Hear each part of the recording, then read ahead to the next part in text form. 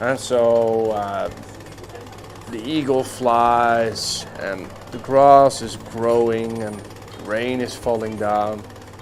And we are sitting in a bar. It's all just happening. You got it? Yeah, got it. Cool. But our brain is fucking with us.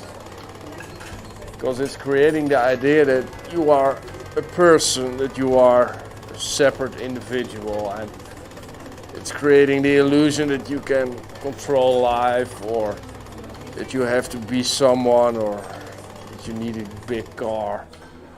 And that's of course a lot of bullshit, because everything is one energy and everything is just happening. So you're saying that everything is just as it is? Yeah. So we don't have to worry about anything. Yeah, exactly. Well, that's awesome, dude. Yeah, it is. So, are there any more questions? No, it's clear. All right, well, thank you for your attention, and cheers, mates. Yes.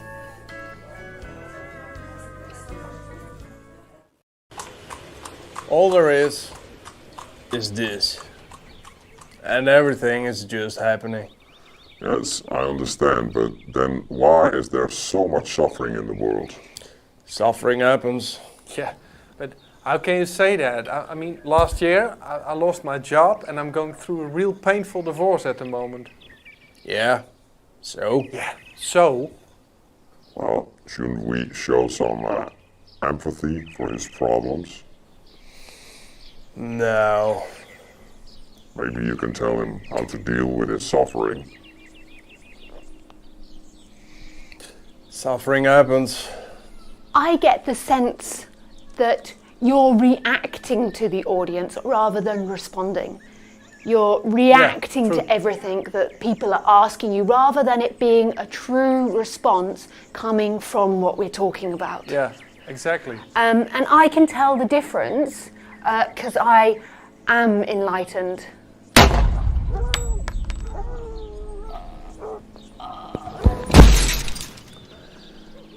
So, are there any questions? No? No? Good. See you next week.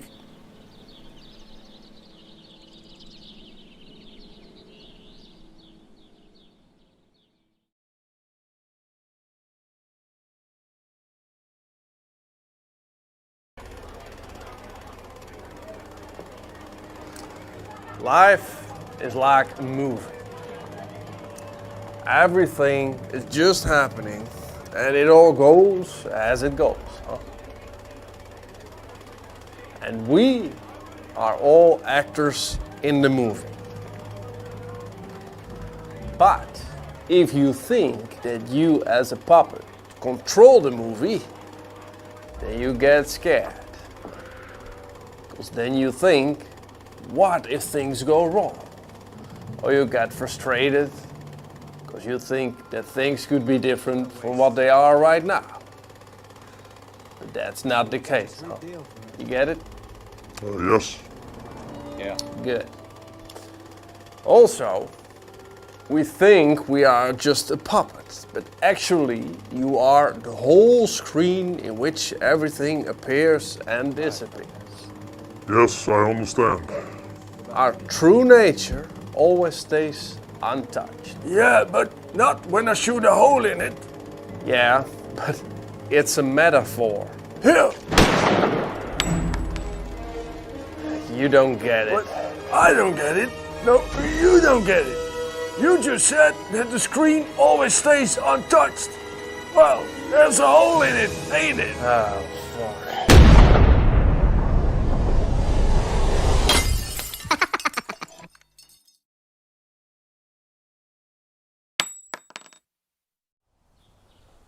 Well, all I want to say is that things go as they go, huh? So, are there any questions? No. No. You are drinking beer. Yeah, so? Beer is bad for the body. Yeah, so? The body is a divine gift from God. Well, so's my beer. You are a fake guru. And I can tell because I am an enlightened mystic. You are what? I am an enlightened mystic. And I am here to defeat you. Really? Oh man, I'm telling you, man, he's going to shoot you, man. God wants me to reveal fake gurus and destroy them. Why don't you just shoot him? Yeah, shoot him, man. No. He can't help himself. He's just programmed to be an idiot, huh? You are a fake guru, and God sent me to destroy you.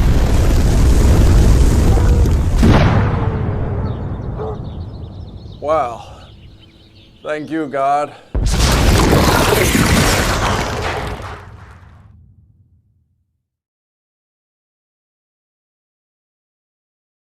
I have a drinking problem, and I've heard that you help people to stop drinking.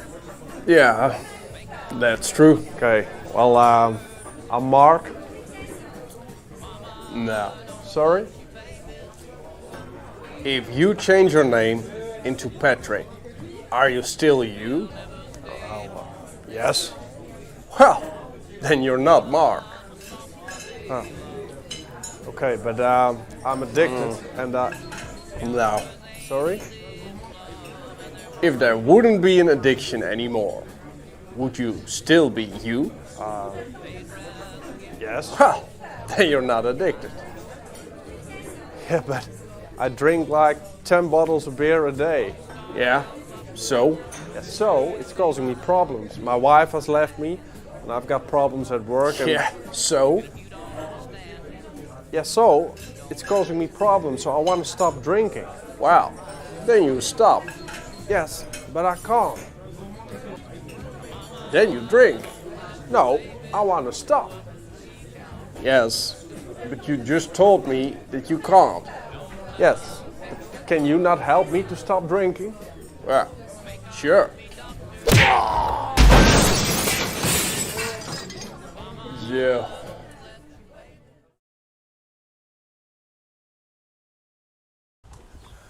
My wife, man, she's cheated on me. Uh-huh. I really thought I could trust her.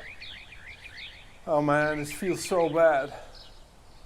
When you drink beer, do you worry about the pleasure it brings? Well, no. Then, why do you worry about the pain? Well, it just hurts, man. I want the pain to go away. Well, how does pleasure go away? I don't know, it just comes and goes, I guess. Ah, So you're saying pain also comes and goes. you clever boy. So, what should I do now? Well, feel pain. Yes, man, but I can't stop thinking about her. No, don't think. You know, problems only exist in the mind.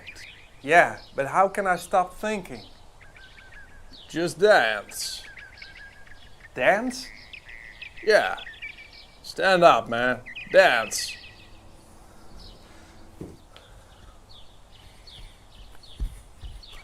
You call this dancing? Dance for me, motherfucker. So, tell me. Did you think about your wife while you were dancing? No. You see, problems only exist in the mind.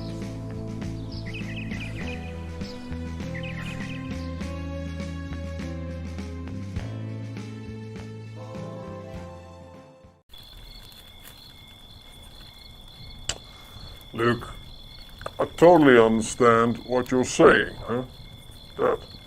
everything is just one and everything is just happening. That's right.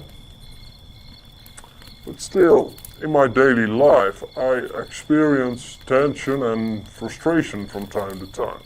Well, then that's what's happening. Yes, but what can I do to get rid of that? Nothing. You're not the doer, huh? So, will there ever be enlightenment then? Well, maybe there will, and maybe there won't. Listen, once there were 3 trees, and one of them lost its leaves. The other 2 asked the tree, "Wow, how did you do that?" And the tree replied, "I didn't do anything, it just happened." Then the trees asked, "Yes, but what can we do to lose our leaves?" Any idea what the tree said? Well, it will happen when it happens. Exactly. Yeah, but trees don't talk. So yes, so trees don't talk. Are you guys weird or something? I mean, they don't talk. Some trees will never lose their leaves. Yeah. Everything in the universe is made out of the same stuff. It's all one energy. So, who is making the planets move through space? Well, no one. Yeah, it's just happening, huh? And who is making the trees grow? Well, no one. It's just happening. Who is making the dogs run? Also, no one. Yeah, it's just happening. And who is making you drink beer and talk? Well, I'm drinking beer. No, you idiot. You are also just happening. What? I'm drinking beer, huh? No, that's just a thought. You see? It's the self-awareness in the brain which creates that illusion. What do you mean? He means that the brain is fucking with you. Let me explain. It's the self-awareness which creates the illusion that this is you and that it's your beer. Well, this is my beer. I paid for it. No. What? No, fuck. I bought it. I'm quitting. This is my beer. Welkom, vrienden, bij deze samenkomst in waarheid. We gaan het vandaag hebben over zelfrealisatie. Het realiseren van je ware natuur. En dat kun je niet alleen. Daar heb je iemand voor nodig. En daarom zal ik, Sri Paulus Gurus, jullie vandaag ondersteuning bieden in dat proces. Je bent niet je gedachten. Je bent niet je gevoelens, of je naam, of je functie. Oh, maar als je niet je naam bent, maar noem je jezelf dan Sri Paulus Gurus of iets? Na mijn ontwaken is die naam tot mij gekomen. Nee. Waar het om draait, is om de transformatie van het ego. De transformatie van het ik. Want doordat we ons met van alles identificeren, ontstaat er lijden. En zoals gezegd ondersteun ik jullie om dat ego te transformeren, zodat ook jullie verlichting kunnen bereiken. Nou ja, dus jij beweert dat je geen ego meer hebt. Dat is juist, ik ben gerealiseerd. En wie is er dan gerealiseerd? Ik? Nee. Nee, kijk, er is niemand. Nou, ik zie hier toch echt mensen zitten hoor. Ja. Ik begrijp dat dat in het begin van het proces lastig is om te bevatten. maar je bestaat niet. Ja, hij is gek. U beledigt onze goeroe. Hoe kan ik nou iemand beledigen die niet bestaat? En voor iemand die niet bestaat, zie je er behoorlijk wazig uit. Kijk nou naar jezelf, man. Dit is een soort Indiaanse goeroe-imitatie. Nou, Dat gaat helemaal nergens alsof over. jij er zo lekker uitziet met die stomme cowboyhoed. Zo. Hij identificeert zich met de pijn. Dan ontstaat lijden.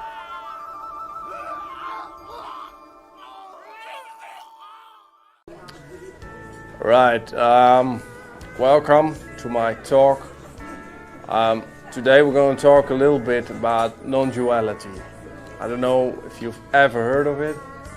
No. No, never. Well, it's quite easy. Non-duality, it means not two, so therefore there's only, it's just one. Everything is one energy. And as everything is made out of the same stuff, everything is also just happening. And so the eagle flies and the grass is growing and the rain is falling down. And we are sitting in a bar. It's all just happening. You got it? Yeah, it's got it. Cool. But our brain is fucking with us. Because it's creating the idea that you are a person, that you are a separate individual, and it's creating the illusion that you can control life, or that you have to be someone, or that you need a big car. And that's of course a lot of bullshit, because everything is one energy and everything is just happening. So you're saying that everything is just as it is. Yeah, So we don't have to worry about anything. yeah, exactly. Well, that's awesome, dude. Yeah, it is. So, are there any more questions? No, it's clear. All right, well, thank you for your attention, and cheers, mates. Yes.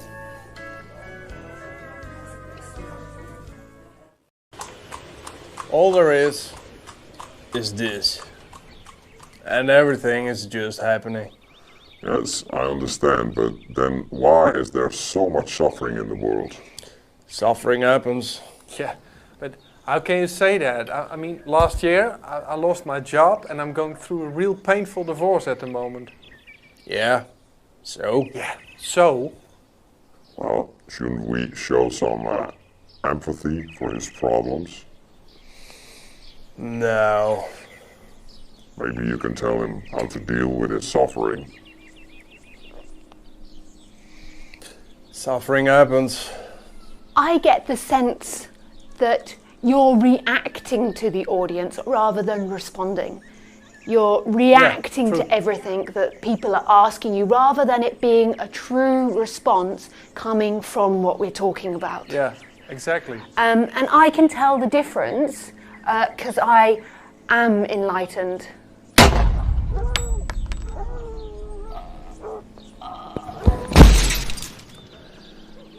So, are there any questions? No, No?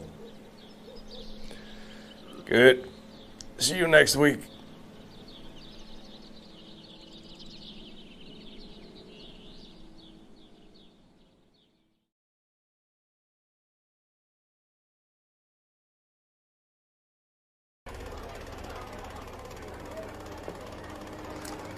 Life is like a movie. Everything is just happening, and it all goes as it goes. Huh? And we are all actors in the movie.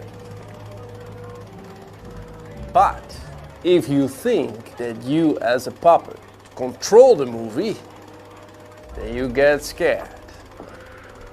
Because then you think, what if things go wrong? Or you get frustrated because you think that things could be different from what they are right now. But that's not the case, huh? You get it? Yes.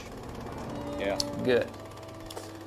Also, we think we are just a puppet, but actually you are the whole screen in which everything appears and disappears. Yes, I understand. Our true nature always stays untouched. Yeah, but not when I shoot a hole in it. Yeah, but it's a metaphor. Here! You don't get it. What? I don't get it. No, you don't get it. You just said that the screen always stays untouched. Well, there's a hole in it, ain't it? Oh, fuck.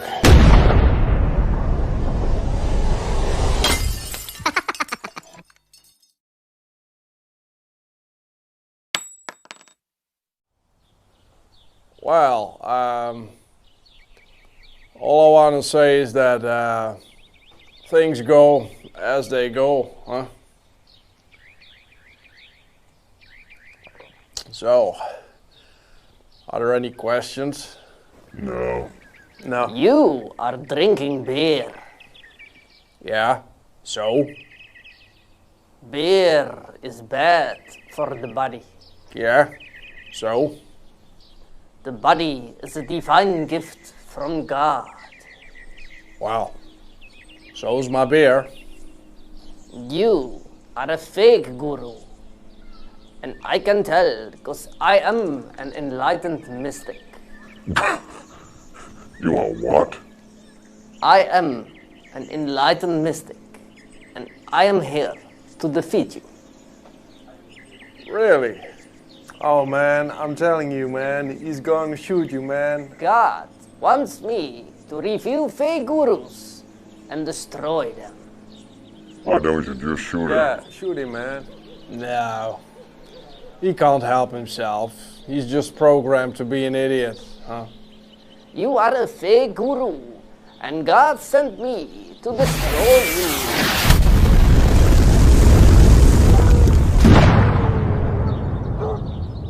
Well, thank you, God.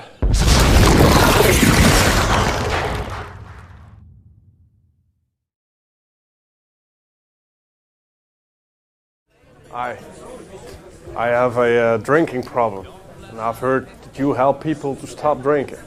Yeah, that's true. Okay, well, I'm Mark. No. Sorry? If you change your name into Patrick, are you still you? Yes. Well, then you're not Mark. Huh. Okay, but I'm addicted and No. sorry? If there wouldn't be an addiction anymore, would you still be you? Yes. Well, then you're not addicted. Yeah, but I drink like 10 bottles of beer a day. Yeah, so? Yeah, so it's causing me problems. My wife has left me and I've got problems at work. And Yeah, so? yeah, so it's causing me problems, so I want to stop drinking. Wow, then you stop. Yes, but I can't. Then you drink. No, I want to stop. Yes, but you just told me that you can't. Yes, but can you not help me to stop drinking? Well, sure. Yeah.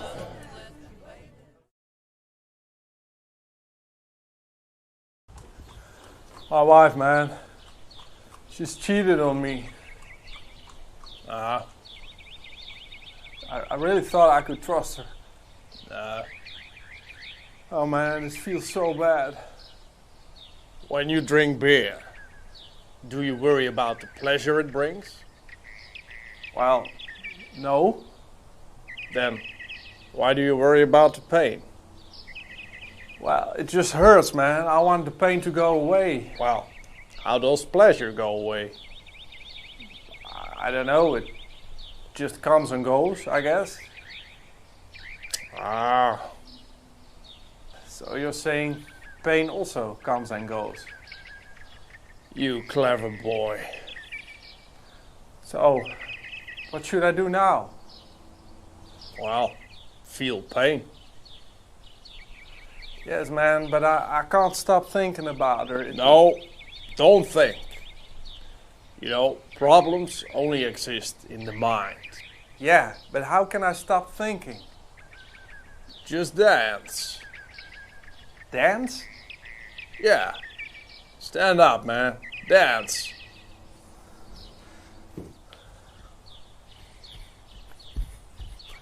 You call this dancing? Dance for me, motherfucker. So, tell me. Did you think about your wife while you were dancing? No. You see, problems only exist in the mind.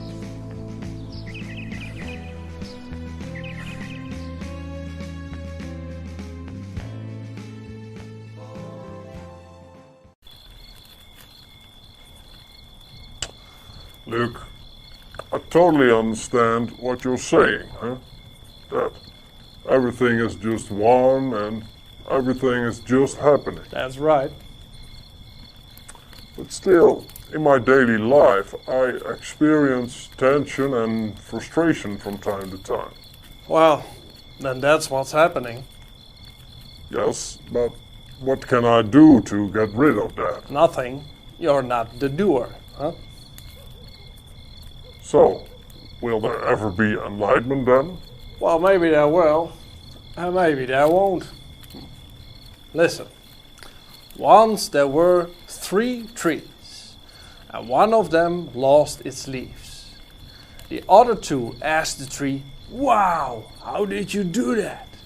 And the tree replied, "I didn't do anything, it just happened." Then the trees asked, "Yes, but what can we do to lose our leaves?" Any idea what the tree said? Well, it will happen when it happens. Exactly. Yeah, but trees don't talk. So yes, so trees don't talk. Are you guys weird or something? I mean, they don't talk. Some trees will never lose their leaves. Yeah. Everything in the universe is made out of the same stuff. It's all one energy. So, who is making the planets move through space? Well, no one. Yeah, it's just happening, huh? And who is making the trees grow?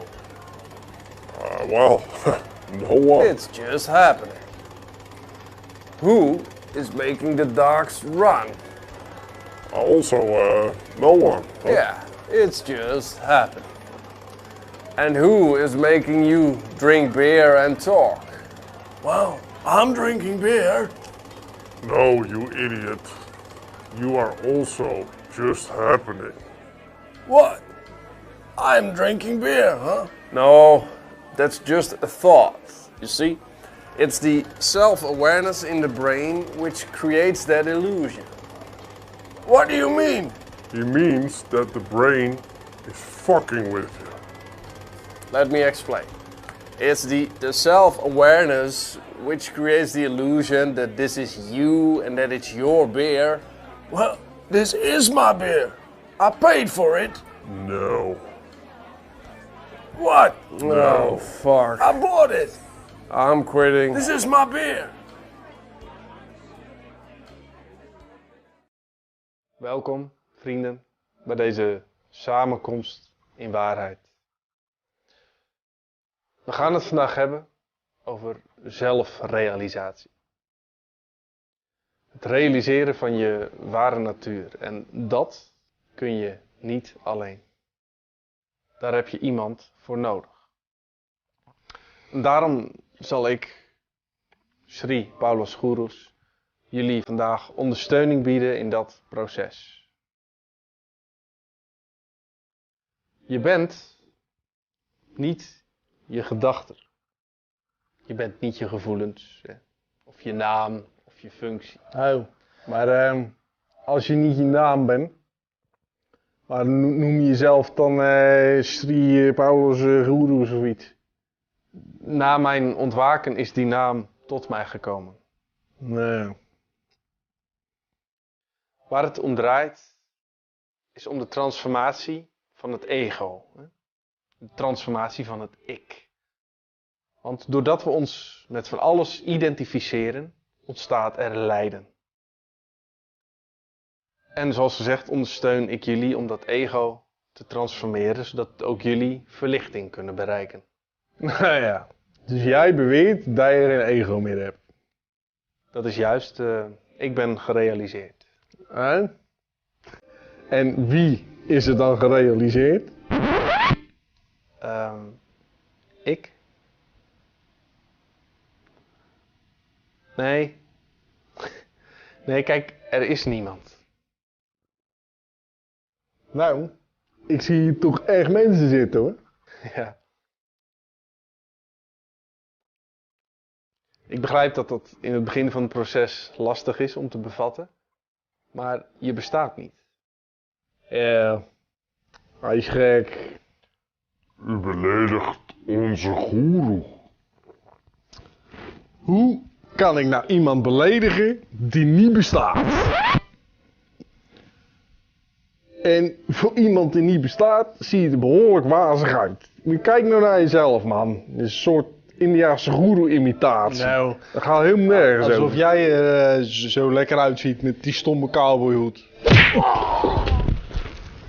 Yo. Hij identificeert zich met de pijn. Dan ontstaat lijden.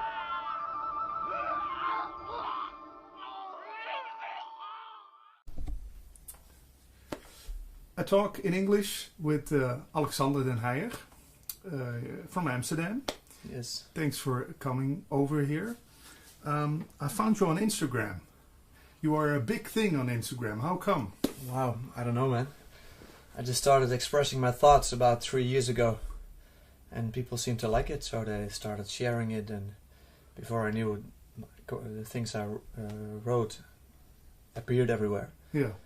And people started following me more and more. And I felt more pressure, like, oh, I need to write more and more. Yeah. So that's how it all started, yeah.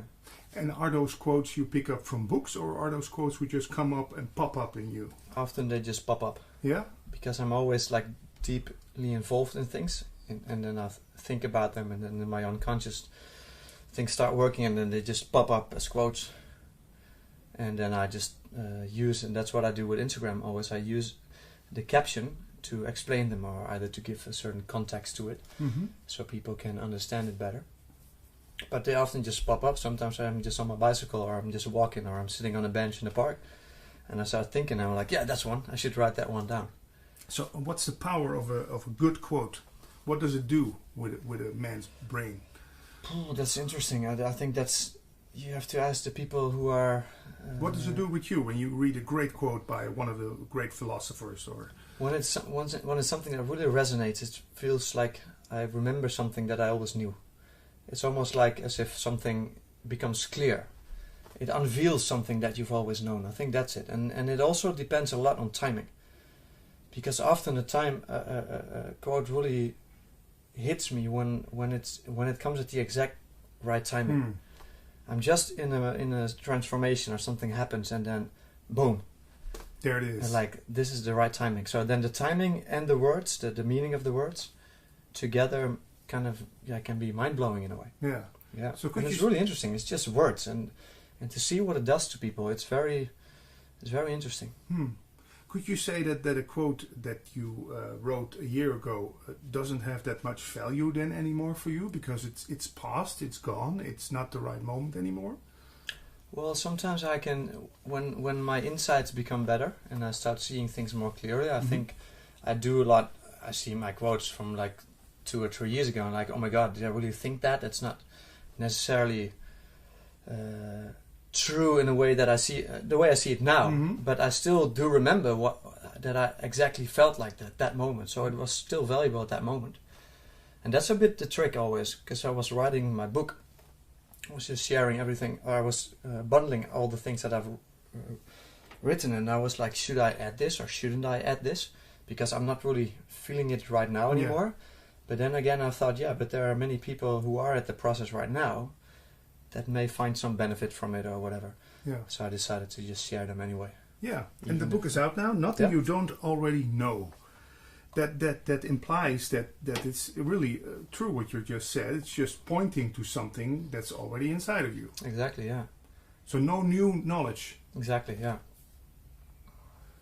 Well, it's a bit of a double meaning, because a triple meaning, I would almost say. There's nothing you don't already know, because it's just my Instagram page in a book form. So those who follow me, there's nothing new for them. Yeah. One level deeper, all the things, it's the same with cliches, you know. We know they're true, but sometimes we forget why they were true. And so many of the things can be seen as, it's cliche, it's true. A lot of people read it and say, it's true. So it's not something you don't already know. But on a much deeper level, you can maybe even see, and I think Plato thought this, is that there is nothing you don't already know. Because everything that you learn about yourself that is profound feels as if you remember something that you've always known. Yeah. It's like an aha moment. And that's this moment. aha moment, indeed, yes. And then the Buddhists think, that's because you've lived many lives before. So all the experiences you've already experienced in lives before, so that's their way of conceptualizing it. And but I don't know how to conceptualize it myself. I just know the experience of finding something that feels like rather than unveiling something, it's as if you unveil something rather than you find something new. Yeah. So that's why I use that title. Yeah. Let's get to know the person Alexander Den Heijer a little bit more, for people who are interested in you. How was your childhood? How was Alexander at age of 5? Ooh, that's a very long time ago. 28 years ago. I think I was this kid that always wanted to understand things. So I was this kid that always asked people like, why? Very annoying, I would say. Until the internet was there, so I could then ask Google instead of people, so I was less annoying. Okay. But anyway, I had this weird connection with reality, because I was a very dreamy kid. I could spend weekends playing with Lego and create my own world. But at the same time, I was also really, let's say, a popular kid who had lots of friends. So I was also really well connected. But there was always this split between my inner world and the reality, let's say. And the reality, a lot of things that I just had to do. I had to go to school. I had to find a job. All these things I wasn't really interested in. And I was really interested in understanding myself, the psyche, and the inner world. But I never thought that you could study in that field as well. Because then I thought, then I study psychology, so I have to become a psychologist. But I don't want to become a psychologist, so I didn't study psychology. That was my way of thinking at the moment. And I remember that, I just did some studies that were not really interesting to me, but just because I had to do them. And I think that's really what characterizes me as a kid. This two separate worlds, of the inner world, the way I thought and my dreams, and then the outer world, like all these weird things that I should do. And then when I became like 25, 26, those worlds met and they become one, and then I started flourishing again in a way. But yeah, as a child I also had because I was so dreamy, I always had a lot of depressions as well. Quite some strong depressions. And I think that also gave me a certain depth to understand my own pain and my own suffering a lot. Gave me also a better understanding of myself and other people's suffering. And I think that's also very valuable for what I do now. So no big event in your youth that triggered that depression? No, father not that really deceased? big. Or No. Yeah, just like every normal kid, there are always events, things you don't like. But there was a lot of confusion, if I understand you right, or not? Yeah, there was quite some confusion in a way that I was always... Well, let's say I used to be very easily depressed when I was young, until I found out that all these depressions had one thing in common. I always wanted life to be different than what it was. And until I learned that, life is just what it is. It's my thoughts or my way of wanting the world to be. That's wrong. And then I started working on myself. And that was like 2 years ago that I really got that understanding. And then I started taking responsibility and kind of you know, take back all the responsibility for my own life that I've lost somewhere, and then, you know, take your place in the world. So you were blaming the system, the school? Blaming, yeah. I was like that, you know. I think a lot of young kids are like Yeah. that. If you look at the world right now, a lot of people are protesting against capitalism. They're protesting against everything that you can protest about. But and I used to be like that as well. I had also this like resentment a little bit in a way, until I realized. Because sometimes I really felt like, oh my God, I'm in hell. But then I realized, no, hell is in me. And then I started working, you know. And the funny thing is, when you start realizing that you are responsible and not anyone else for the way you feel, then you can take back this responsibility. But at the same time, you can also kind of grow from the inside out, and then you can be happy in a way, even if the world around you is not as happy. Yeah. Sounds like a very mature way of seeing things. I think definitely. I think I'm 33, so it's probably just maturing in a way, you know. And puberty is gone. Yeah, it's like this. It's almost like the Lion King, you know. You're like Simba, that's with Timon and Pumbaa. Just no worry, be happy. What is it? Hakuna Matata. Yeah. Don't take any responsibility. Just be happy, and you know. And then you go. Simba becomes mature when he realizes he is the king and needs to save the kingdom. And that's where he becomes mature. It's where he takes responsibility. And I think most of it is just that, in a way. Did you ever get a diagnosis in your childhood? Let's say you have those terms like HSP in Holland. If you are highly sensitive, highly intelligent, ADHD, anything people thought you could have? Yeah, they thought many things. And I did a lot of tests. Yeah. But no, nothing really stood out. No. At HSP, I did some tests, and it was like, then you do 40 questions, and then if you ask 20, or you answer 20 with yes, you're highly sensitive, and I think I answered 39 with yes, so probably I'm highly sensitive. But at the same time, what does that mean, you know? Yeah. People know you from your great quotes on Instagram and Facebook and so on. I got some quotes. If you like it, we could take some quotes. Yeah, definitely. Let's go. Yeah, and reflect on that. First one I read in the category Leadership in Business. When a flower doesn't bloom, you fix the environment in which it grows, not the flower. Is that where we always focus on the end product instead of the soil? Exactly, yeah. Well, it was just, this is again an example of one that just popped up. Because what happened, I used to, as a trainer at that time for a corporate business, I used to go on a lot of teams. And then we had to work with the manager to make the teams better. And a lot of times what I've heard the manager say is like, all my people need to change. Because they didn't do this better, they didn't do this well. And there was once a manager who constantly tried to replace his people who were not motivated enough. So to get in new motivated people, but within no time the motivated people also lose their motivation. Yeah. And I was thinking about that problem because I was really emotionally engaged with that. And I was walking in the Vondelpark and I was just looking at a flower. And I was like, yeah, you know, when the flower doesn't bloom, you just give it water, you make sure the soil is right, you take care of the conditions so that the flower can flourish or bloom again. And all of a sudden, when I thought about that, I understood the problem, because this person was focusing on fixing the people rather than on creating a proper environment, which and as a leader, that environment starts with you. You are the environment, because they're exposed to your way of leadership all the time. And if you are, let's say, demotivating them, of course they're not motivated, because that's the problem. We always want to motivate people. But often, if you go deeper, they have to just stop demotivating the people. And that's what I learned, so I just wrote that down. And it's interesting, because I have a bit of a love-hate relationship with that one, because I posted it and I think it went viral. Like millions of people shared it. Because we recognize something in this. Everybody has been in this situation where people, also in relationships, people want to change you, but the circumstances stay the same. Yeah. In a workplace, again. Let's take some from personal growth and effectiveness. Champions don't show up to get everything they want. They show up to give everything they have. When did that pop up? During the Olympics? It was a bit, I'm not sure. I think Gandhi said something like, true satisfaction lies not in the attainment, it lies in the effort.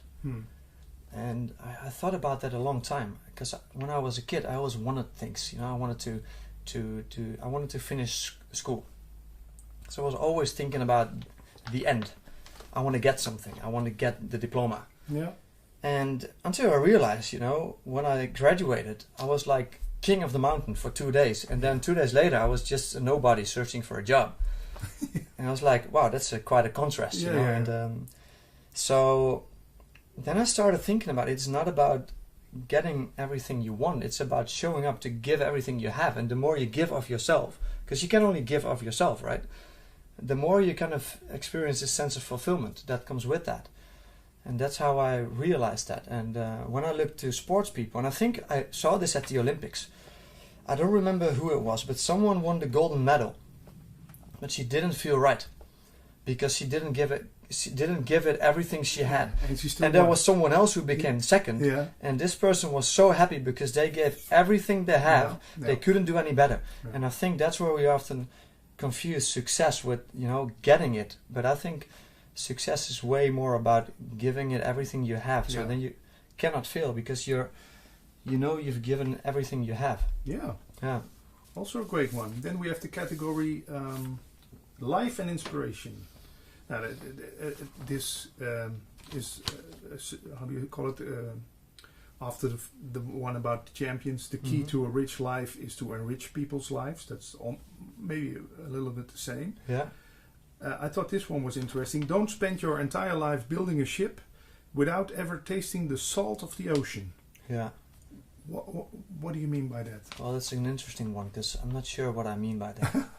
I just thought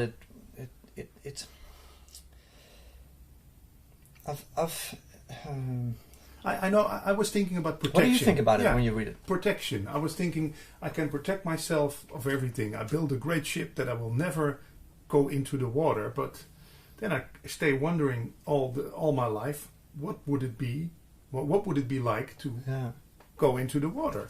So I thought about protection, about insurance, about exactly. Yeah, that's what I. Well, the thing that inspired it was because often I meet people and I speak to people and then I reflect on it, and sometimes I just feel something but I can't put it in words, and then it ends up in a metaphor or a quote. But with this one, what happened is I met someone. And I recognized a part of myself in this, because this person was constantly focusing on, I need to have a house, I need to have a job, I need to have all the things so I can finally live. But he always he postponed living to a future ideal. Yeah. And when he had the house, he was like, no, but I really need this so I can be safe or I can feel right. And this quote kind of came out of that. Thinking about that, there's something you can try to find this protection your entire life, or you can search to how do you say that? To create the right conditions so that you may live, but maybe you never live. Yeah. If you constantly strive to have the perfect conditions, and that's a bit what I try to say with that. But people interpret it in their own ways, and that's fine, And that's nice about it. Could you also say it's the same like people who go on a vacation? They think they have vacation the moment they arrive and they sit at the balcony, but the vacation starts, let's say, at the moment you start looking for a great destination and wondering how would it be like there and to go that way. And okay, let's take one more. Right. Fight against what you hate and you will perish. Fight for what you love and you will flourish.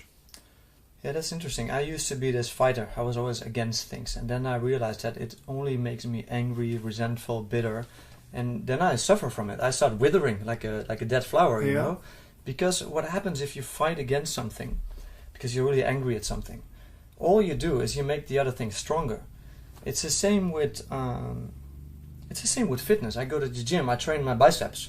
What I actually do, I fight against it until it breaks. So what does it do the next day or 2 days later? It becomes stronger.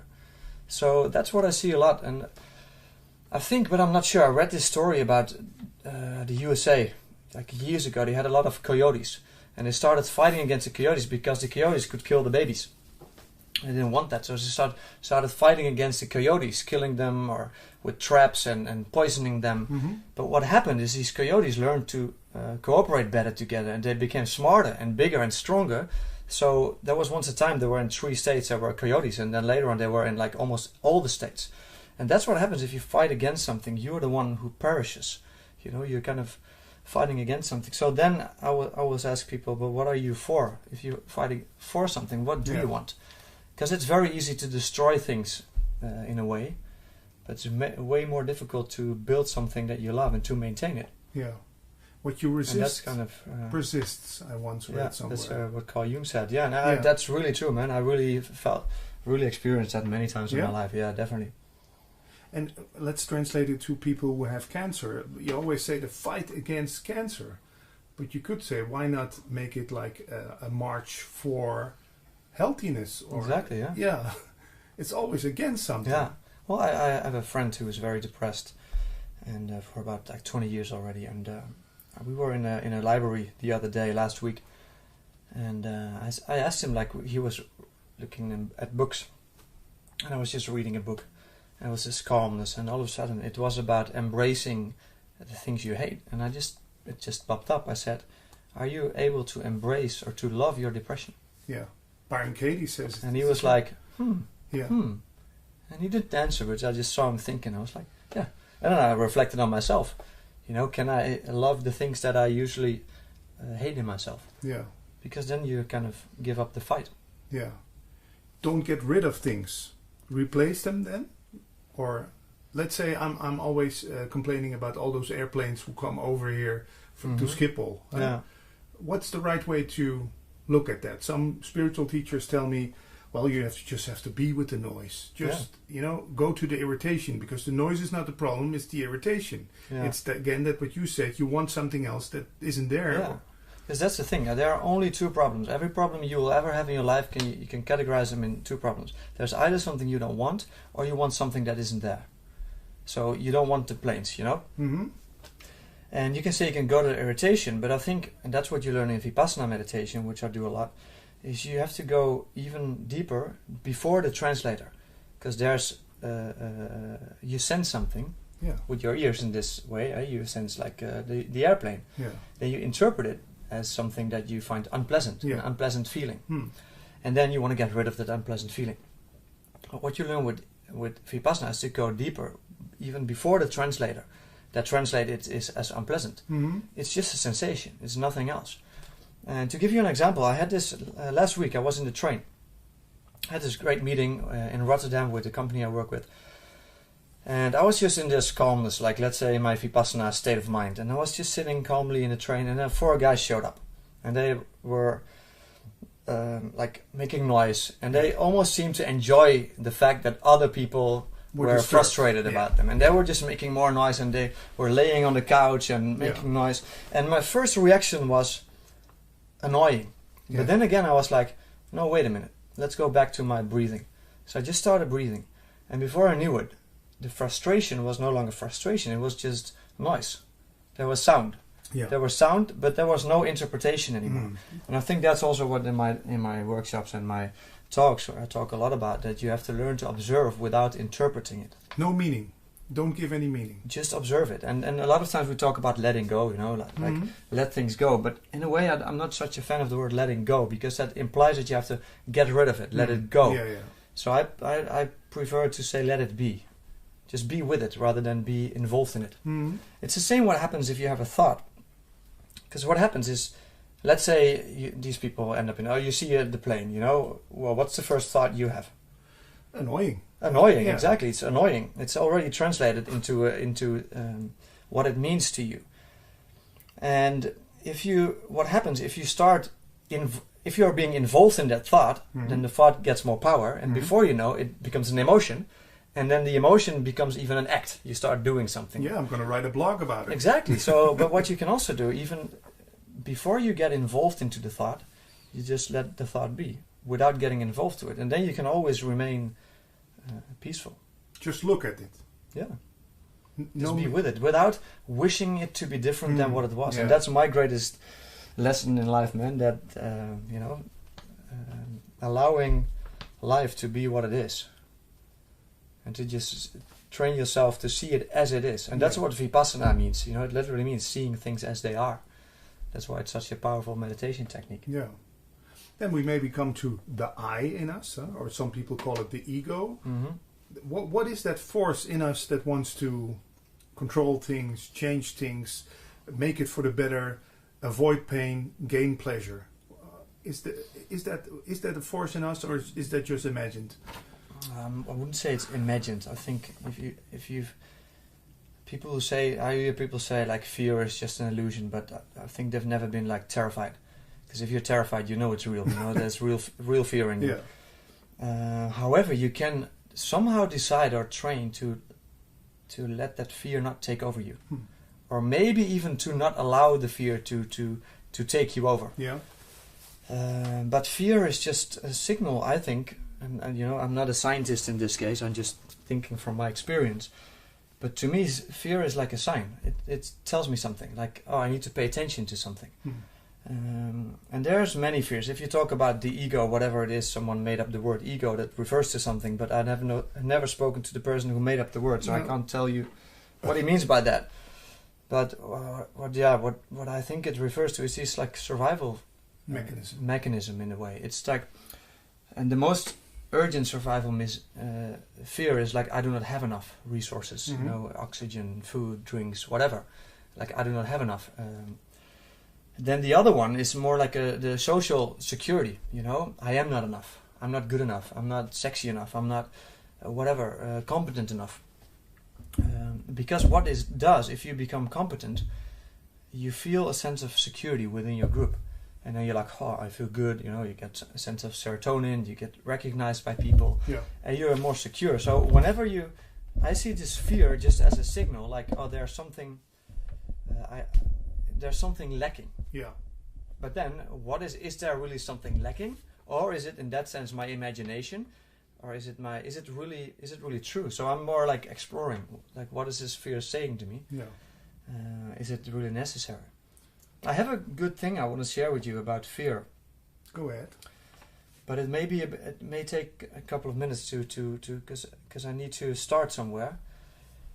I had a very interesting experience when it comes to fear, because when I did my first Vipassana meditation, was a 10-day silent retreat 1.5 years ago.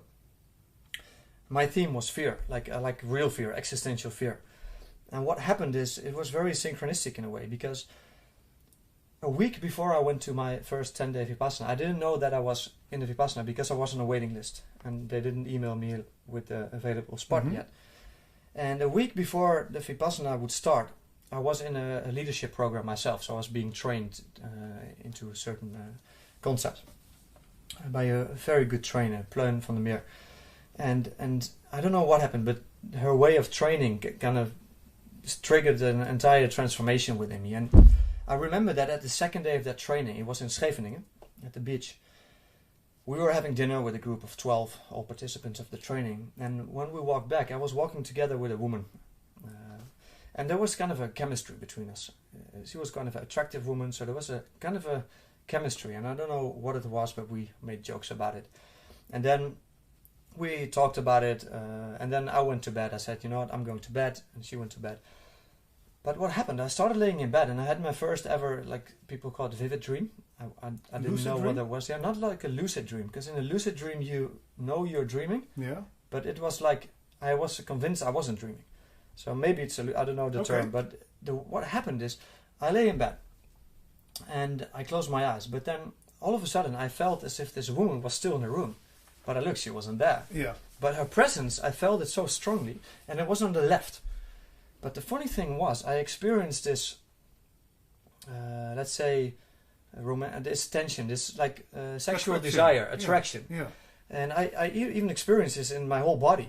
Now what happened, I wanted to surrender to that feeling, but it felt as if I had to bend over, and if at the moment of surrendering, I should fall out of my bed.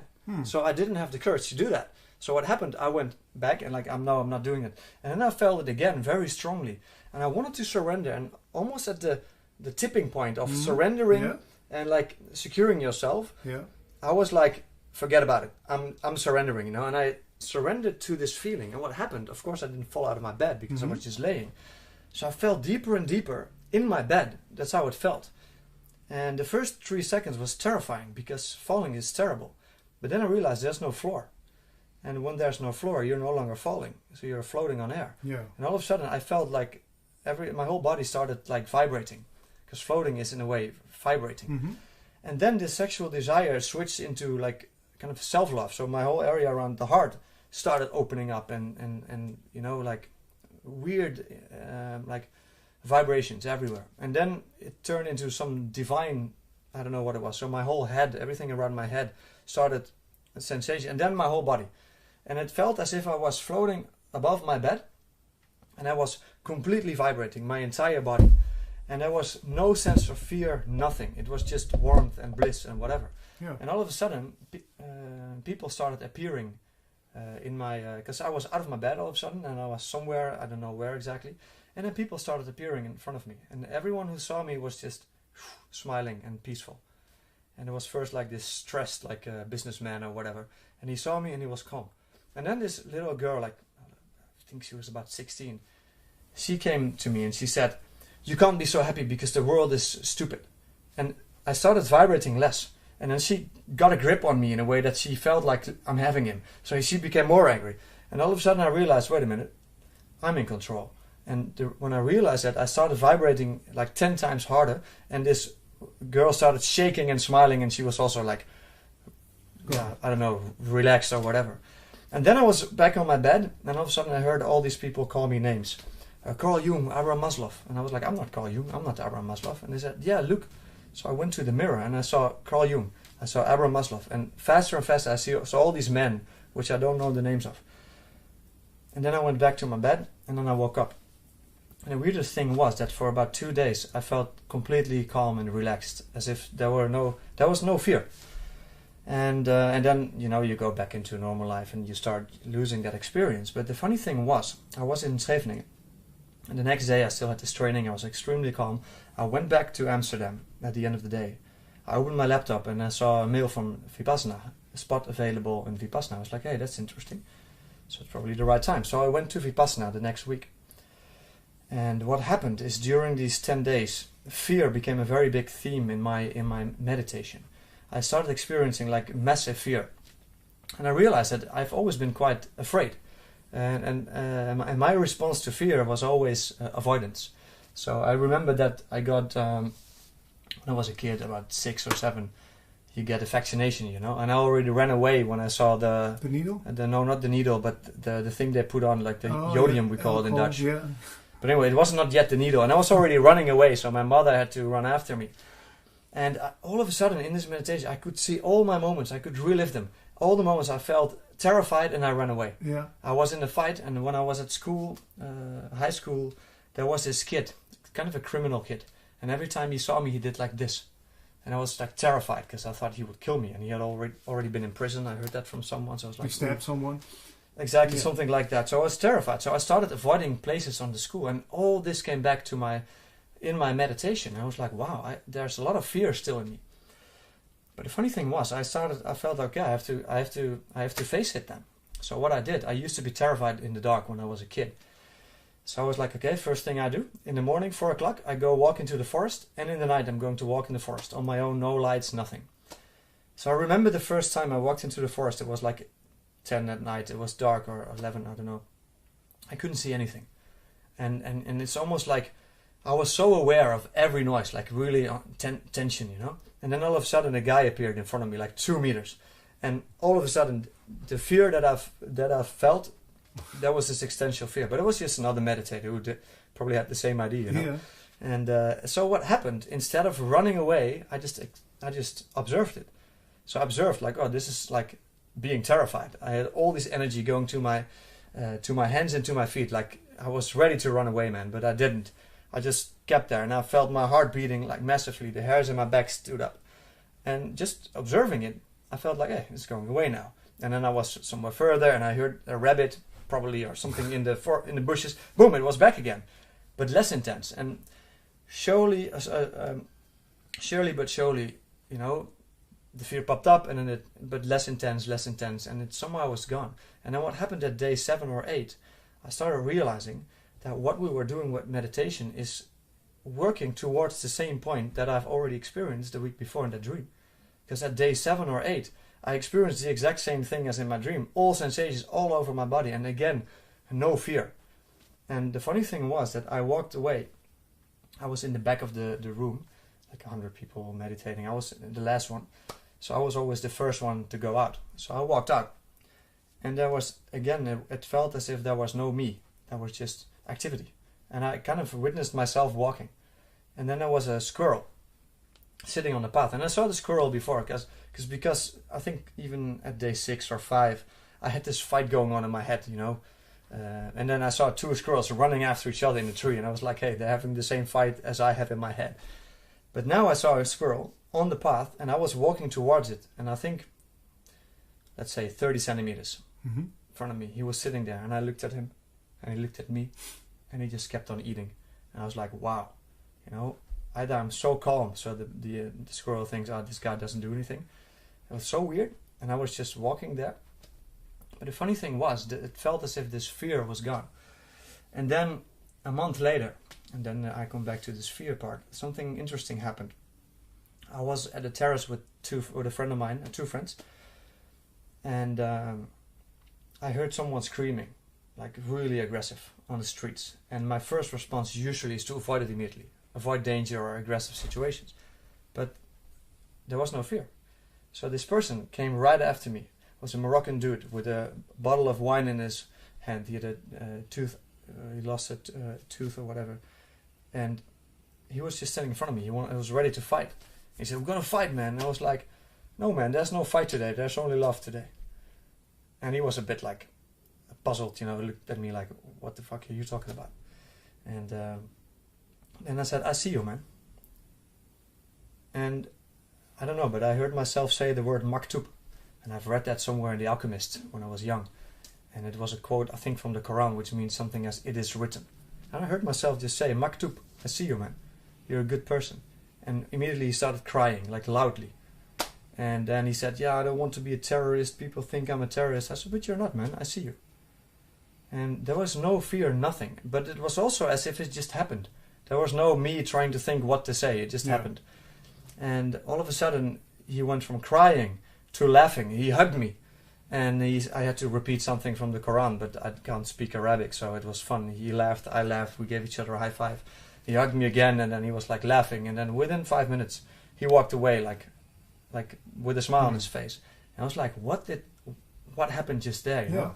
But if I look back to it, it feels like a sequence of events that have one meaning to it. It started off with this experience, because I used to be very afraid of those kind of situations. And you know, in that situations, in that kind of moment, there was absolutely no fear. And because there was no fear, there was connection. Yeah. I was fully connected to this person, and he probably felt that as well. And that's something, I don't know what happened, but ever since, I'm way less afraid in these kind of situations. Yeah. I think that's facing fear. So to come back, it's a long story, but to come back on fear, yeah. Is there a quote fear about can fear? be real. I know this talk. The only thing we have to fear is fear itself. Yeah, I think because what happens, you know, it's not that there's no fear, but there was tension in that moment. There was tension, and that tension made me fully focused on that moment. Yeah. But then when the fear kicks in, it can kind of get you out of the concentration. Yeah. So that's what I mean with you have to keep paying attention, and then fear kind of stays away. Maybe that's how I felt it. Yeah. Okay, let's look what I wrote down. We have some 10 more minutes left. Yeah. You're also name yourself as a purposologist. Yeah. I think purpose is an interesting topic if you think it's interesting too. Definitely. We always think you have to have focus, you have to have purpose, but you say you have to have meaning. Yeah. Is that the right way of translation? Can't stand a meaningless life. You have to have meaning in your life, otherwise... Well, I think you know, you see it now. I see it in the Western world a lot. You know, a lot of people are suffering from a lack of meaning, and they end up in nihilistic or hedonistic, drinking, partying, whatever. But there's still this emptiness because, and you hear a lot of people saying these days like nothing has meaning, and I think that's so wrong, man. I think everything you do has meaning. And can you name an example? What is meaningless for you and what has meaning? I think you can either think as if nothing has meaning or as if everything has Yeah. meaning. Oh. I think that's a bit of the way of conceptualizing it. Yeah. And why I use the word purpose, because I was often hired by organizations to talk about purpose, purpose-driven leadership. I also help organizations write or articulate their purpose. And because people need a sense of purpose, they need something to aim for. They need orientation. I think even more than a lack of happiness or a lack of love or whatever, I think we lack orientation. Like how to orient myself in the world, what to do with my life. Yeah. That question, I hear so many people come to me like, Alex, what should I do with my life? And once you kind of experience like what that is, then that struggle kind of disappears, and you can't put it in words. It's impossible because it's beyond words. You just do something, you experience like this is something. This is something, and I really had that about 7 years ago when I did my first training. I was asked by my manager at the time, like, do you want to give a training to like a small group of people about what should they do with their lives? Like it was a bit personal branding and stuff, and I never did the training. And so I Googled like, how do you do a training? And what happened is I had a girl in that training. She didn't know what study to do. It was either HRM or marketing. She doubted between them, but she found out during the workshop that she didn't want either of them, because her father said marketing is something for you, and someone else said you do HRM. But what she wanted to do was designing or acting. She was a very creative person, but what she didn't understand or what she didn't think about was you don't have to become an actress to act. You can also go do acting classes for the sake of acting itself, rather than to become an actor. Yeah. And that made her cry. She started crying instantly, and I was like, why are you crying? I thought I'd do something wrong my first training. And she told me that she had this insight that she never had before. And I was like, that's good, isn't it? Yeah, that's why I'm crying. Oh. So she even gave me a hug after the training, and I was like, oh, that's funny. And so I lost sight of her. So what happened after 5 or 6 months, I don't know exactly, I started doing acting classes. So I registered for an acting class, and I went there, and she was there. As also. And I said, wow, that's fun to see you here. And she said, yeah, well, actually, because of that workshop, things have changed for me, and I registered for the Rietveld Academy, which is a design institute or for studies. Yeah. And she said, I'm just going to do acting for the sake of acting because I really enjoy it. So I want to thank you for what you did to me, because it was eye-opening. And that was, I think, first time in years that I experienced something like, wow. Because that was also a profound impact on me, because I felt, wow, what I did mattered to someone. Yeah, so that's why you became... And then exactly, and that took a couple of months before it really started understanding what happened. But then I made the conscious decision, I'm going to dedicate my career to training people or to giving teachings and stuff. And that's where it all started. And then, then you have this fire within you, and then things start going way easier than if you do things that you're really not, that do not feel meaningful. Yeah. And I think I wrote about that in my book. I think I said, you often feel tired not because you've done too much, but because you've done too little of what sparks a light in you. And that one resonates with a lot of people that are not doing the things that spark a light in them. So could we translate it as, it's not about becoming, but it's about being? Well, that's interesting, difficult, because it depends what you mean with becoming, and with maybe there is only such thing as a constant becoming. Okay, you turn it around. I don't know. Maybe there's becoming and being, but that's. Well, I think about becoming. I want to become a great artist, and I can only find fulfillment at the moment that I became a great artist. But it's about just being an artist. And you mean in that sense? Yeah, then I get it. Yeah, I think. Well, that's exactly what I did. I said to everyone, I'm a public speaker. I didn't give any talk, never. Yeah. I just said to everyone, I'm a public speaker, and all of a sudden, everyone thought that, so they hired me, and I was on a big stage talking to hundreds of people, giving my first talk. It's not that I was not a public speaker. I was it already. Yeah. And it's the same with the artist. You are that. All you have to do is to let go of everything that you're not. Yeah. And I think that's what self-realization in the end is also a little bit about. It's about letting go of everything that's not you. It's so like the real mummy. you kind of The mummy, in Dutch we have the word ontwikkelen. Exactly. You take off the wiggles. The wiggles, exactly. I don't know what the English word is, And then the real you, if you could call it that, comes out. Yeah, and that's something you can't describe because every word kind of puts it in a frame. concept, in a frame, and then it's not free anymore. Yeah. And I think that's also what I mean with purpose, because people often don't understand what purpose is. And I'm not sure if we have another 5 minutes, so I can articulate that. Because purpose is often seen as a goal. I've been in boardrooms and they're like, our purpose is to be the best customer-centric company in the world. And I said, no, that's a goal. That's not a purpose. And the way to conceptualize purpose, the best way that helped me a lot is, and I've learned this from James Cars. He wrote the book in 86 called Finite and Infinite Games, where he said that there are actually, in game theory, let's say, there are actually two games. There's the finite game and there's the infinite game. In a finite game, there's a goal because there's an end. It's finite. And the goal is most often to win. And to make sure that the goal is the game is finite, you need set rules that are agreed upon up front.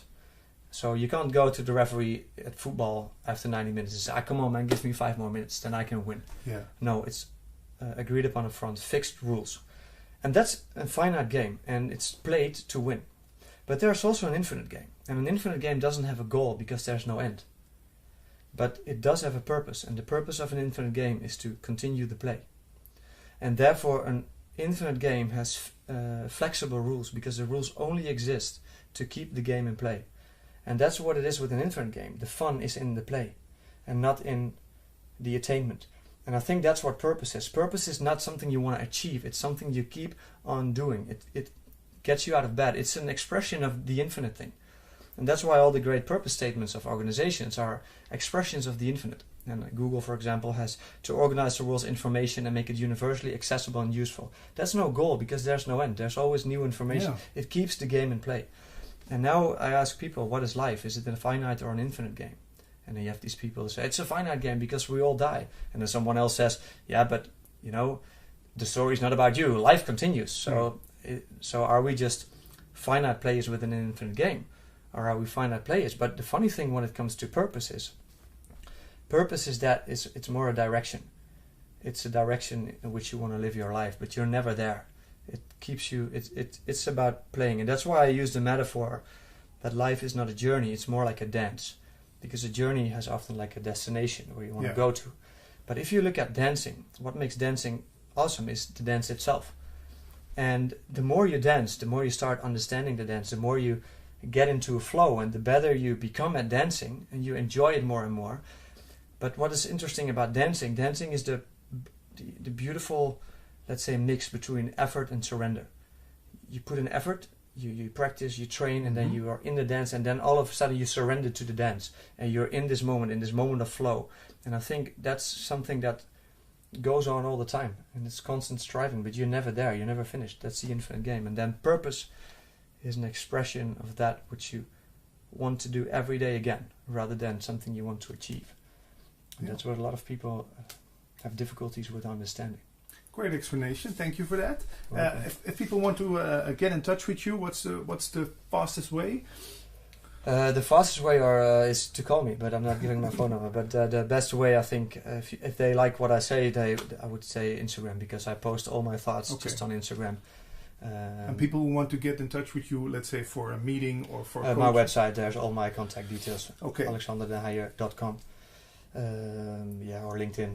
People can find me there as well. They can find my book. Unfortunately, it's only on Amazon yet. Can you put it in the screen for people who want to know? It's nothing you don't already know. It's actually my page, my Instagram page. There's all these quotes in it. It's just made to make people think. It's not going to tell you anything new, but it may trigger you thinking. It's on Amazon. If you're in the Netherlands, the best way is to get it from Amazon.de, the German version, because the Dutch one is not up and running yet. But it's, I think, free delivery, and it's within a couple of days. But okay. Yeah. Thanks, Alexander. You're welcome. And, we're going to take a little break and then do another talk in Dutch. In Dutch, yeah. For people who are exactly the same one, right? Yeah, exactly. And for our Dutch viewers, I would like to recommend also to type in Alexander's name on iTunes or SoundCloud, because you can find some great talks you did with other podcasts. Thanks. All right. Thank you, man. Thanks for the invite.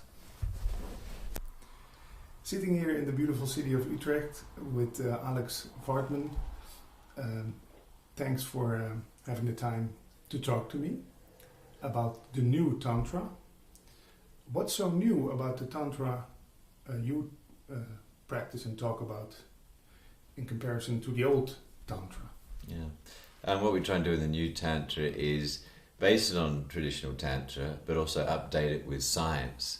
And try and find out, where is this correlation to back up a lot of the old tantric law with modern day science. And the new part gives me a bit more license to kind of create a whole bunch and divert from stuff that isn't backed up by science or doesn't, through empirically testing it, match our experience. Can you name an example? What was not done in the old Tantra, which is normal stuff right now? Well, it's not so much what's done, it's more a lot of the theory. So some of the tantric theory, like the description of ojas, which is sexual life force energy that you're born with and depletes through the regular orgasm, that's very hard to back up by science, so we don't include things like that. We try and find out really what's happening in the brain with neurotransmitters after you orgasm and base our teachings on that. So, yeah. So if I'm correct, Tantra is about not orgasming, or the orgasm being the main thing to be focused on during sex. Well, tantric sex is about, one of the first things is about not ejaculating for men and not rubbing the clitoris and having a short 5-second peak orgasm for men and women. So that's just like the very first step. We have in our workshops, we have 10 different levels of teachings, and only the first 3 are focused on sex. We just use sex as bait to get people interested in spiritual practice, because it's an area that a lot of people secretly kind of long to get right, but secretly don't get right. So we try and bring sex, as a gateway, but then we focus really on lifestyle. How do you have a good sex life where you're not depleting your energy and getting grumpy and flat? How could you be a better father or mother? How could you be better at your work? How could you serve with your gifts more to the world? How can you find your life's purpose? How can you turn off the mind fucking? So, it all stems from just correct use of energy, whether that's sexual or otherwise. So it's about tantric living. Yeah, exactly. Yeah, we have that. Our new website we're about to launch now is called the 10 Steps to Happiness. So, it's more about, how do you really be happy as an adult, which they don't teach you as children at school or anywhere. Yeah. So what does make us unhappy all the time? Well, I think primarily it all bases around the ego. We feel separate, and because we feel separate, we have this emptiness in us, and therefore we feel full of longing, addictions, which some can be quite destructive. There's also, the addiction to the sexual peak orgasm. A lot of people use the 5-second peak orgasm to relieve energy, to relieve stress, and so on. Men, using their orgasm to, makes them a bit more sleepy after sex, or they lose energy after sex. Women can use it as a sleeping pill, for example. So there's ways to throw off energy, but not many people understand what happens if you build up that energy and actually use it not to get, but more to serve. And that's our sort of focus around Tantra. Osho once called the orgasm a poor man's realization. Is this about self-realization, what you talk about? Well, absolutely, yeah. I mean, the regular orgasm lasts for 5 to 10 seconds, and it is a window of not thinking. It is a window of extreme bliss. But the traditional word tantra means to transcend. It means to go deeper than that, and to expand it also. So that 5-10 seconds, what would happen if you had a much deeper orgasm where you couldn't think, but for 5 minutes or 20 minutes? Like there are many deeper orgasms. For example, in the woman's body that she can have if she doesn't do the clitoris orgasm. The clitoris orgasm basically blanks out a whole bunch of deeper orgasms in the woman, but she can have like 6-7 different deeper orgasms that can last not 5-10 seconds, but up to 20 minutes for the uterine womb orgasm. So they're the orgasms we teach in the new Tantra. I can imagine that people, a lot of people visit you who have maybe relationships problems, would think, the sex has dried up. We have to come and go to Alex. He's going to teach us whole new ways to give fire to this relationship again. Not many. That's about 30%, 25% of our audience. And does that work? Are you absolutely, a cure? of course, yeah, absolutely. So we How can. come? Well, we can.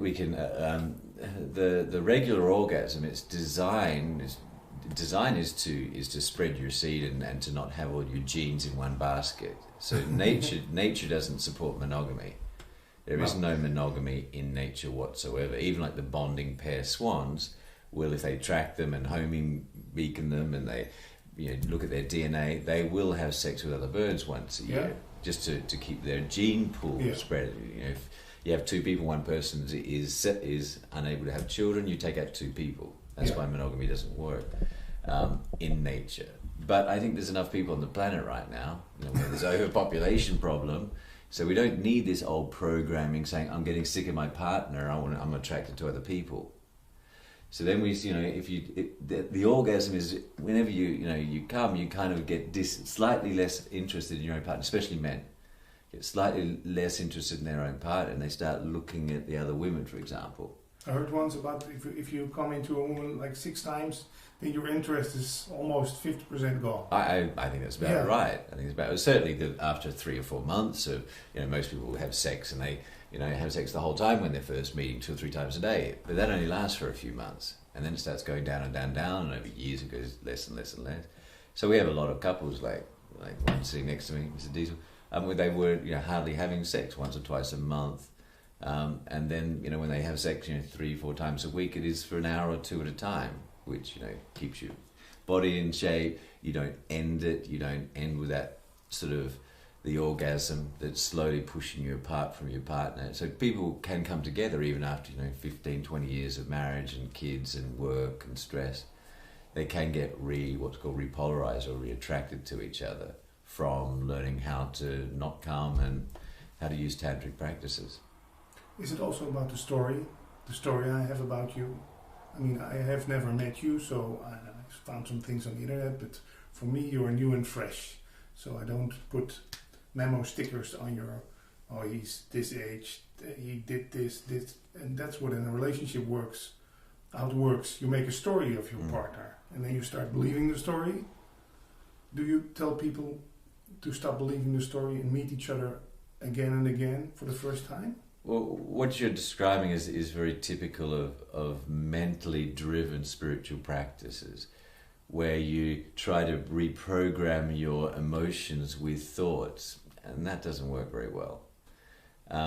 The process of what's happening in the brain is something called malienation, where we see something and the brain malionates or coats it in a label, a familiar label. So after you've seen a tree a few hundred times, you don't actually really clearly see the tree so much. You see the label tree, this, that, car, oak tree, this tree, whatever.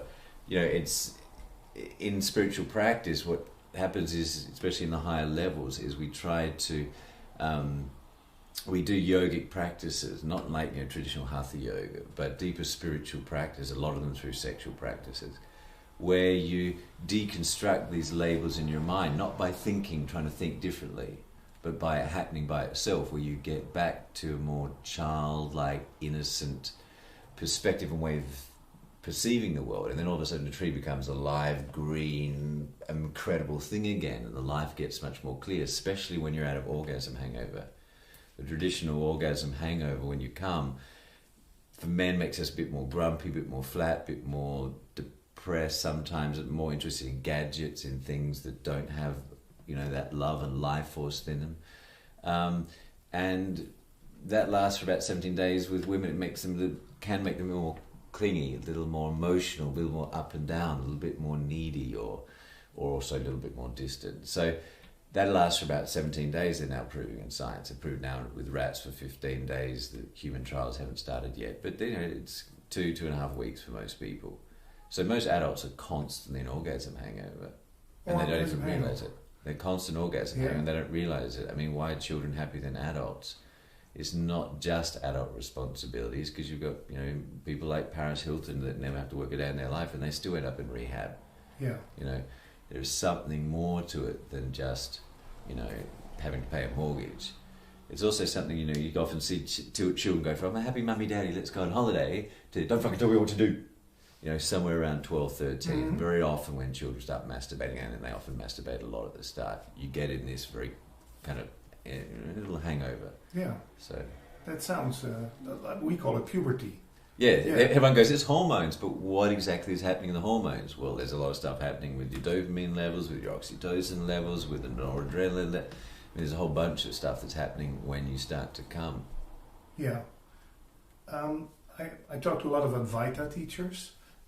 I see a lot of books from Adida Samraj here. Was he a big teacher, a big influence for you? Yes, Adida was certainly one of my teachers. David Data was a big influence. You know, his teacher Mykonos is an influence. I mean, I was a big satsang teacher, so you know, I was very familiar with all the satsang world, and Ramana Maharshi and Poonjaji and all his disciples and so on. I lived and worked in that field for many years. And then I met Adida, and you know, there's certain parts of Adida's teaching I don't agree with. I mean, you never agree 100% with anyone's teachings or their way of running their schools and so on. But for me, he has a lot of incredibly profound teachings. And you know, I spent some time sitting with him, and you know, he had a huge amount of transmission. You know, he was a very, very interesting, colourful being. Certainly not sort of bland and boring. You know, he was on the edge. So yeah. What was the main thing Adida said to you that he rang a bell? He didn't say anything to me. I wasn't on a sitting there chatting with him. Kind of maybe level. you heard from him or read from him. Well, there's a lot of teachings on, for example, on the right side of the heart, which are these sort of esoteric teachings from the right side of the chest, which I haven't really seen anywhere else except Ramana Maharshi. So Ramana Maharshi and Adida had a very, very similar experience to the right side of the heart and this energy channel called the Amrita Nadi. They're the only two ones I've really seen write about this to a large degree, or actually realised through that. So yeah, he has a lot of teachings that are fully inclusive, so they're not excluding things. A lot of spiritual people will exclude certain areas they find either uncomfortable or, you know, no-go zones or something. And, you know, crazy wisdom teachings include everything, including sex, including relationship, including money, including children, including, you know, being a human being with its full spectrum, and not, you know, just not talking about things that are scary.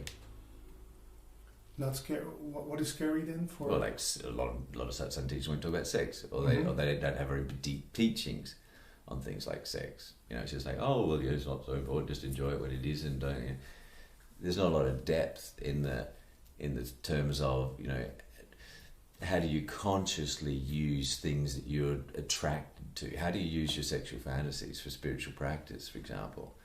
You know, they're often two different things for a lot of people. They have their spiritual life, which they share, and then they're quietly, you know, masturbating to porn on something or other or something.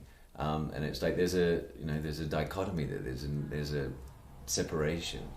And Crazy Wisdom really tries to bring both worlds together, where you really look at things. How do you consciously be a sexual being? How do you consciously do whatever you're doing?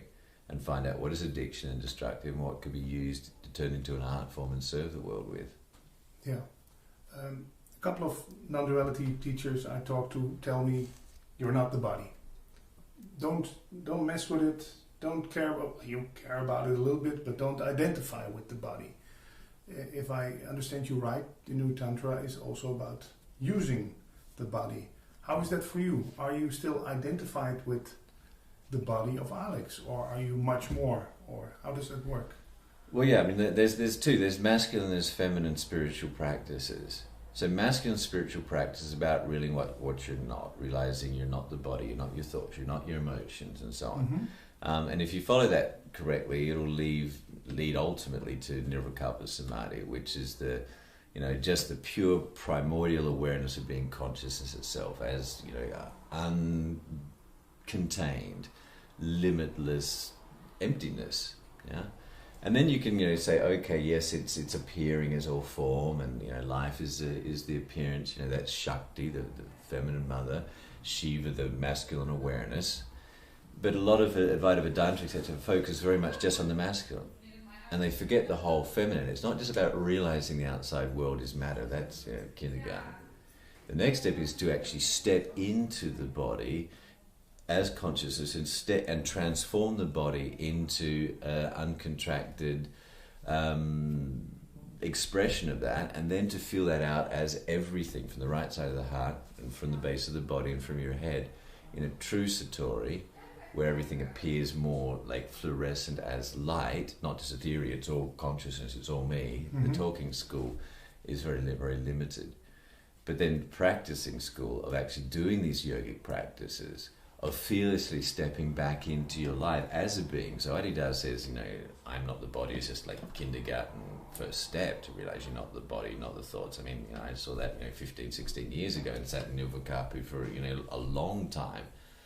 And it's like, yeah, okay, it's great, it's blissful, it's wonderful, but how does that really serve the world? And my kids going to be happy if I'm just sitting in the corner the whole time, not playing with them? No. So then it's like, okay, well then how do you play with kids? Then how do you earn money from an open space? How do you deal with it? A lot of spiritual people aren't very good at money, and they have money issues. They're afraid of money, or they're uptight with it, or there's no flow because they haven't mastered that area. We are all the divine having a human experience, but we're God having a really bad trip also. Limited mind fucking every day, not much resources, low on energy with our addictions going. I mean, it's a bit about it's not probably the highest evolution of God in human form. But over time, there is this evolution. We were once pond slime and now we're, talking amoebas, or we're people talking. But there does seem to be an evolution of consciousness as well. So how do you skillfully live in the world? And that takes it's a lot more difficult than just sitting in emptiness. Yeah. That's easy. That's the easy way. It's easy to sit in emptiness. And it's also a cop-out for a lot of people, because a lot of people will copy someone like Ramana Maharshi. Now, Ramana Maharshi was a 100 million being that by the nature of his very being just never seemed to have any interest in sex, or no interest in money, or no interest in driving cars, or no interest in most of that stuff that most of us have.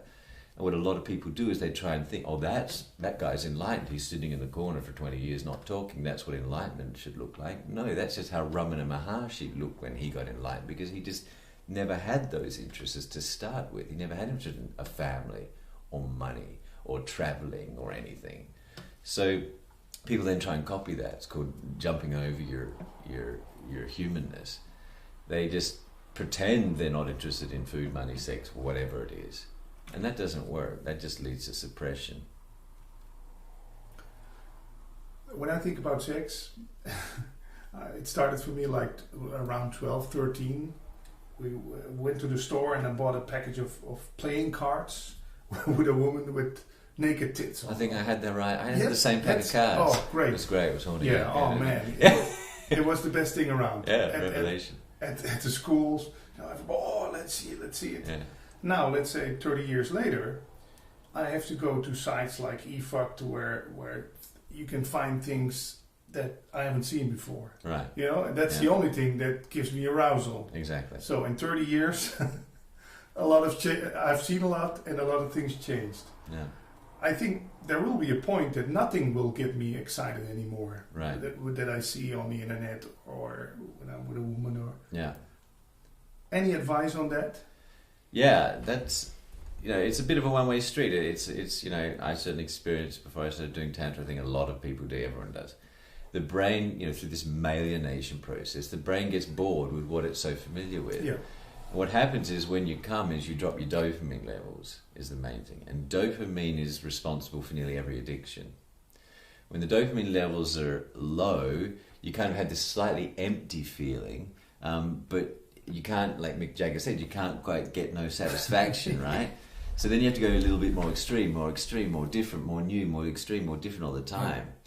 Because that's one way that dopamine can come back up, is through newness, is novelty. Yeah. So in the old days, we're caveman, we've still got the caveman limbic brain. We have still a 200 million year old brain. So it's like, the old days as gay men, you walk around, you might see one hot woman, I don't know, once a week or once a month or something. But now you can just click on the internet and you see whatever you're interested in. There's novelty. So we can go into this very high artificial sex drive of coming once, twice a day or 3 times. Some guys, coming a lot. And that's really going to deplete your life force, sexual energy very quickly. So what Tantra focuses on is, we don't use the visual cortex. You don't try and fantasize looking at images when you're masturbating, for example. Try not to look at pornographic images, especially like the money shot coming on her face or whatever it is. It's like you try to, come back to just natural sensations. You try to not use that sort of visual mind during sex. You try to just sort of be present with the partner you're with. And those exercises are quite difficult when you're in orgasm hangover, because it's very difficult to feel sexual satisfaction. It's because we're so used to this high saturation of stimulation. It's hard to just get horny when it's just more natural and, to the limbic brain, more boring. Because when I was 15, I walked around with a girl just holding hands, and that was, oh man, the greatest thing on earth. Exactly. Well, that's what you get back to through these tantric practices. You get that level of attraction back to your partner. You go back to the honeymoon period when you see them, and your body's going like, wow, you're making me horny. Yeah. You might not have to be thinking about it, because that's what happens in the higher levels, especially level 3, is people actually live out their sexual fantasies in a healthy way, safely, and with code words and describing and so on. And then if they actually do their sexual fantasies to completion, then you actually stop thinking about sex. Then you come back to a more, it can still be, your sex life can still be wild and crazy and fun and horny and living out your sexual fantasies, but there's no mental thinking or neediness to it. Yeah. And that creates a much more relaxed sex life, where you do get attracted at a much more simple level. Just the kissing, just the breathing, just the being inside someone can be really horny. And you can also then, switch it around and, take it from behind or whatever. But there's so much sensitivity to it. It's all new the whole time when you're not using the mind so much. So the practice we do in level 1 is, how do you remove the mind from sex? Yeah. So it's all about the senses. Yes, absolutely. Yeah. Senses, yeah. So I'll start using a feather of a chicken and start... Yeah, but that won't work very well. No? No. You have to really deconstruct the mental mind and get out of orgasm hangover. And that's why we have the thing called the 21-day challenge, is try it once in your life for 21 days not to come, but stay sexually active. That's the key, especially in the second week. Stay masturbating or stay having sex, but don't come. You walk away with a heart on, you walk away with an erection, you walk away full of sexual energy, which people are not used to. And then you'll notice, after a week or two, stroking yourself with a feather becomes incredibly pleasurable. Even just putting your penis inside the vagina can be like, oh, I'm almost coming. It's become so sensitive. So it's a different, it's that's why we have all these yogic practices first to do. Yeah. And isn't that dangerous? What? Not to come? Yeah, let's say I'm sexually so aroused and I go outside into the supermarket. Yeah. Am I still, how do you call it, in charge of myself? Can I still temper that sexuality when I see this beautiful woman bending down to get a pot of Nutella, and I think, oh, I have to grab her, just like the cavemen did? Well, yeah, hopefully we have control of ourselves so we don't just rape someone or something. Mm-hmm. But no, you certainly, especially when you start not coming, you get very horny. But what happens is it very quickly relaxes into relaxed horniness. So you don't, like I said, I don't really think about sex anymore. I don't go like, oh, I want to grab that woman. Oh, I have those urges anymore. I'm not thinking about sex in that way. But if my body's pressed up let's say a woman that I'm attracted to, my dick will straight away go up. Now a lot of guys have problems getting their dicks up, or they come too fast. These are side effects of the peak orgasm. And we have a lot of guys, about 25% of guys will come and say, I have terrible pre-ejaculate. They come too quickly. Yeah. In the first minutes or whatever of sex, or even shorter sometimes. Or a lot of guys can't get their dicks up properly. They can't get them really hard properly. And these are all side effects of jerking off basically too much. For me, sex and ego are still connected. For you, not. Is it a way of proving yourself? That's for most men. I prove my manlyhood by saying, well, I gave this woman a great orgasm last night. Yeah. Talk to my friends about it. Well, no, that's certainly gone for me. That's certainly gone for me. No, I mean, I rarely have sex with women. I'm just not so interested in proving myself anymore in that way. It's just I'm just not. I've had sex with enough beautiful women, and for when you start doing tantra, you do have sex for hours. So you could be in a really transcendent space, full body orgasm, everything turning to light, being satori, and you can be in that for several hours, where most people are spending 5 seconds in that sort of, but even very superficially. So they don't get a lot of time in that empty space. But you very quickly sort of burn those sexual longings or sexual karmic momentum. You seem to lose it fairly quickly. Once you've done all your fantasies and so on, it's like, you still do some when you're with someone, but it loses its kind of neediness or its drive. So proving yourself to a woman or something, that's not so interesting. Can this sexual energy also be turned into something? You talked about serving the world, something that serves the world. Let's say I invent some very handy tool that we can open things with.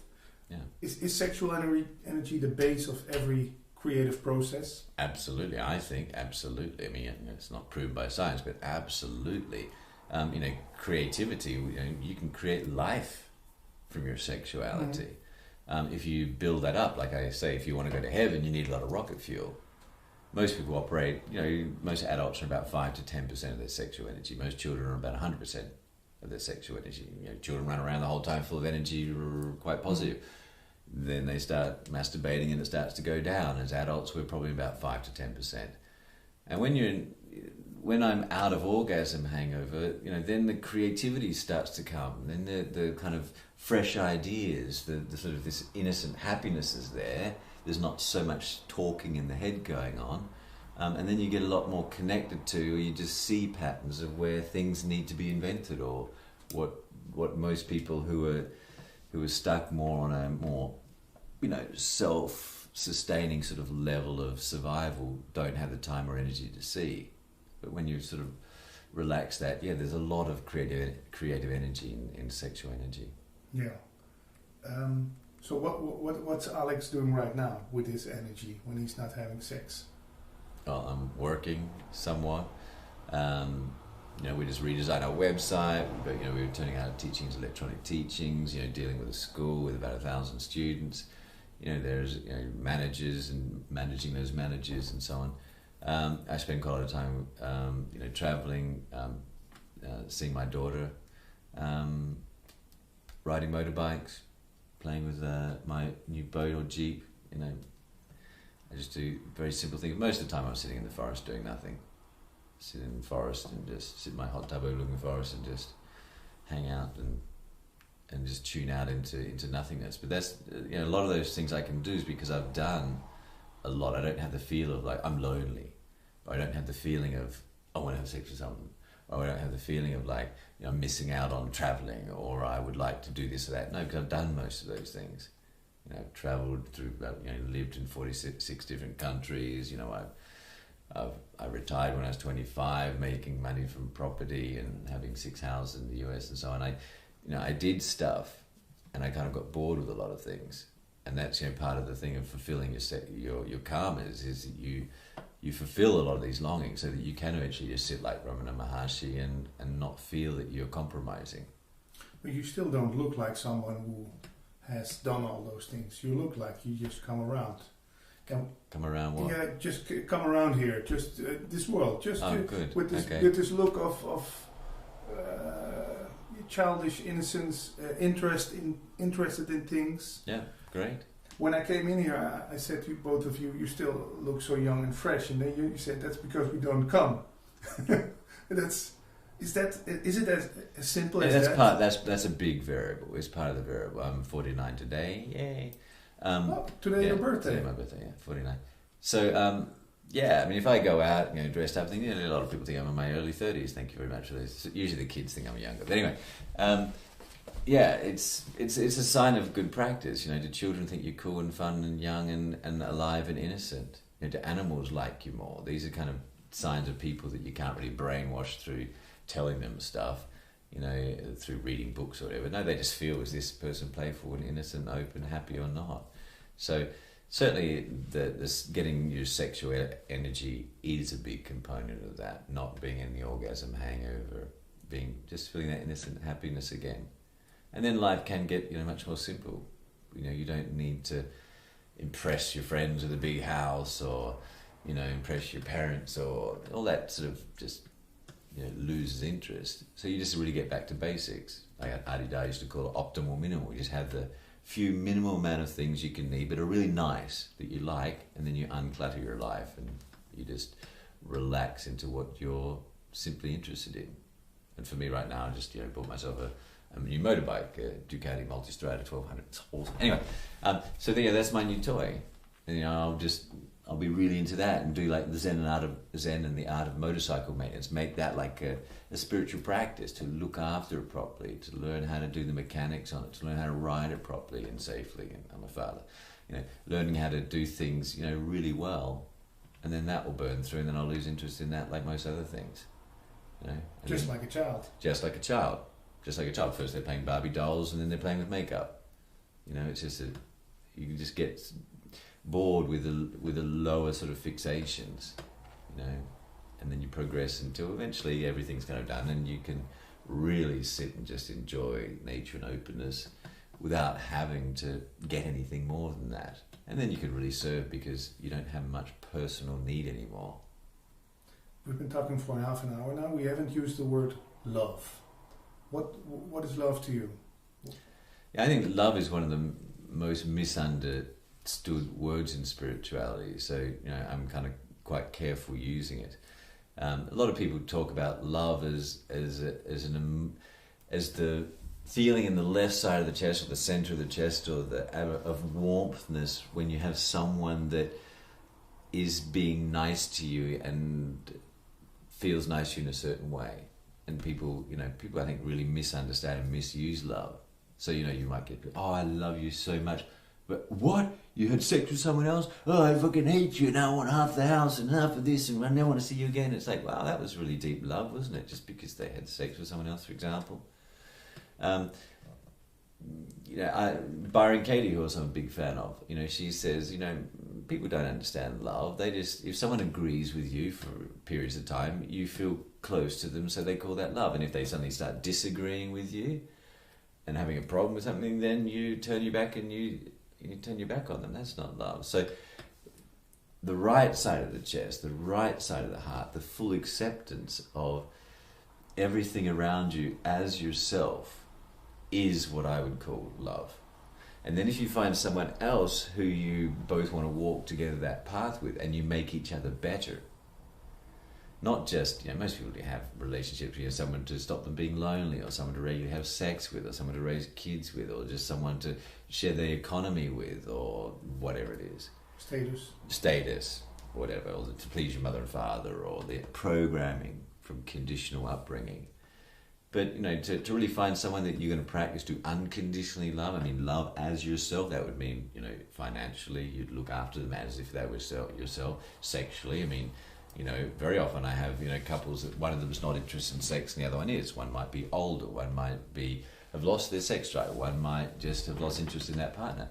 If one wants to have sex and the other one doesn't, and you really loved your partner, wouldn't you want them to be sexually satisfied? And if you weren't sexually satisfying them, wouldn't you just by love find someone else to satisfy them? It makes sense when we think of it logically, but emotionally, people can't do that because they get jealous. They feel they're going to lose something that's valuable to them, or they feel that they're going to be compared. Maybe he has a big dick than me, maybe he's a better lover than me, or maybe he falls in love with her, or whatever the fear is running. It's very difficult to practice unconditional love with people. So, we have, as I said, 10 different levels. That's 10B. That's right up at the top there, to really practice to unconditionally love someone as if you're there yourself, as a spiritual practice. It's quite profound. Can I say some things from Advaita, the world of Advaita, and I'm curious about your reaction. Free will, that's a hot topic in Advaita circles. Yeah. Did I come here out of free will, or did it just happen? How is that for you? Well, there's both are true, and that's where most people get confused. Most people on the street would believe they believe in the human level storyline. So they these are our level 6 teachings. So they believe they're the doer. They believe they're the body. They believe they're their thoughts, their emotions, and so on. And they get really identified, and they get really uptight with that. And you can tell how lost in the human level storyline is by how seriously someone's taking something. Someone calls you a name you don't like. How upset do you get by it? I wear pretty metrosexual clothing, fairly feminine clothing. It's like, how upset do you get when people laugh at you in the street? Are they laughing at you, or are they laughing at something they assume is inside you, and we normally assume is inside us, is me behind the eyes. So that's a human level storyline. The other side of the coin is the level of perfection. The level of perfection is everything is perfect, that you don't create thoughts just arise, that there really is no free will, and that's true at the level of perfection, because you can't really sit there creating thoughts very much. Thoughts just pop into your head, So Sam Harris and other scientists who are studying what's happening in the brain. They're proving now as science that there is no free will. So that's also true. Now, creative wisdom practice, the practice that we're doing is to bring both of those true at the same time. So although I know I have no free will and I can actually internally really relax, externally it still looks like I have to make a choice. Do I go left or right? Do I buy this or not? Do I study this or not? There's still the appearance of choice, so we still have to make our best effort to make the right decisions. But ultimately we know that there's no free will. What that also does is removes judgment on others. You kind of see like, okay, that person's annoying me and they should act different, and they're not loving enough, and they're not caring enough for me, and they should change this and that and this and that. Arguing with reality, as Byron Katie says. In this spiritual practice, you relax that internal dialogue. It's all perfect as it is, but you still have the capacity to try and change it. But you don't get so uptight about it, and you don't judge other people if they're not doing as well as you think they should be doing. So it creates a lot less violence in relationship. And the ego, is that a thing that is created out of thoughts, or is it an activity that we put energy into day in and day and again? It seems to be the subconscious assumption that I am, behind my eyes, 2 centimeters or so behind my eyes. It feels like we're localized in there, but if you feel behind your eyes, check what's looking at your eyes, you don't find anything. No one ever has, no one ever will. That's just a mental construct. So that's like at an awareness level. But there's also closures in the right side of the heart where you feel fear. You feel like I'm consciousness inside my head and the world is around me. Consciousness is small and the world is big. That creates contraction in the right side of the heart. It also creates like a contraction in the bodily base from the navel down. This kind of contraction of not feeling really, really safe. So we contract in our bodily base as well, which is one of the areas Tantra works on, the other areas of spirituality don't work on, which is the relaxation in the sexuality, the relaxation in the cervix for the women, the relaxation in the anus, especially for men. These are yogic areas that are uptight, that don't let energy flow, that don't let energy move down the front and up the back and out the crown shastra like it should. They get locked in all these blockages in the body. So, Tantra is about how do you open up these all contractions at once. And if you do, you have a true satori, not a mental based, oh, we're all one, you know, it's like, you know, open your heart and feel bliss and feel light up your spine, all that crap. It's none of that positive thinking kind of spirituality. It's more your spine starts shaking and you're going, Alex, what the hell's going on? Like your kundalini's being activated, your spine is sexually waking up. Okay, now why does my body move like this? Why are my fingers moving like that? Okay, because energy is flowing out through your arms. It's you get a natural response to the yogas rather than trying to do it with your mind. Is that the same when after sex my right leg won't stop shaking? Or is that just some wrong position? I don't know. Sure. Okay. Yeah, I haven't had that happen. You just said something about that people cannot define you. And it's the same when I'm here sitting with you. Could you say what's the right English word? You reunited the manly and the male and the female all together? Yeah. Is that self-realization just... No, well, no? I think that's a very good precursor to self-realization. I'm not an enlightened being, and I think there's very, very few people on this planet that are enlightened. There's a handful, 3 or 4 or 5 or something, I'm not going to name them, but they're out there. They've been usually reformatted from extreme depression, extreme sadness. Like Byron Katie, for example, she's not 10 years of depression. Last year checking herself into a halfway house, on suicide watch, not sleeping in the bed because she feels so unworthy, not brushing her teeth because she can't see the point in going on, and then just not being able to handle that level of depression. The ego occasionally, very, very occasionally, spontaneously will just jump out of that into an enlightened state. That's very rare. In terms of people getting enlightened through spiritual practices, through real spiritual practices, there's never been one system ever on earth that has been able to create an enlightened student. Not one. Not to be able to go out and just create a whole bunch of enlightened students. It doesn't happen. Not at a full-bodied enlightenment level. Jesus, if you even believe anything that's written in the Bible, there's some things like from the Coptic Gospel according to St. Thomas that they found in the Dead Sea Scrolls, and they've carbon dated to about 2,000 years old. It hasn't been tampered with. The little bits they've got left, which is only a certain percentage. He says in there that the kingdom of heaven is open to those that unite the inner masculine and feminine, the male and female, when they become one in the being. Then there is the openness for the entrance to the kingdom of heaven.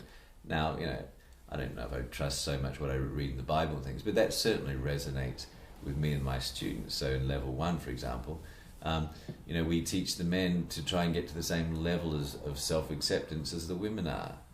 Women have been wearing men's clothes for 70 years. Since the Second World War, Coco Chanel designed suits for women, and she was ostracized from society and called a lesbian. But these days, women can just walk into a boardroom meeting or work wearing a man's suit. It looks hot, looks great, looks super sexy. Yeah. But a guy walks in with a dress into a boardroom meeting and be laughed out.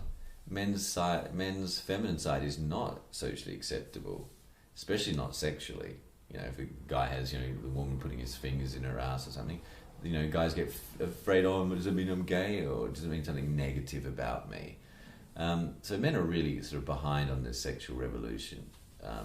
Compared to women, so that's one of the things that I wear very feminine clothes, and in our level 1, the guys dress up in dresses, the women dress them up, the guys dress in dresses, and we have like a party as like sluts. It's really useful for women to also accept their slutty side, because mummies generally told them, don't be a slut, your dress is too short, your blouse is too open, you don't wear that. They get programmed not to act slutty. But one of the deepest yogas for most women is, if they're not sexually damaged too much, they may often have a deep longing to be fucked very slutty, like a dirty little slut.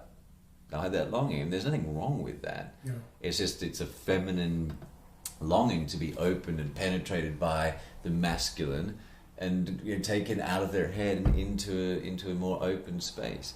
That can be, it's nice if there's 5 guys around you doing that, helping you, penetrating, opening you to God. A lot of women have that fantasy, but they'll never fulfill that because they're ashamed of having slutty thoughts. Same with men. Men also have a feminine side that can be recharged, even in a heterosexual relationship. Just the woman sometimes, putting him in his feminine, taking direction. He doesn't have to dress her up, although he might like it, it might work for them. It seems to work for a lot of people, but not everyone.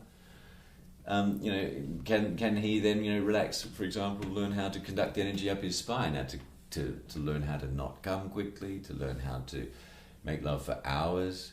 You need to be able to move the energy back up into your spine and move it up. And that's why in our level 2 courses we are now going to be level 1, level 2 is sexually activate the spine so the energy can move up the spine. But that requires a relaxed anus that can get horny. Otherwise it acts like a roadblock, like a part of cement that sexual energy can't move past. And the guy just gets frustrated, or he'll have pain in his balls from not coming or whatever. There's ways to get the woman to help you relax your anus, move sexual energy up through the spine, so you don't get this problem of energy being stagnated in the base of the body, where it might create problems long term for the body. It all sounds so professional, and you know what you talk about. And what how do you call it? Yeah, when you talk about this stuff like penetrating balls, it doesn't sound dirty. How come? Because our firm belief is that there is nothing wrong with sex, so long as you're not having sex with children. So long as you have sex between consenting adults, or children can play together, that's no problem either. They shouldn't cross those boundaries. But so long as you're having sex with a consenting adult in ways that both make you more open and better able to live your life, then great. And so what if that means you're doing dirty things with your ass, or you're doing this, that, and the other? And that's how we talk. It's like there should be no shame around sex. Sex is a natural part of being a human, but no one ever talks about it, or very few people talk about it, or they talk about it in a more derogatory way or less spiritual way. So that's why I don't talk about yonnies and lingams and all these sort of things. I talk about cock and pussy and balls and ass, and because that's what you do on the street. And there shouldn't be that sort of shame around it, I think. So. Is it all conditioning? I can remember that my father, when we were sitting with the family, and I was around 14, when a tit came on TV, he got a red head and he had to search for the remote control. Yeah. A huge amount of sex is around conditioning. A huge amount of shame is around conditioning. That's why we try and, for example, live out our sexual fantasies fully. So we can be relaxed. For example, when something like that comes on the TV, it gives tension. It gives tension. Yeah. Children don't have that tension. They're happy to walk around naked or whatever. They don't. I mean, if I dress as very metrosexual, the kids love it. They go, oh wow, cool. It's then the adults that sometimes be more judgmental on it. So good to be really relaxed sexually, because we don't then pass a lot of that on to our kids. A lot of that shame or judgment and a lot of that, shame and judgment can be secretly desiring things. It's like, who doesn't like to see some tits occasionally on TV, but then you kind of like, in front of the kids you get ashamed of it. We have one of our assistants is a transsexual, pre-op transsexual, hot Brazilian, breasts and a cock. There's people get really confused on that. Her father used to beat her because she was too feminine, but it's like a lot of people who are gay bashed. They get bashed by guys that are secretly trying to prove they're not gay, and then I had 5 friends in Sydney who were bashed, and then one of them tried to come back and have sex with him. It's what you're repelled to, you're secretly longing for. You're trying to prove to yourself that you're not attracted to whatever. So there's a lot of conditioning, a lot of screwed upness around sex, and that's part of our thing, is to relax all that. So there's nothing that shocks you anymore, if you ever read or see or on the internet or. I'm not so big on porn and things. I'm sure there's lots of things on there that could shock me. The things with pain, for example. Yeah, pain, or I don't know, animals, or fart porn or something. I just don't really want to go there. But it's fine. That's what. But you don't judge it. I don't judge it. Yeah. That's what makes people. I mean, I don't. BDSM and so on. You're tying someone up. I can see the use of that to surrender. A lot of women get really horny on that, and great and fine and no problem. It's done safely and so on. And the whole what's it, 10 Shades to Grey and all this sort of stuff. I mean, so popular. Great, no problem. We in TNT, we make the sort of distinction between, we have tantric domination workshops that are led by other people. We have those where those people have that interest in that area, what we generally draw a line between is when it gets destructive. If it's fulfilling some childhood trauma and it's re-traumatizing the person. For example, I have I know a guy who was in Chile, and he was, taken away about 20 years ago and tortured. And now the only way, and they put, electrocuted his balls and all this sort of stuff. And the only way he can get horny now is through extreme level of pain and violence. I mean, that's, to keep doing that, I think, is unhealthy. I think you should address the root trauma and undo that. If someone's been very sexually abused in their youth, and then that, for example, woman is acting that out through prostitution or something, I think that's something that it should not be indulged. If that person wants to grow, they should get that dealt with. But most of the rest of the telling someone to lick my shoes, you groveling piece of shit, we wouldn't really sort of condone that, because it's kind of is demeaning to that person's spiritual practice. It's probably because someone in their past has done that to them in a not healthy way. But then there can be totally the same thing expressed, BDSM or something, through healthy methods. And we have a very good working relationship with the BDSM communities, for example, because a lot of them are actually quite tantric. They're practicing not to come for long periods of time. We say, hey, look, if you really want to take it to the next level, just don't come at all. And then you see if you can do it with a bit more heart space, a bit more love, a bit more connection, a bit more this and that. And then you can use those tools also in New Tantra. And that's what Green Tantra is about. White Tantra is more nothing too horny, nothing too scary, no friction, plugging in, looking at each other's eyes, opening your heart. And that's a great way to learn to get over the coming addiction. But, for most people, especially the men, it gets a bit boring after a while. You want to include more the sort of the dark side in your horny fantasies. We're fully inclusive Tantra school, so, we fully include. So, yeah, I mean, I've done almost every, most sexual acts. I've lived out my sexual fantasies. So there's nothing that would really shock me, other people, that I would judge other people for doing. Yeah. It still sounds so unsatisfying when you say you don't come at all. And I think, what's the use? No, but I don't come in the peak orgasm. That's one of 7 different orgasms. So there are more. There's more. Yeah. Yeah, I mean, it's not about ejaculating. It's not about ejaculating. No. But then once you build up that energy and you remap the neural pathways through neuroplasticity, then your body can start to orgasm through different nerves. Instead of the pudendal nerve, which is the one we come on either clitoris or the penis, is exactly the same nerve, gives about the same length orgasm. It's short little P, goes up and then down.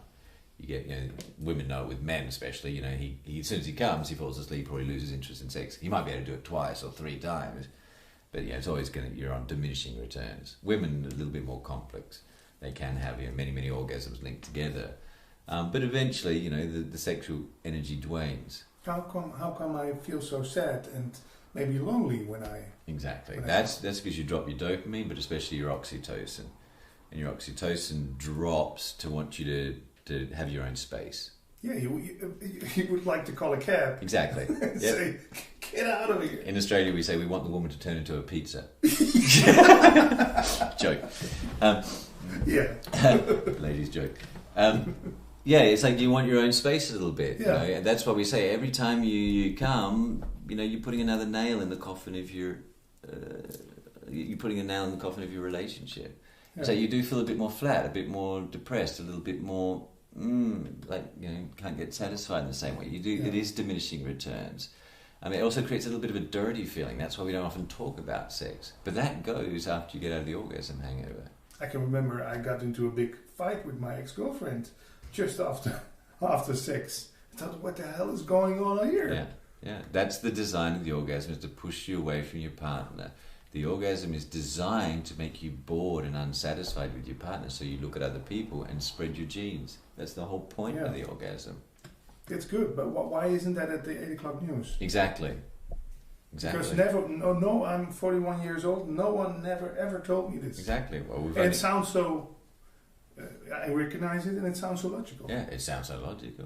It's so obvious when you really spell it out. Yeah, we've only been doing this for 5-6 years now. But it's like most of the other spiritual practice, a lot of spiritual practice is not so cool. It's a bit boring. Mm-hmm. It's like who wants to just light candles, look in each other's eyes, and sit with a soft penis inside each other? I mean, it looks boring to most mainstream people, and that's why we wanted to update it with a new part and say, hey, look, of course, you know, you can bring in all your sexual fantasies. You can, you know, find out why they're driving you. Yeah.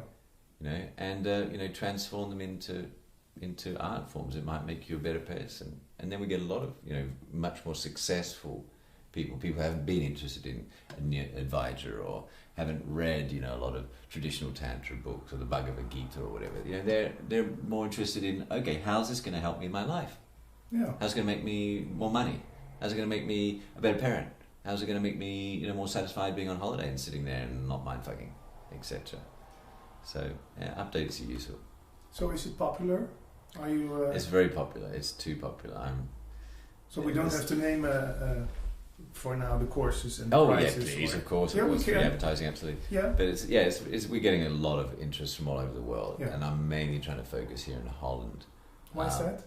Because I think England, Scandinavia, but especially Holland, I think it's probably one of the most advanced free-thinking countries in the world.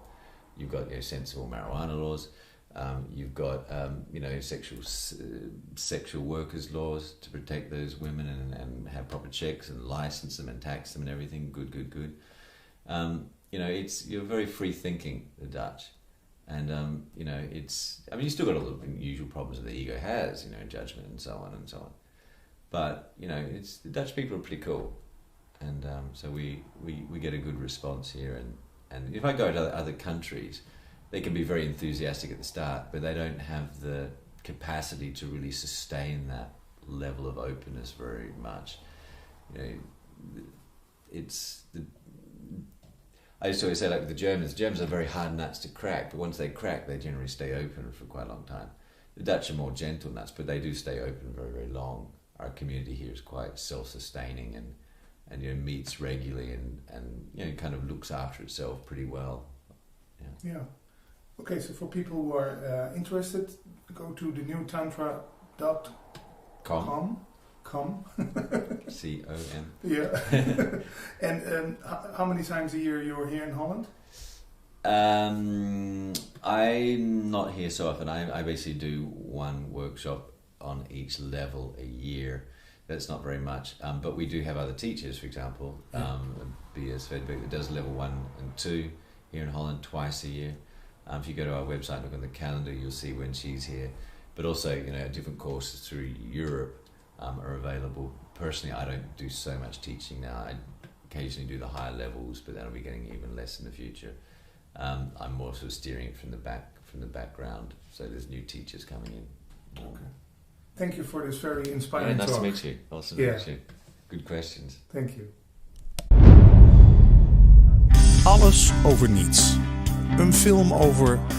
Jullie verzieken de hele film. Frustratie. Wantrouwen. En wie is dat dan, die cabaretier? Onzekerheid. Vindt u mij gewoon niet aantrekkelijk? Goede voornemens. Nee, voor mij geen alcohol. De liefde. En dan antwoordt hij dus een hele dag niet. Blunders. Oordelen. Hartstikke ordinair, maar je ziet een veel te korte rok. Lijkt wel een hoertje. Eerlijkheid. Wat ze aan heeft. Dat is een soort MC Hammerbroek. Hè? Kentasjes.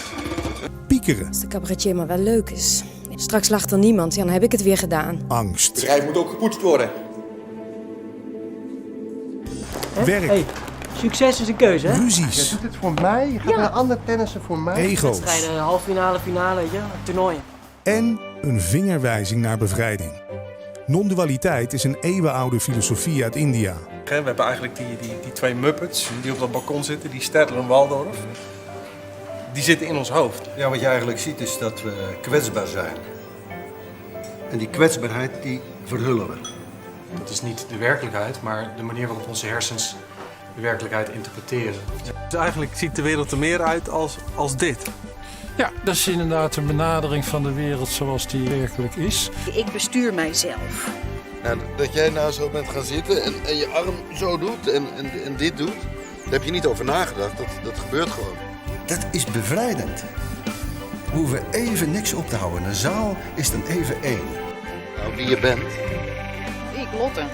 Nee, ik vraag niet hoe je heet, ik vraag wie je bent. Oh, hij krijgt weer zo'n filosofische baan. Het allerliefst wil je gewoon dat er van je gehouden wordt zoals je bent.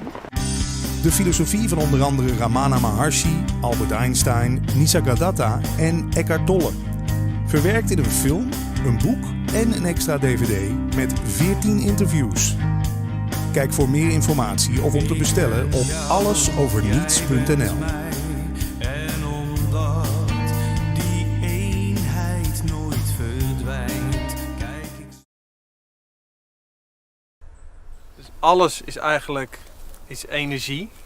En die boom en het gras en de lucht is eigenlijk allemaal hetzelfde spul, hè Roland? Ja, dat klopt. Het bestaat allemaal uit moleculen. En die moleculen die bestaan dan weer uit atomen. En die atomen die bestaan uit subatomaire deeltjes. Ja, nou hebben natuurkundigen die hebben gekeken van, wat zijn die subatomaire deeltjes dan? En dan blijkt eigenlijk dat ze helemaal geen omvang hebben. Nee. Ja, dus ze hebben helemaal geen omvang, ze zijn eigenlijk helemaal niets.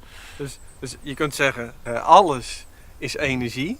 Maar als je daar dieper op ingaat, dan lijkt het dat het niets is. Terwijl dit wel allemaal voor ons als werkelijkheid verschijnt. Ja, het is eigenlijk alleen maar een energieveld. Een energieveld wat alles omvat.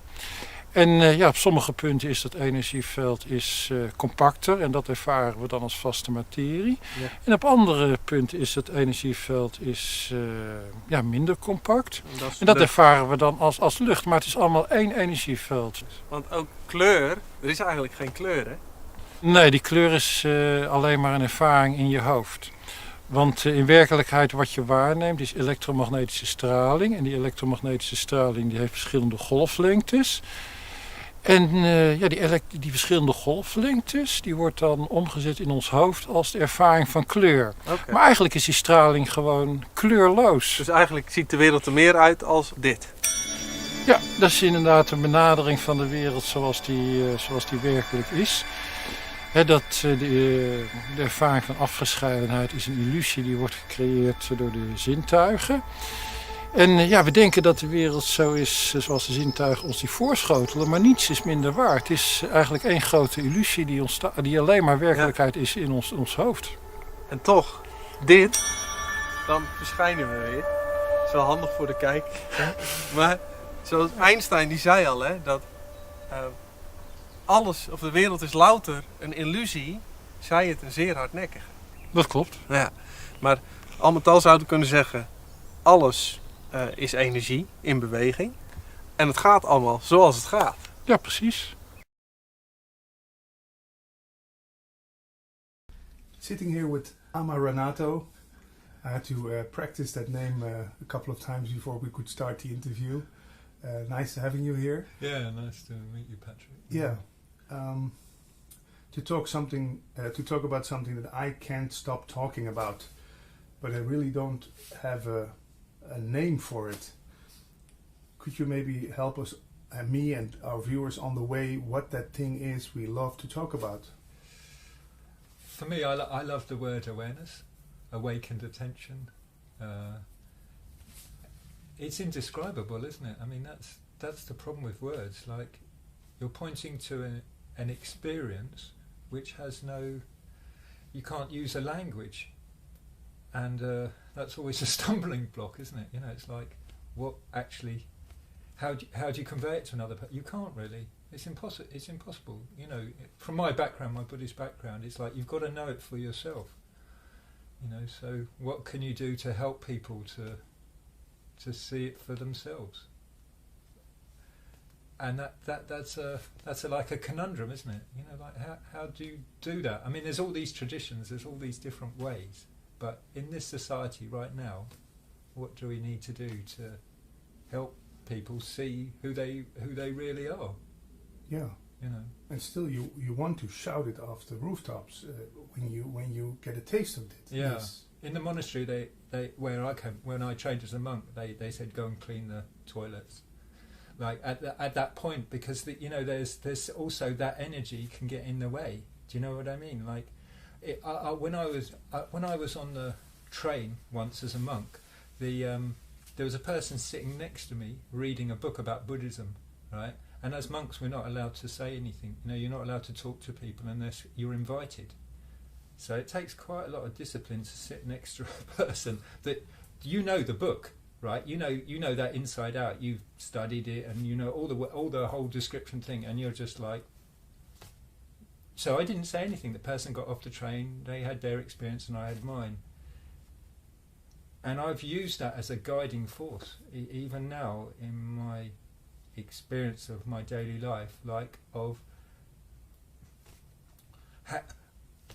where is that meeting point, you know? And for me, I'm trying to listen. Like, we have an agreement right now, and it's very easy. Like, we don't have to negotiate all of that. We've actually agreed we're coming here to speak about that, and there's something really beautiful about that. Like, it's joyous for me. Like, we don't have to get into all the other bits and pieces. Here it is, we're talking about this, right? And we might have different views and opinions or whatever it is, but that essential point we both share. I mean, it's just, even that, it gives me goosebumps every time I think about it. What, you know, that a miracle.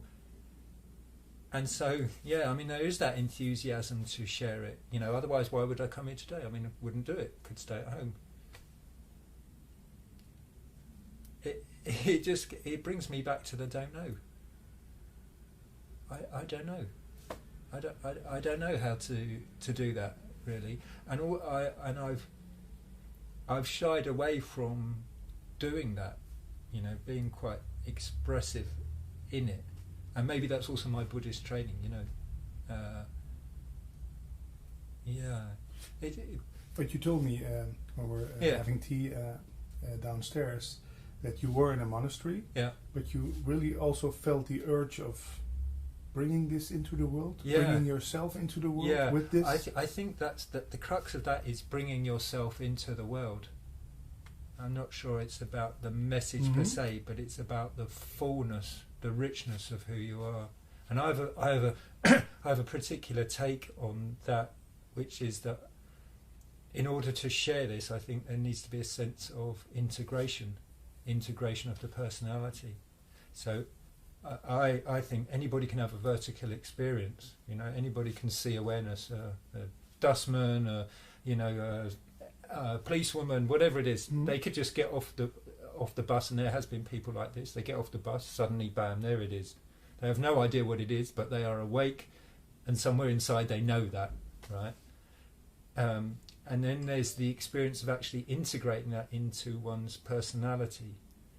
And actually that's what I spent my life exploring after I got the point about awareness, which took a bit of a while. And at that point, your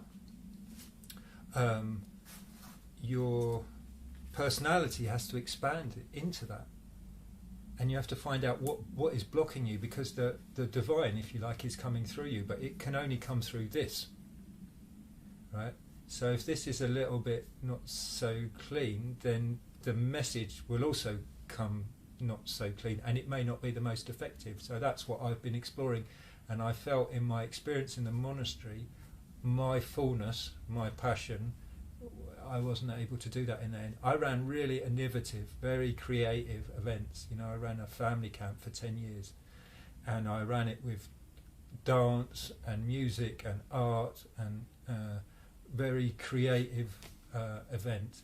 And that's what I saw. I saw the results of operating like that, and it was beautiful, you know. And people got the idea of awareness and awakening, maybe not the level we're speaking about now, but they got some idea of it. And why wasn't that enough for you? Why wasn't that enough for me?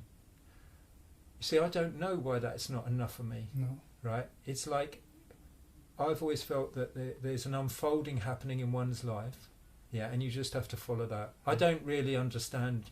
Like if you'd have asked me 5 years ago, Renato, you're going to be living in Holland. You're going to be speaking to Patrick. I'd say, come off it. You know, I was committed to being a monk, and you know, I was living in Australia at the time in a very nice situation, you know, with kangaroos in my front lawn type of thing. You know, it was beautiful. You know, and now I'm living in a residential area in Holland. You didn't have a say in that or a choice in that? In the beginning, you don't. But I did a very creative move. So I lived in a monastery for 10 years, and I followed that convention. Mm-hmm. And for the last 5 years of that time, I went freelance and I became a freelance Buddhist monk. So I just made that up, and I created my own brand. It was called Playful Monk, which I also got criticised for, because you can't be the idea of play actually, but it's for me, play is the best way to learn. Having a playful attitude. So I developed my own brand. I developed my own approach, and then I just travelled around the world, and that's how I got to Australia. I went out and taught in Malaysia, and then I went to Australia. They invited me to Australia. They tested me out for a retreat, and then they said, no, we want you to come back. And then I went out there for 3 years, and I developed, really, again, these integration programs, retreats, and ways, and it was as much about me. When people came on retreat with me, I'd say, thank you very much for coming to my personal retreat, because it was as much about me as it was about them, and I feel that that's kind of an honest position. We're in it together. I have this thing called Explore, Play, Love. My approach is explore, play, love. Co-explore together, see how we are together, have a playful attitude, and then love. Because when you bring explore and play together, you get friction, right?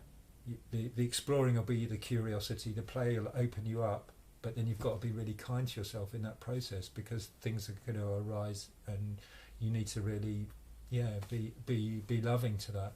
And then, of course, that can express outwards and all the rest of it. Yeah.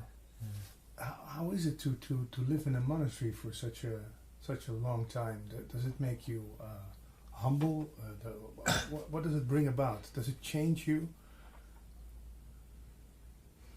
Wow. I think it fundamentally, I don't know the person I was before. It's so much has gone on, so much has been cleared out. That's why I haven't changed my name back, because I don't know that person, right? Morris, you see on my Facebook page, I put Amranato Morris, because that's my legal name is Morris. Your first name is Morris. Yeah. But what was Morris like?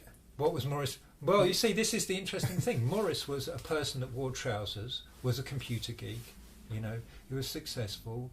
He was early on. He was in the computing industry, travelled all around the world, had all that lifestyle. Went and got a degree in artificial intelligence, got fed up with the computer industry. I did all that. I had money and all that stuff, but somewhere in me it wasn't enough, right? But that person isn't here. Do you know? I can't find it here at all. So Amranato is who I am now, and so the monastery took this person and basically shaved a lot of things off. Not only the hair, and not only the hair, not only the hair, but what it did was it brought up so much in me in the end that it also kicked me out. Kicked Morris out. Yeah, it kicked Morris out, and then it kicked Amranato out, and that's why I had to leave the monastery in the end, because it's not about the monastery. It only comes back to awareness. The commitment is to awareness, not to the monastery, not to the convention, not to Morris, not to wearing trousers, not to have a beard, going on and on about that. The thing is to awareness, and that has been my only commitment, only. I didn't know that in the beginning. I didn't know what I was doing in the beginning. I didn't even know why I got to the monastery. Do you know, all that happened to me was like somebody grabbed me by the hair, metaphorically speaking, and dumped me down in a monastery. I didn't know what I was doing. I didn't know research. I didn't know career. This is a good step in one's life. No, you're going to the monastery, you're going to do this, right? And I was so happy, right? I was so happy to join that monastery. I felt really at home. Yeah. I still have a lot of love for that place. Yeah, it's not for me now. It's not for me now at this point in my life. But I have a lot of love and gratitude, right? Yeah. For what it offered me. Now, whether there's a different way of doing it from what I know now, that's a different question. And I might say, possibly, you don't need to do that. Right. It was a Buddhist monastery? Yeah, Theravadan, yeah. I come from the Advaita tradition, right. Non-duality. Yeah. Can we maybe first discuss the similarities between Buddhism and Advaita? There's no difference. No difference? No. As far as I understand it, there's no difference. They point to the same? Always. Only the practice. In Buddhism you have the practice might be different, but even it depends. We could split hairs a little bit. Like, I think if you're a bit more conservative in the Theravadan form, you'd say they're different, right? Or you might say you have to do this practice and that practice. But my experience of living with the monastery and the abbot that I lived with was, he was only ever pointing to one thing. Again, wake up. That's all I heard him say. Wake up. Your teacher. Yeah, wake up. Renato, wake up. You know, and there was all sorts of conventional things that I had to learn how to be a monk, the form, the precepts, the rules. You know, and they were very strict. No handling of money, no sex, completely celibate. You know, not sleeping on high and luxurious beds, no singing, no dancing. You know, they were very sober. Very sober, very sober. But I was joyful in it. I was absolutely joyful in it. You know, looking at dead bodies, reflecting on dead. We used to have dead bodies come in the monastery, and we'd sit with them for a week. You know, you'd watch a body decay, and you know. But it was what does it bring about? Well, you see life and death. The body dies, right? But what are you left with? You're left with a memory. That's still alive, right? And then you think, well, what has actually gone? Because something is definitely gone. If you stay with and especially if you know the person, you know, a lot of these people I knew. You were watching their bodies decay. Yeah. I mean, many. I mean, not just, you know, there was lots like that, and I'm sometimes very close friends, you know, and sometimes quite traumatic experience. Isn't that traumatic? No, it's beautiful. Honestly, it's so beautiful to share, but also to be able to grieve.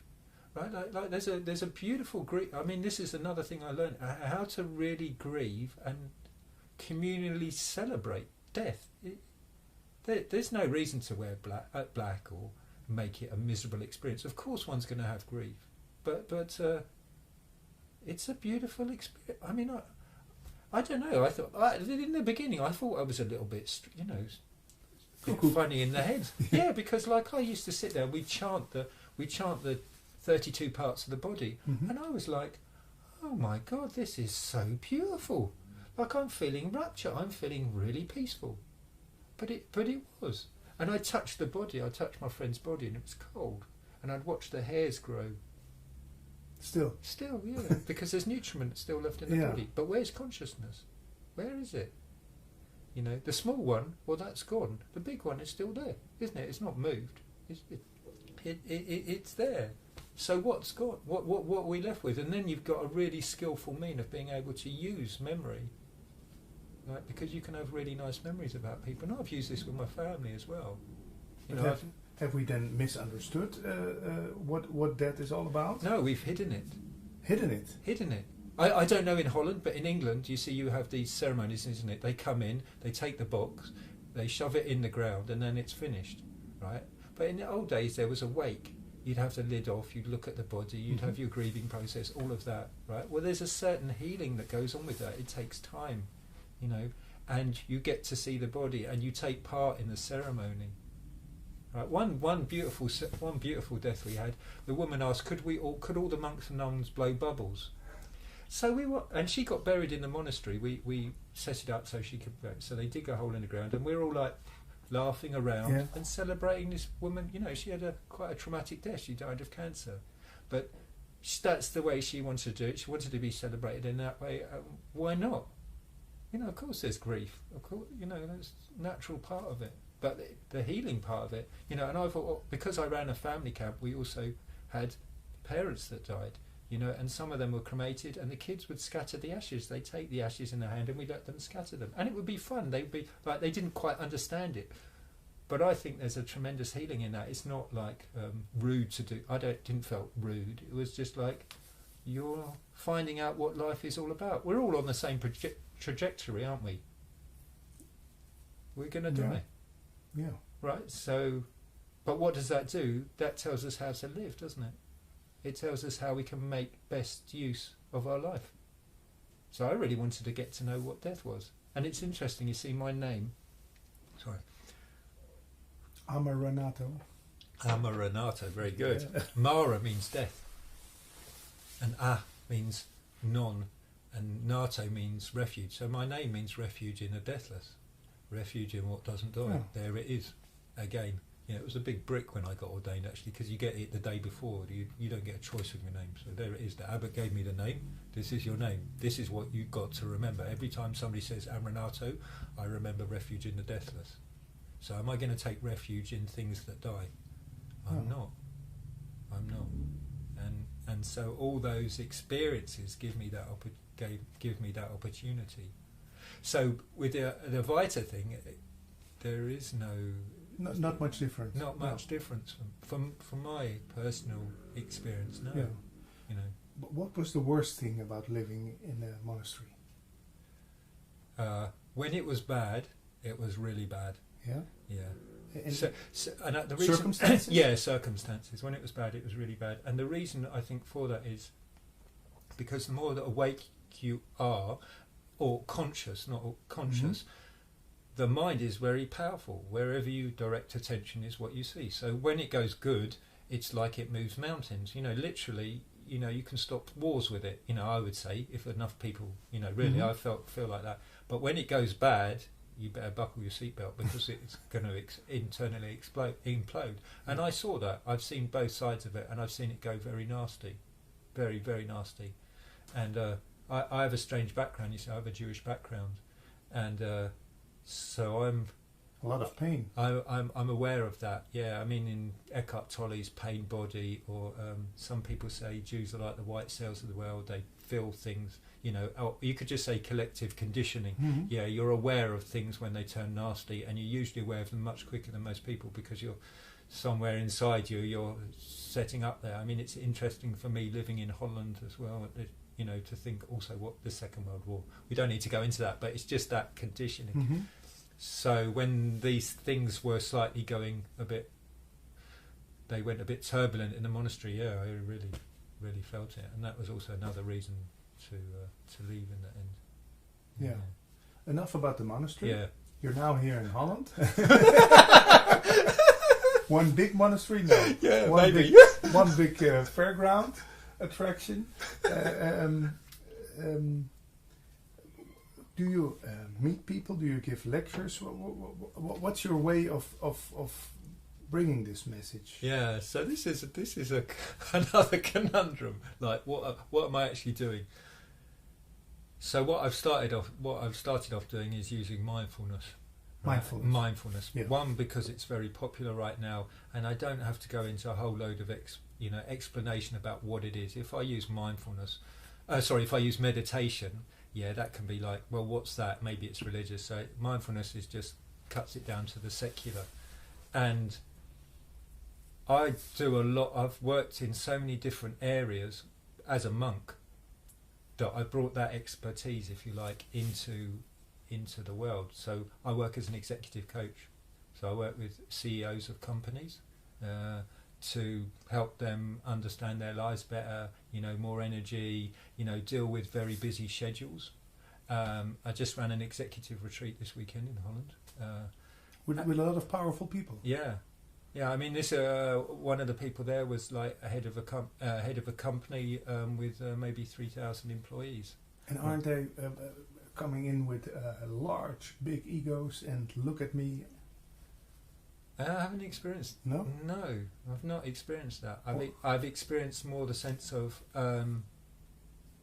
It's interesting. Yeah, I mean, I think that's okay, maybe bracket that for a minute. But the people that I seem to have attracted are really interested in exploring who they are and why they are stressed and how they can best deal with their time. And the mindfulness sort of module is a really good way of starting off. And then I just see whether it's possible to expand people. And isn't that the beginning of the end for most careers? I'm not. That has been expressed by a few people about now. What do we do? Like, because, and I'm committed to, like, would it be possible to have organisations that are more conscious, right?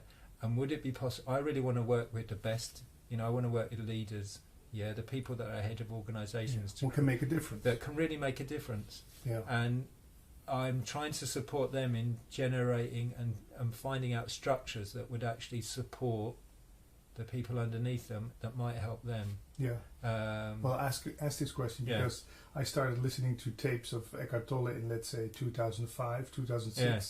Yeah. Now we're 10 years later, and I used to be a famous radio DJ in Holland, and now that's all poof. Yeah. So, isn't mindfulness the entrance to turning your life 100 degrees upside down for a lot of people? Or is it just a way to cope with things? Well, you see, this is where the mindfulness movement is in a big split.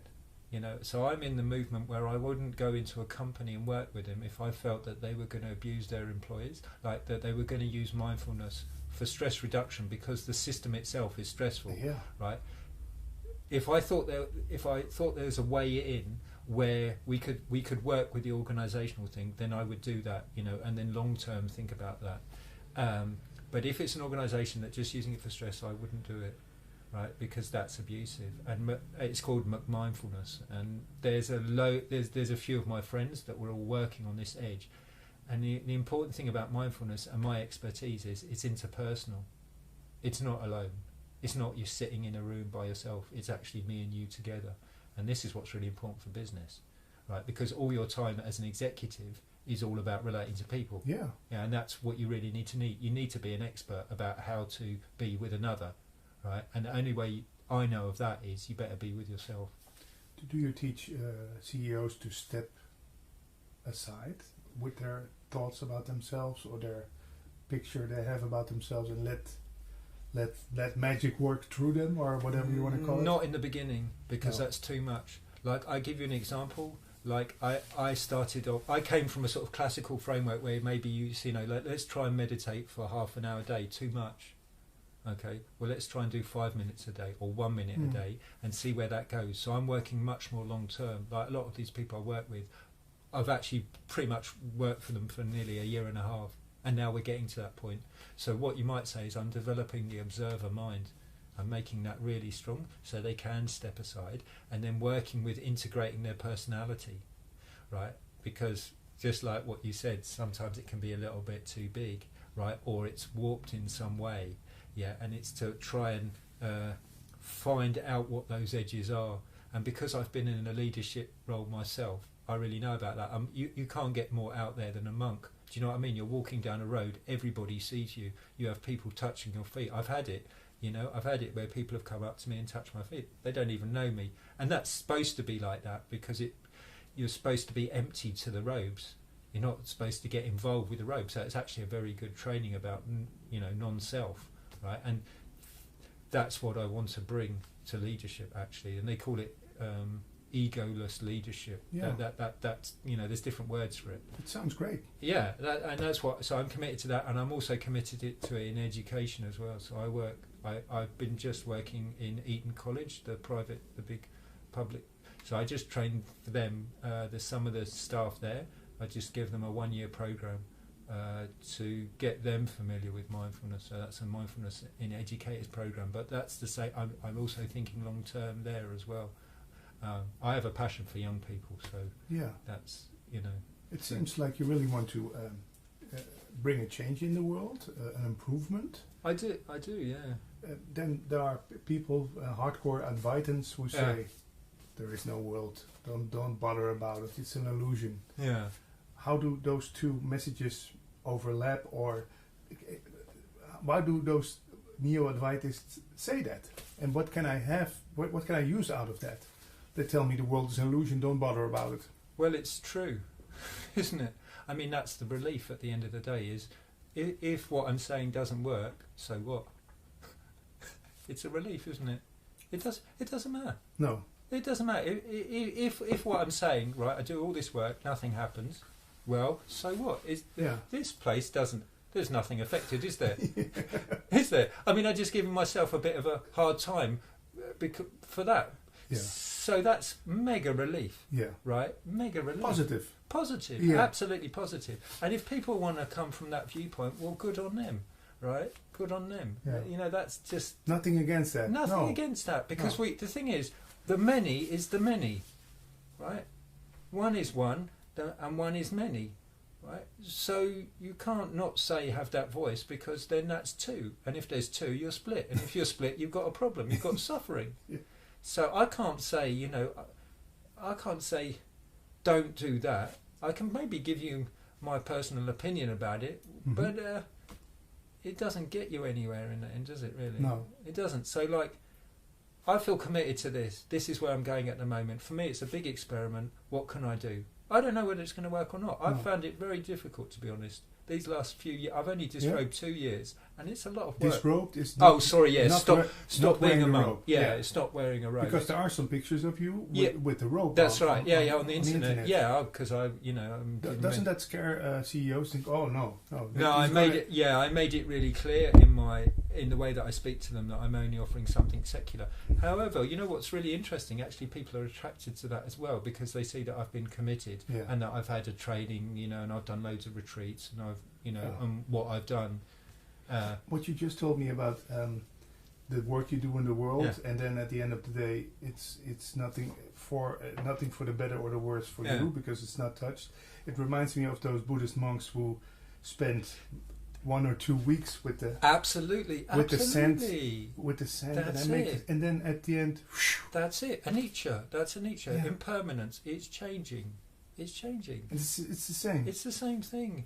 It's the same thing. You do what you can do, and what you can't do, you can't do. And the abbot, he always used to say, time and place. And Renato, time and place. When things come together, they come together. I've had a pretty extraordinary weekend for some reason, right? I watched a person that I've mentored have an initiation, right? I mentor religious leaders, and in the Jewish community, I just watched somebody become a rabbi, right? And this is something really joyful. And then I've run an executive retreat, and opened up to the exploration around awareness, right? And I think, how disparate, do you know what I mean? Yeah. But for you, it's the same. For me, it's the same. Yeah.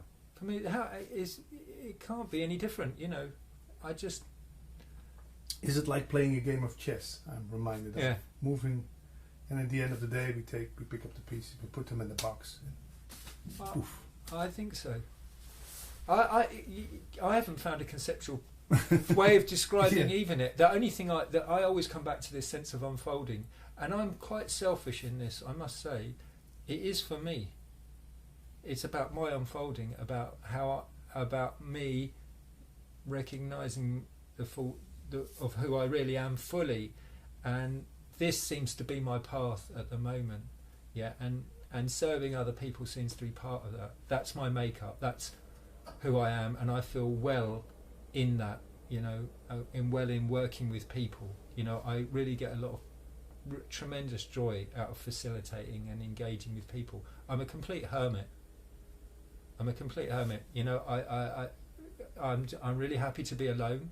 And I've done loads of just be alone in a hut. That's how I disrobe. That's how I decided to disrobe. I was doing a 1-month retreat in the middle of the Australian outback. On your own? On my own for a month, I just had one person bring me food once a week, fresh food, and I had a mobile home with solar panels and a fridge, and cooked my own food, and I was just out there, and that's where but I'm really comfortable with it. I'm not saying it's easy. I'm not saying I don't have fear with it all, but I'm comfortable with that. Yeah. Is being in solitude, being alone, a good way? But should everyone be alone at least 2 days a week or 1 month a year? I would say it would be. I wouldn't use solitude, but I would say rest. You need to have an element of rest in your life. And when I'm working with executives, I'm always coming back to that point. I'm a really active person, right? And I got burnt out, even as a monk.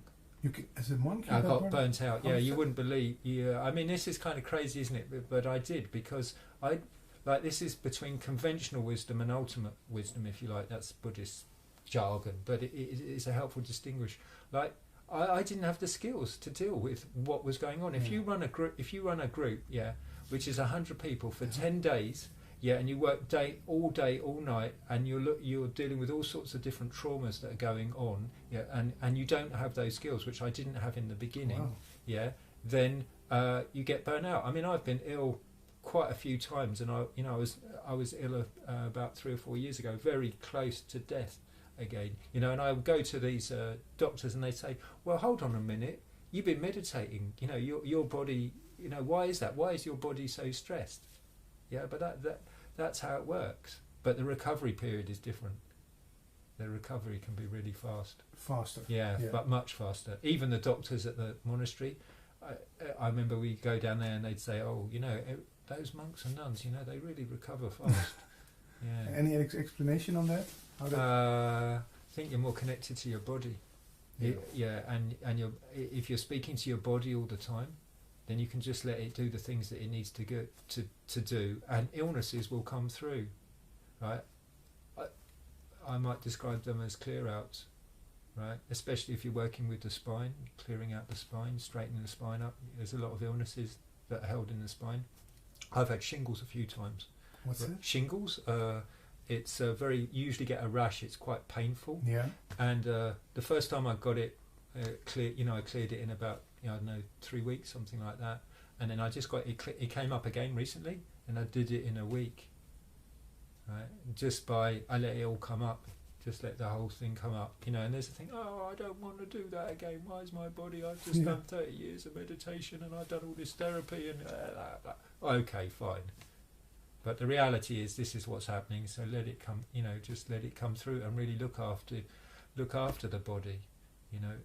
I came from an ascetic tradition in a way, where I lived as a monk, I thought you had to be really tough.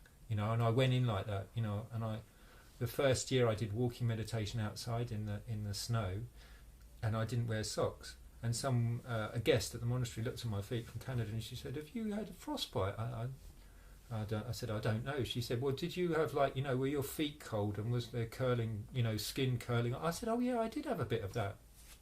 So this foot is messed up, it's still with frostbite, because I got frostbite because I Did you try to be the best monk? Of course, yeah. Is that still the same mechanism? No, not now, but when you come into the monastery. No, not in some ways it can be, yeah. In the tradition that I was, because it was very hardcore. Like I would say, it's a sort of SAS style. SAS? That's a special air service. Oh, That's the hardest of the hardest. Yeah, we do it really stay up all night. And I learned. I don't know if you know the Goenka tradition, this very hardcore meditation tradition, and you do 10-day retreats, and they're 2 hours of sitting all the time. And I heard, to be a good meditator, to really understand who you are, you should be able to sit still for 8 hours, right, not move, right. So I set myself the target, right, because I was a warrior in those days, of trying to, and I could get up to 4 or 5 hours and not move, but it was always with tension. Whereas those that do it with 8 hours, they do it through relaxation, right? But I was not in that at that stage in my life. I didn't have that insight. I didn't really. I was just on this program. And was it all necessary? Oh God. Well, I just don't know. I don't know. I mean, how do you know? I don't know. I can't. Now, people from non-duality tell me, well, there's nothing necessary. This can happen any moment of the day. When you told us first in the interview, someone can get off the bus and suddenly boom. Yeah. Like when I look back at my life, I just think we all experience these periods of awakening, right? They might be very split. They might be just 1 second, half a second, right? We don't have the language, we don't have the description, so we just ignore it. But my sense is most people get some sense of that. And sometimes they become much bigger gaps, and sometimes they're completely transformative. So in my, I don't know. I just don't know whether, what. It's just what happened. It's just what happened. Yeah. My life unfolded in this way at this time, yeah. And that's all I know. And I can't say, people ask me, should I become a monk, right? I don't know. Go and try it out. Just explore that. Or should I go to therapy? Yes. Yeah. It really helps. But maybe that's not the right thing. In Buddhism they have this word kalyanamita, spiritual friendship. That's where I think it's really nice. Just me and you walk side by side. Let's see how it. Totally equal. Equal. I always felt that as a monk. I never used my religious title. I never tried to sit higher than people. I never tried any of that business. I never felt that was important. It's not important. No. Still, there are some Buddhist countries where you come to, and when you have a Buddha tattooed on your arm, they can throw you into jail. Yeah. It's just cultural nonsense. doesn't bother you that they made Buddha into the next big thing that everyone has to worship? Well, that's what culture does, because like they put the Abbot all the time. He was saying this. They put enlightenment so far. Oh, it's up there, and only special people. And do you know what? Only men can do it, right? Well, and he said that's not the case. Here and now. And that's why I had endless. Here and now. Here it is. It's always now, and anybody can do it. And after a while, if you hear that enough, which I did, you suddenly think, well, you know what he's saying? It must be true. It must be true. So why don't I just give it a whirl? And just see, is that in my own experience, is that true? So, and it's, what is it? Strategy eats culture, culture eats strategy, right? So changing culture is that's why I want to work with thought leaders, you see, because that's where you can change culture. And then maybe that's a way of working with this. But, like in Thai culture, it's against the law for women to ordain as monks, as bikinis. Yeah. What sort of... Yeah. Yeah, it's 21st century, isn't it? So... I want to ask you, is love the closest thing we can get to enlightenment in the personal stuff that's going on? Or is it a total different quality? So I'm in a relationship now. Yes, I've been celibate for 15 years, and I've entered into a relationship. So I'm new to the relationship game. It's been a long time, a long time since being in a relationship. And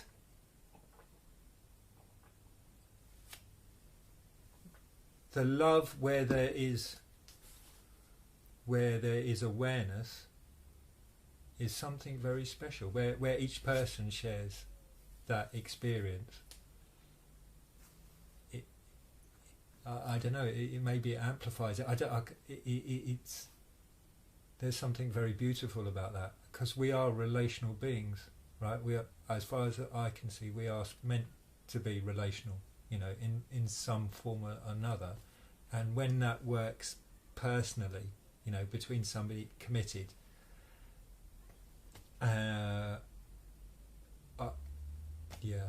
I would say yes, love is very close. Unconditional love, not the love that's like, I've got to have a bit more of that. I've got to, that desire.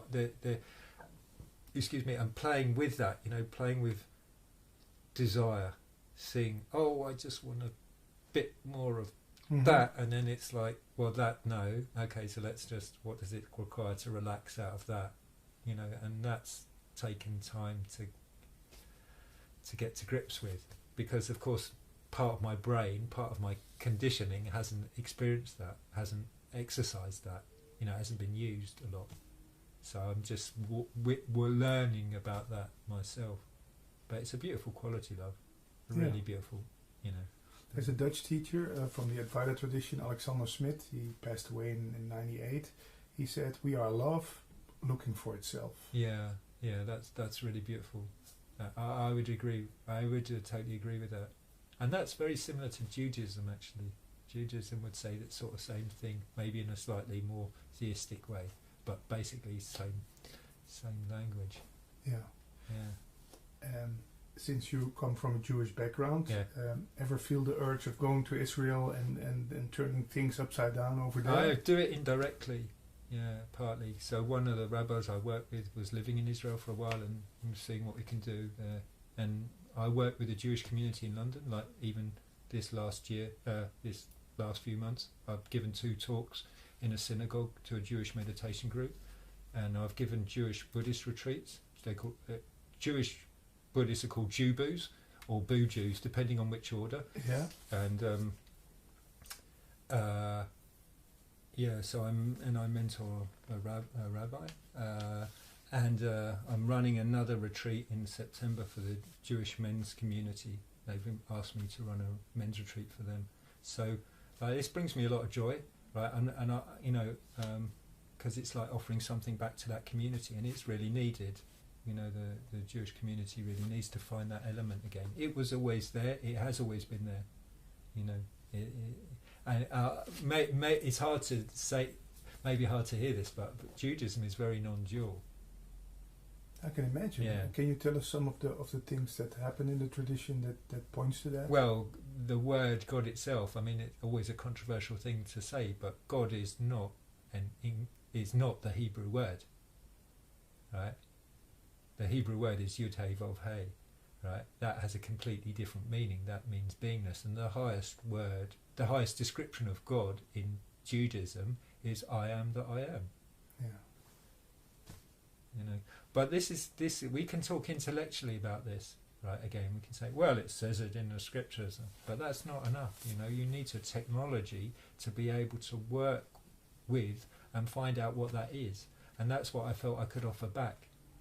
You know, I got bar mitzvahed, so this at 13 you become a man, and I got bar mitzvahed, and it was a very joyous experience, but I had no idea what I was actually saying, no idea whatsoever. And I only found out about this in the monastery again, because they had a really fantastic Jewish library, and a lot of Buddhists are Jewish, you know, because that the element of meditation and mindfulness and went out of that. So I was asked once in a public talk about Judaism, what's really needed in Judaism, and I said one thing: silence. Just a little bit of silence, it's too loud. It's too loud, and you just need a little bit of, you know, just come back just a little bit, and just what would it be like just to receive? You know, just okay.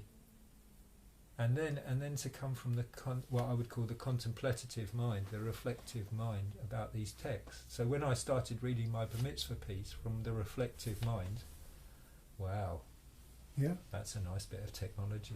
I'll have some of that. It's beautiful. Yeah, it's beautiful. And Islam, have you ever explored that and see similarities between Judaism? Well, again, you see from the esoteric side. You know, the esoteric side of Islam, Sufism, you know, oh my God, it's so beautiful. Yeah. You know, we don't hear much about that on the news. No, we don't. No, you know. We only hear that Sufis and other parts of the tradition are fighting. Yeah, and maybe that's true, but in essence, you know. And I tried this. I work for a charity in England, training teachers how to run dialogue with young people in further education, vocational colleges, you would call them. And I went around a lot trying to run dialogues with different faiths to get them to speak to one another, you know. And but without the reflective mind, both in the teacher or some training within the students, it's very difficult, because all you get is views. My view's better than your view. This one's better than that one. And that's why I think critical thinking as a technique in society, whether it's Socrates' dialogue or philosophical inquiry, is a really important skill. And that's why arts are particularly really important, because they can give you a metaphor, they can give you a abstract way of thinking about things, and you can make different connections rather than just dogma of it's like this or like that or like the other. But still, as we mentioned at the beginning of the interview, that's what I am. Cannot be discussed or even talked about. Well, that's and interestingly, in Hebrew, you don't say God, you say Hashem, the name, because it can't be described. Yeah. So it's just like endless loops of like you keep coming back to this point. And we fight wars over it. Fight wars over it. Yeah, it's really crazy. It is. It's totally like. But I also see that as a human integration problem. Right, that's the human level's not been integrated into something that's workable, and so maybe a lot of the people that we're seeing that are acting out on this are not all that well themselves. Can it be integrated? That what I am, and the definitely, or is it still? No, I think it can be totally integrated. And you are an example of that, or I'm trying to be. Yeah, I'm trying as best as possible to integrate that in. And release what keeps personality, what blocks me, and that unfolding is very it's very personal, and so you get drawn into situations that maybe are the best ones for yourself, even if you resist them or don't like them, or they're really likable, you know, because what's the universe really asking you to do? It's just saying, you know, give it all up. There are people in the Advaita tradition who tell me that even someone who loves to rob banks or the highest criminal can see this Totally. and then still be a criminal. Totally. I agree. So Totally agree. So it's not about changing into an angel on earth who doesn't harm anything or anybody ever. I wouldn't agree with that. There's a responsibility that goes with seeing who Mhm. you are. But how So- can you be criminal then still afterwards? Because it's not a personal thing, is it? There's no connection to the personality. It's two No. different things. And Yeah. if you mess those two things up, you get in a lot of trouble. A lot of trouble. So that's why there's a like, I'm a shadow hunter, right? Shadow work, from Jung. Mhm. I can find people's shadow really quickly, right? And that's the work, really. Jung said every religious person should do shadow work, so they find out what's hidden and bring it to the surface, and finding ways of doing that. So I ran a lot of shadow workshops.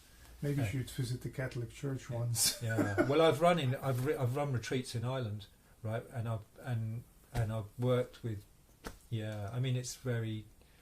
You see, it's interesting, isn't it? There, you can say the Catholic Church, but then you can look at. I think it's Martin Freeman, this great Catholic meditation teacher. It's there in every different. Rob McNamara's got a fantastic community stadium in Ireland. Same thing, very contemplative. You wouldn't even really, the outer form is Catholic. Awakening is awakening. It happens in all things, but this point of integration, I think is really important. And in Buddhism, they say an arahant is supposed to be they're graded in Buddhism. There's these different levels of enlightenment, and a fully enlightened, awakened person. As a monk, they decide to keep the monk's rules, but they don't have to. They keep it out of because it creates harmony. Yeah. And I think if you want a harmonious society, you have to work on that level. People have to be tamed, or how do you call No. it? Wild horse? No. That's a Western idea of precepts. Yeah. Like, that's good and bad. That comes from Judeo-Christian thing, which of course isn't there in the Bible. Sin is not there in the Bible. If you can find it, fine. I can't find it. The word is off centre. You're off centre. Well, if you're off centre, you can come back to centre. So the idea of taming people, it's not about that. It's helping people to expand. Yeah. And what structures do you need to do that? And you can see also why it's difficult. But and if you look at, I don't know if you know spiral dynamics, and it's another interpretive mechanism to see how we develop as humans. Up to awakening, and those movements through those levels. The movement between the one level and the next, you don't know how it works. It's a sort of miracle. Somehow, like, you could say, well, the CEO of a company, he's really autocratic, and then somehow there's a shift, and then it all changes. And what is needed to put in place to help that process? I'm exploring it. Yeah. I'm exploring it. What can you put in place? But my personal approach is your presence makes a difference. Your presence makes a difference. Yeah. Your presence makes a difference. You're willing to turn up, to be present with however much you can do it. That makes a difference. Because if we are truly connected, if it is one, full stop, then you being present to whatever bit you can do affects all of us. Right? We may not feel it as a tangible experience, but if you like that love, which I think you could say is, supports everybody. Really. Does it also give an example that when we're at a party and it's 3 people come in, it becomes a totally different party. Yes. Sometimes for the better, sometimes for the worse, Right. but it all influences each other. If It someone was does. sitting here, maybe we would speak other words. Yeah. And the more awake we are, the more that we can feel into that situation. I used to practice with this a little bit of although as a monk you don't really go in a pub or a bar, but you can feel situations. So I remember once being in London and it was a football match, right? And there was a lot of hooligans around. So of course you're wearing robes, everybody wants to, usually they shout out Hare Krishna, so they get this whole uproar. So you can just feel into the crowd, like, do I want to be part of this? Like in the earlier day, maybe Morris would like, yeah, well, let's have a go, let's get in there, right? As Amranato the monk, you think, oh, let's give it a break, I don't want to be. So even that creates harmony, being able to attune to a situation, really know how you are.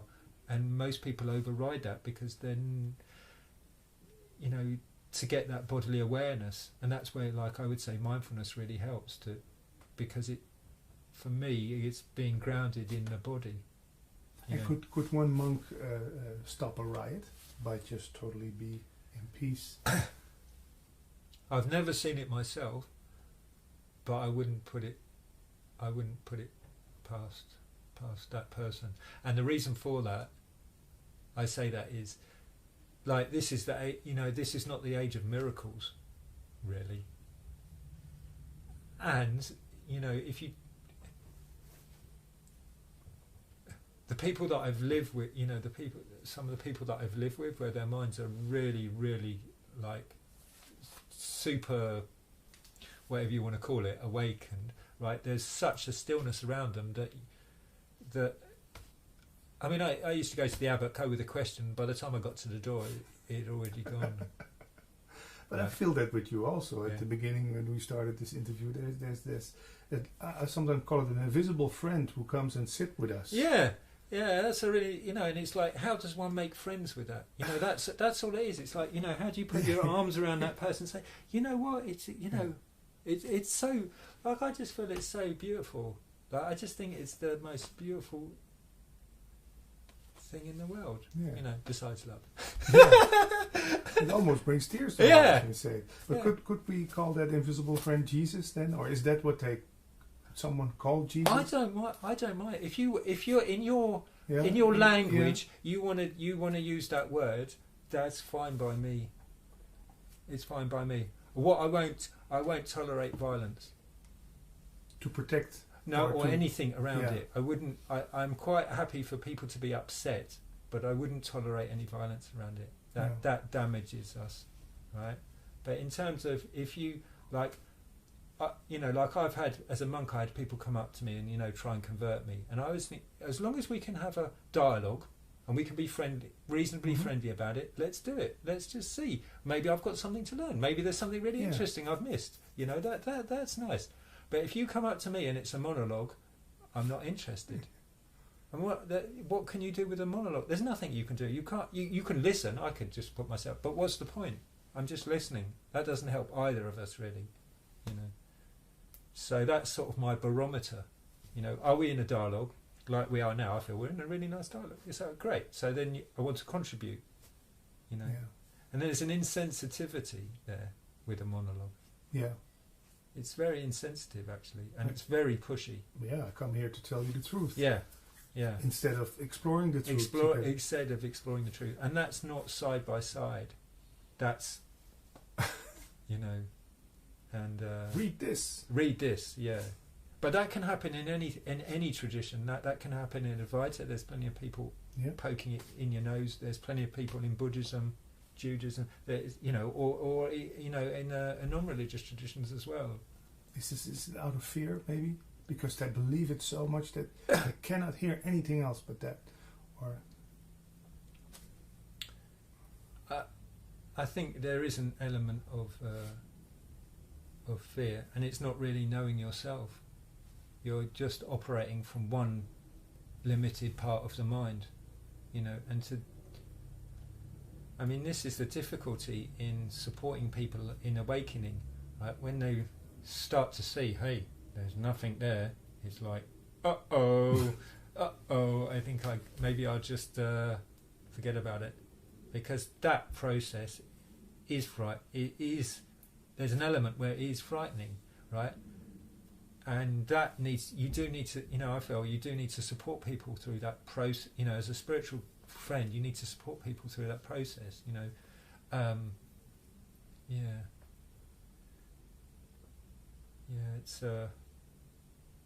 it's a very tricky phase, And I'm always very wary about how to do that. Like when I ran 10-day retreats in Australia, and I guided the retreat to that point, but there was a lot of preliminary work before that. I'm very much from a trauma-informed approach.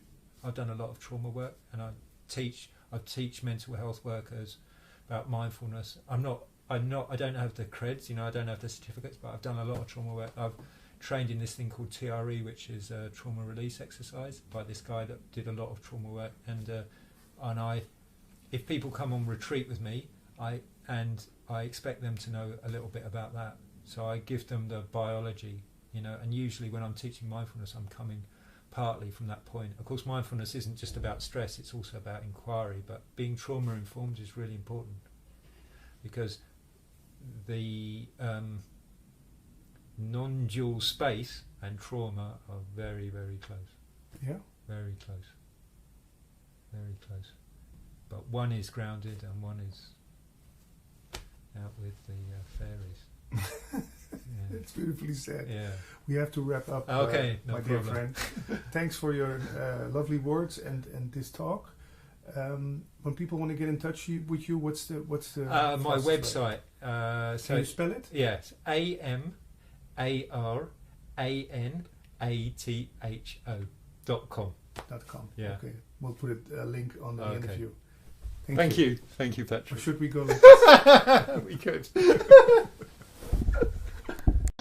So, hello girls. You look so spiritual in the grass. We are. For the viewers, this is Annemieka's garden, but actually you don't own it, right? It's true, yeah. Whose garden is it? Nobody owns it. So I can take it now. You can take it, yeah. You have to ask serious questions, well, otherwise nothing comes out. No, I know you by now. So, I just talked with DJ, and he said you and he are like the leaders of the non-dual meetup group. In Oroville, we are the organizers, yeah? Facilitators, I wouldn't say leaders, but we kind of initiated it and kind of put the setting in place. People come and yeah, it's nice. Oh, and most people here in Oroville, they are busy with Sri Aurobindo and the mother. Yeah. How do they react to your non-dual meetup group? Well, it's nothing against any religion, because it's just seeing things without any filters, uncluttered. So it's not against Sri Aurobindo and the mother's teaching at all, because it's just part of existence. It's the way existence functions. Yeah. It's the way life is. And if you go into the teachings of Sri Aurobindo and the mother, there is non-duality present. Yeah. It's just there because. So true. Yeah. And during the meetings, what is the most frequently asked question for people who participate? Oh shit, now I have to think. Yeah. They all want to know what to do. What is it that you can do to reach the goal? And the goal is enlightenment or awakening. And Lisa, what should people do? Whatever they do. Good, back to Annemieka. But it's so hard for people to not to do something. You can only point to the fact that there is nobody doing anything. There is no doership. Yeah. And that is too abstract for the person who thinks he wants to reach somewhere. So it's the contracted individual who wants to get somewhere and reach the goal, which is impossible.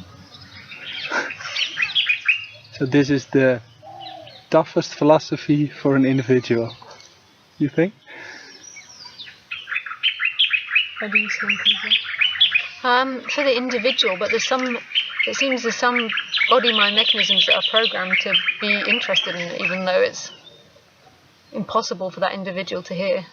Yeah. that are drawn towards it. A bit like the mosquito to the, you know, those, or the flies to those fires. Have you ever seen them? Yeah. Where they Fireflies. No, they're flies, and then humans put down these machines which the flies are attracted to, and then they go, they die when they touch it. But it's the same as they go to the light bulb. And they're all stuck to it, right? Yeah.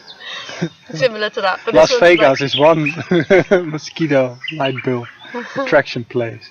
But this one they properly set on fire. They go to it, they're attracted to it, and then it's a bit like. Oh, really? You've never seen them before? No. It's a nice metaphor for enlightenment. Yeah, it is. To burn.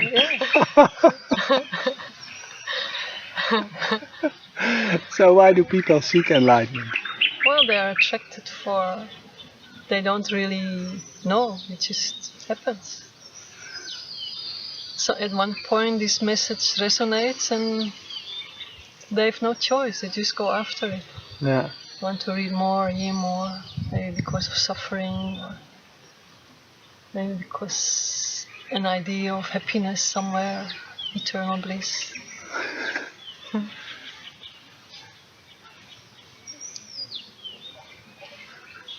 But then, can there be bliss without the opposite? Well, there is an emptiness which is not empty, where the opposites kind of fall away. Not that they don't exist, but they are not, how would you say that?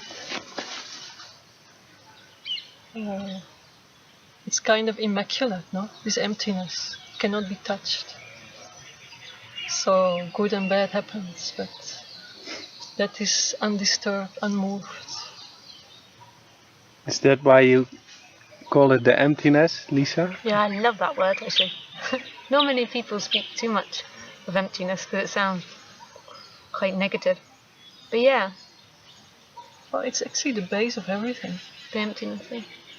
And in a way it's so beautiful because emptiness just accepts everything as it is. Yeah. Just as it is, accepts everything. But for some people this might sound so nihilistic. Yeah, I think so. Yeah, emptiness is quite a strong word, but I love it. Emptiness.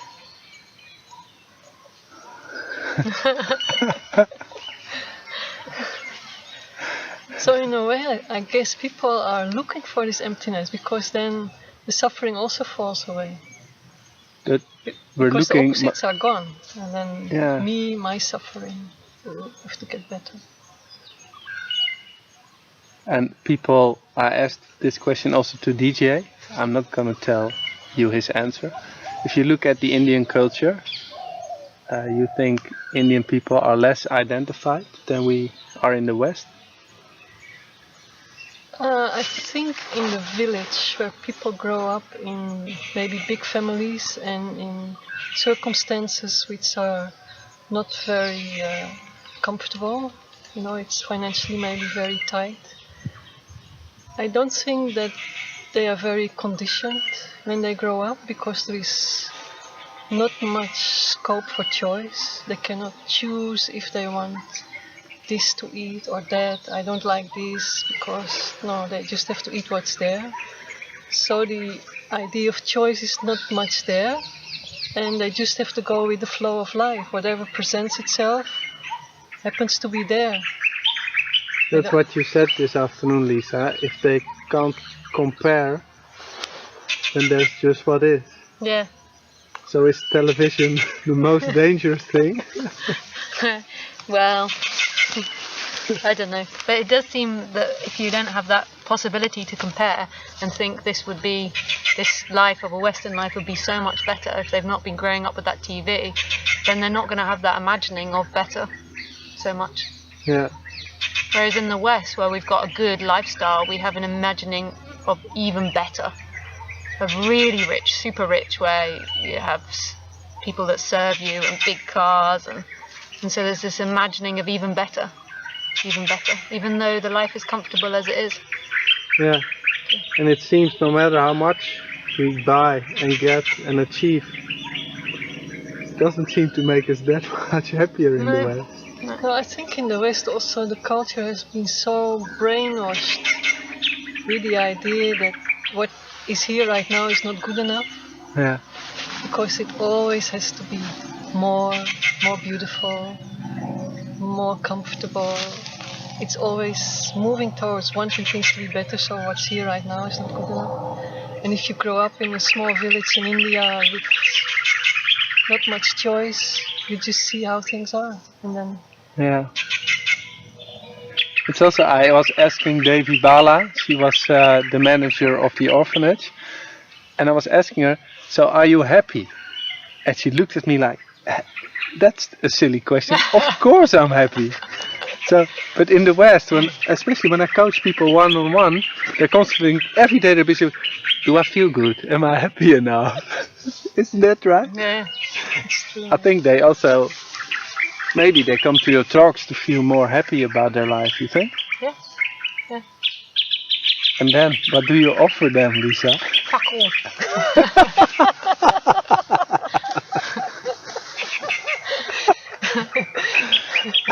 But it's terrible because the poor Western people are so much continuously looking at their states, what you feel, what your state is, and imagining better. So constantly inward looking, how do I feel, what do I feel, name your emotions, like improve your emotions. And again, it's this world of comparison. I would prefer not to feel like this, I would like to feel like that, and it's impossible. Life can only ever be as it is and what's happening. So when you look at spirituality, when I see the businessmen, they take their thoughts completely serious. Yeah. And then you get spirituality and suddenly your feelings. Yeah. It's the same joke, isn't it?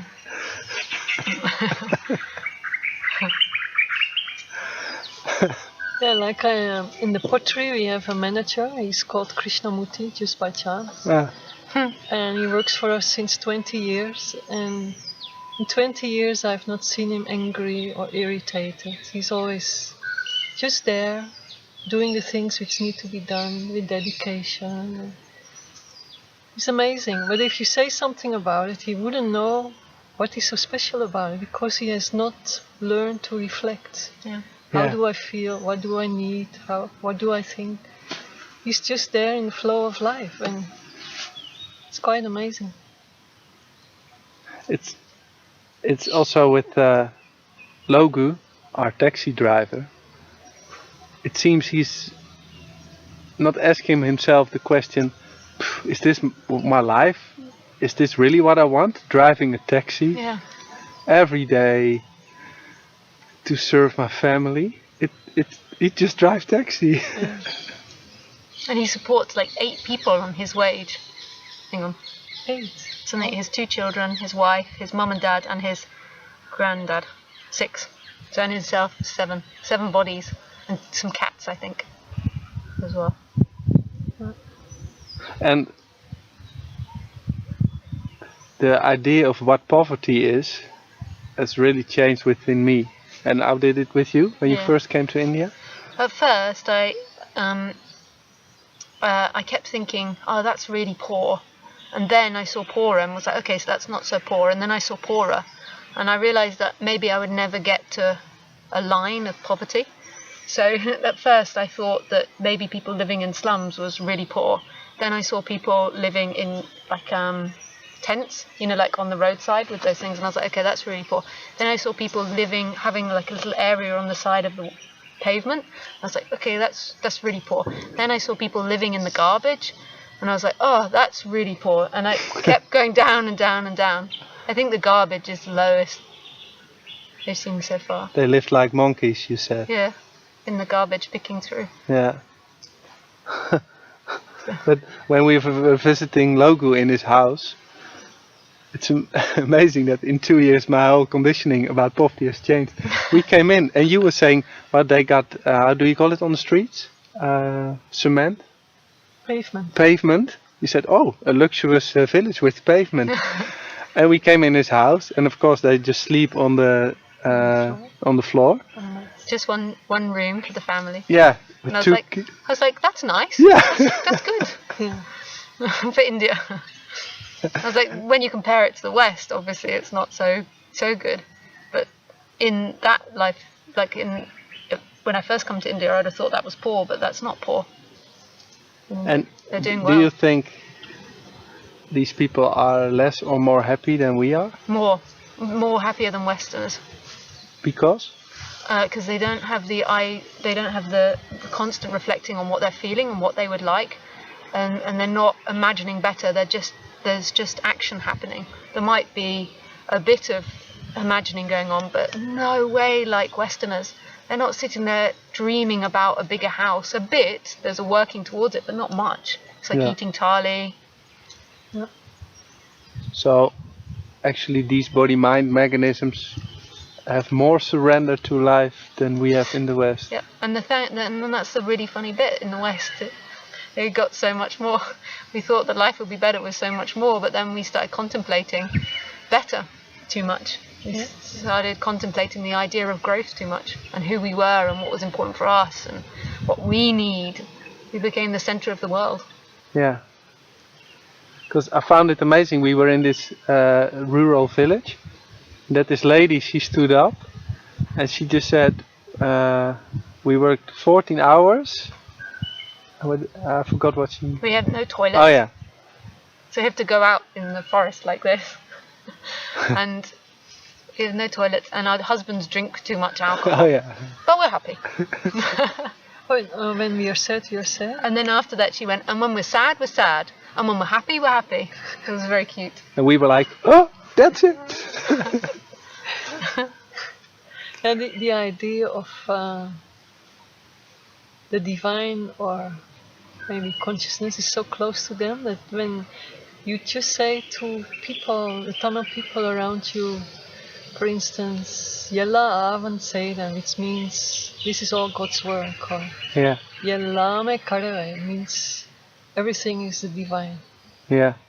They immediately know what you mean, and they open up and they smile because they feel it's like that. Divine is everywhere and it's so close. It's beautiful. Here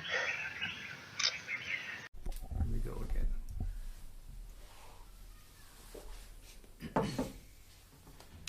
So, could this message just be summed up in 3 words? No, 4 words. There is no you. Which in a way would actually almost be too much. Too much. So to there say. actually is no message. Yeah. But still, we talk for half an hour. Yeah, apparently. Not really, but apparently. Yeah.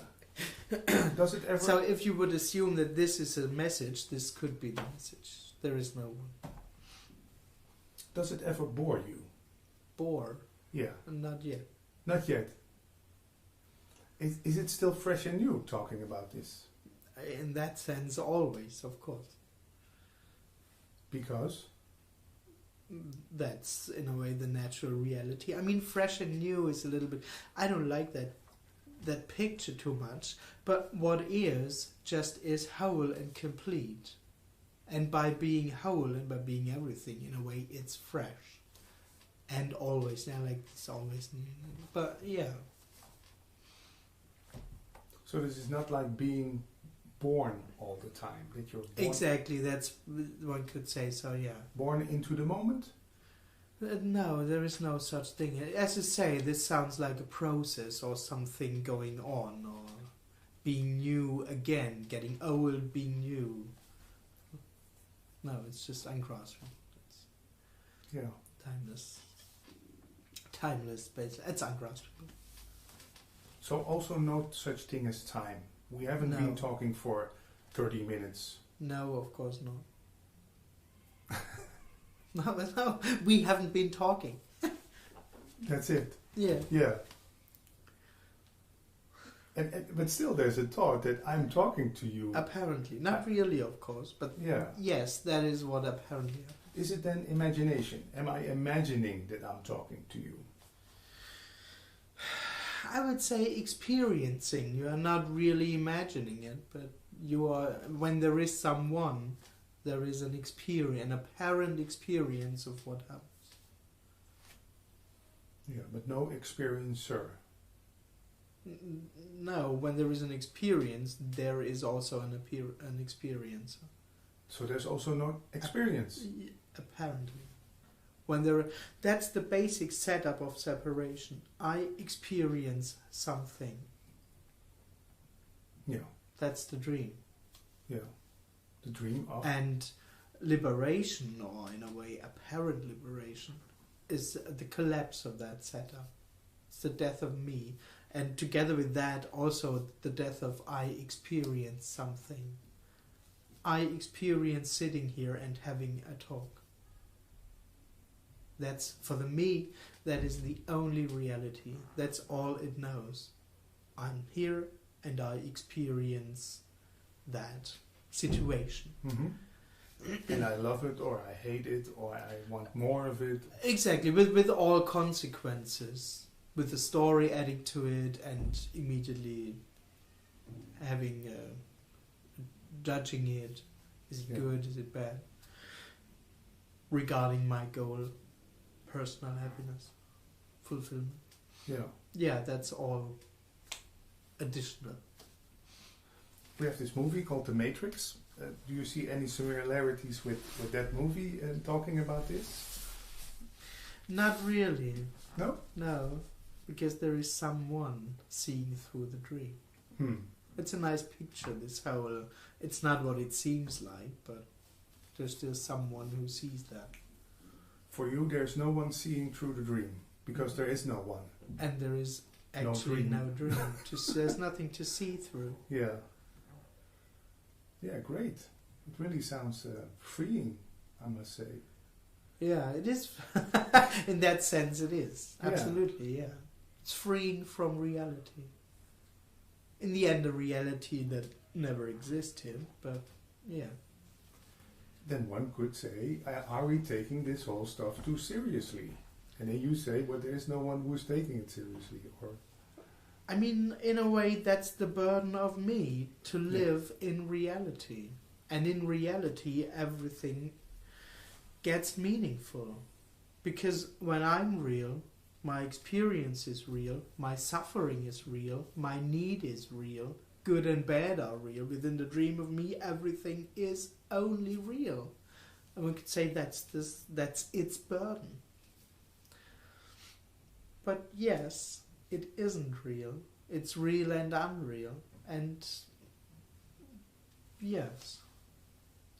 But there is no one to take it more lightly, you know. This would just be loosely speaking, so don't take it serious. It's not what's actually being said here. It's not what is suggested. It could become a new task. Mm-hmm. Me might start to take this very seriously. Yeah, but I seriously try to not take it too serious. Or I seriously try to get enlightened. Yeah, whatever. Yeah. But in the story, my father is in the hospital. And I see him suffering because he thinks it's all real. He thinks he's ill. He thinks he has to stay there for another week. You want to help someone. Okay. Is there any way to bring this message to someone who... No, of course not. Why not? Someone will never hear that message. There is no message. It's impossible. And you there can't is no bring someone. it to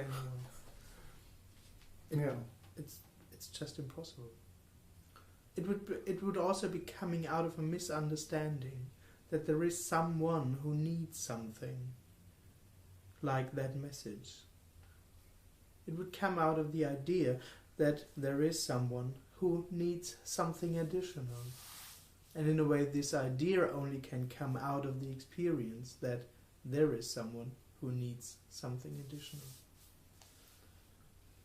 So this father being in a hospital, that's all, just use a word, perfect. That doesn't have to be anything changed about that. One could say so, yeah. And me trying to change it or to help him is also the story, but doesn't have any effect on... Oh, there can be an apparent effect, of course. But you wanting to change it, or you feeling about it as you feel, is as perfect as your father lying there. It's just no thing as that. But within the story, there can be an apparent effect. You make him laugh or not, but it all doesn't matter. It all already is it. Yeah. So Advaita is no medicine for the depressed or the you don't even call it Advaita. No. It's not a method, exactly. There is no such thing as Advaita or non-duality, or that simply doesn't exist. There is no.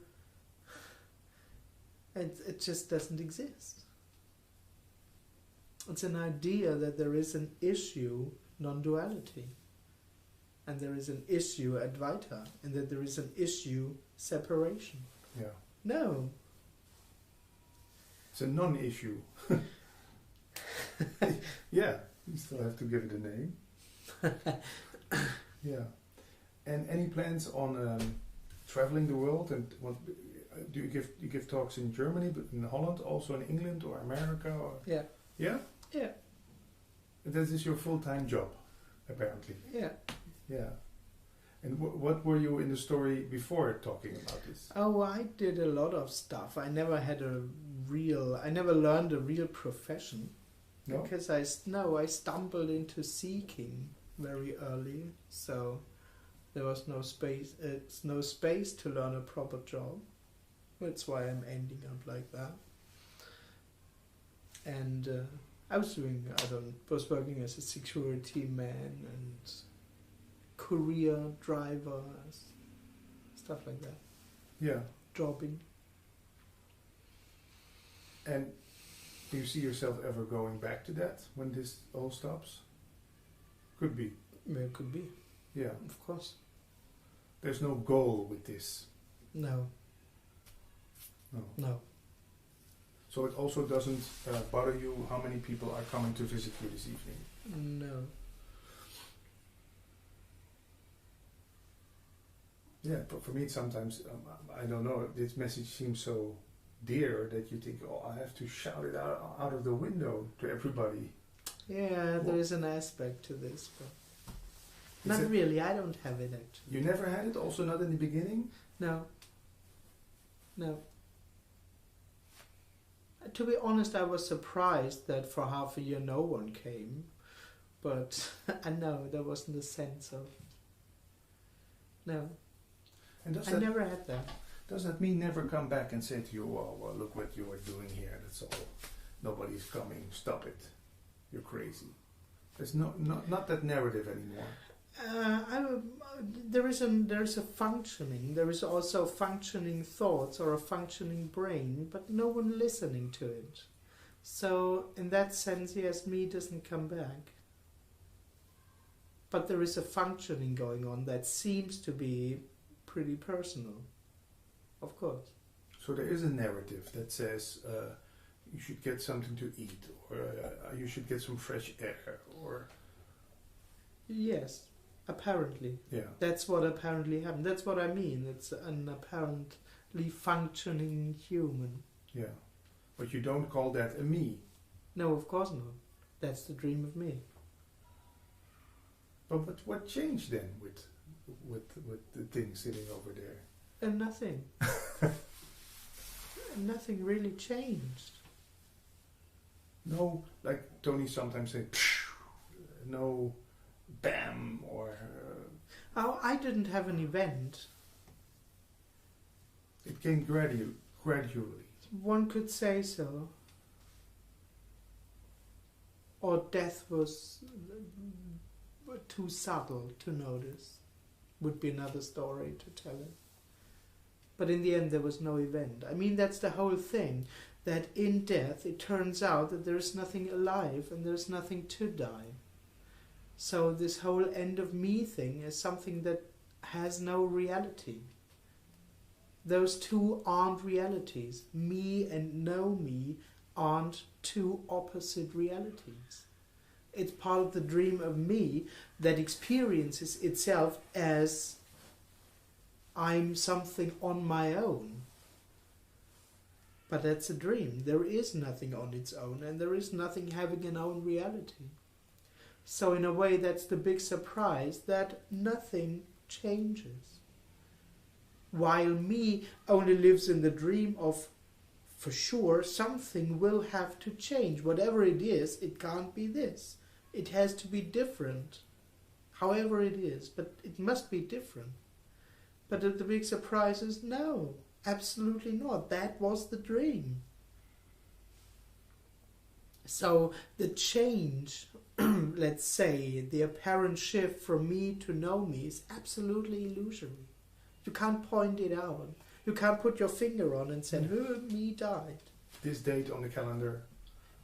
In the story that sometimes happens, some people have an apparent event, but it's apparent. It's not real. Because nothing is real. Because nothing is real, yes. And the whole presence of me is illusory. Nothing really goes away. It's good that is said, because sometimes it seems like you're waiting for something to happen. That's how me lives, exactly. It is waiting for something to happen. That's its whole experience. This isn't it. And something has still to happen. Yeah. No, of course not. That's the dream. It's this, as it is. Like you are, like I am, like this is. Without anyone experiencing how it is. It just is as it is. Mm-hmm. There's no additional experience of that, but exactly that's it. With these thoughts, and with these thoughts, and these feelings, and this room, and this atmosphere, that's it. There's nothing else. Yeah. There's nothing to get, nothing to reach. And even this can't be experienced, or doesn't have to be enjoyed, or transcended, or seen through, or anything. This doesn't completely require anything. No recognition, no seeing of it, nothing, just nothing. So it's just for the joy of it? No, it's for nothing. It's for nothing? No, it's not even for the joy of it. Still looking for a reason. Yeah. Yeah, great. Tonight when I'm going to bed, what happens then? Also nothing. No thing. That you go to bed is the story.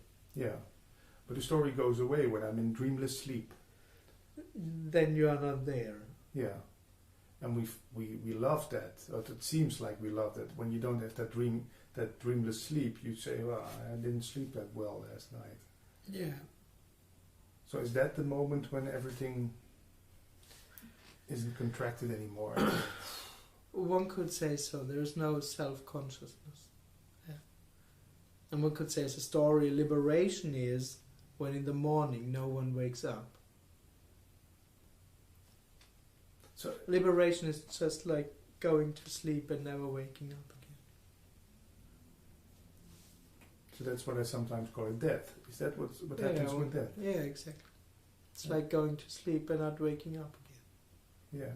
So we don't have to be afraid of death. Could be. Yes and no. I mean, for me, being afraid of death is quite logic, because all it have is the illusion of being alive. Yeah.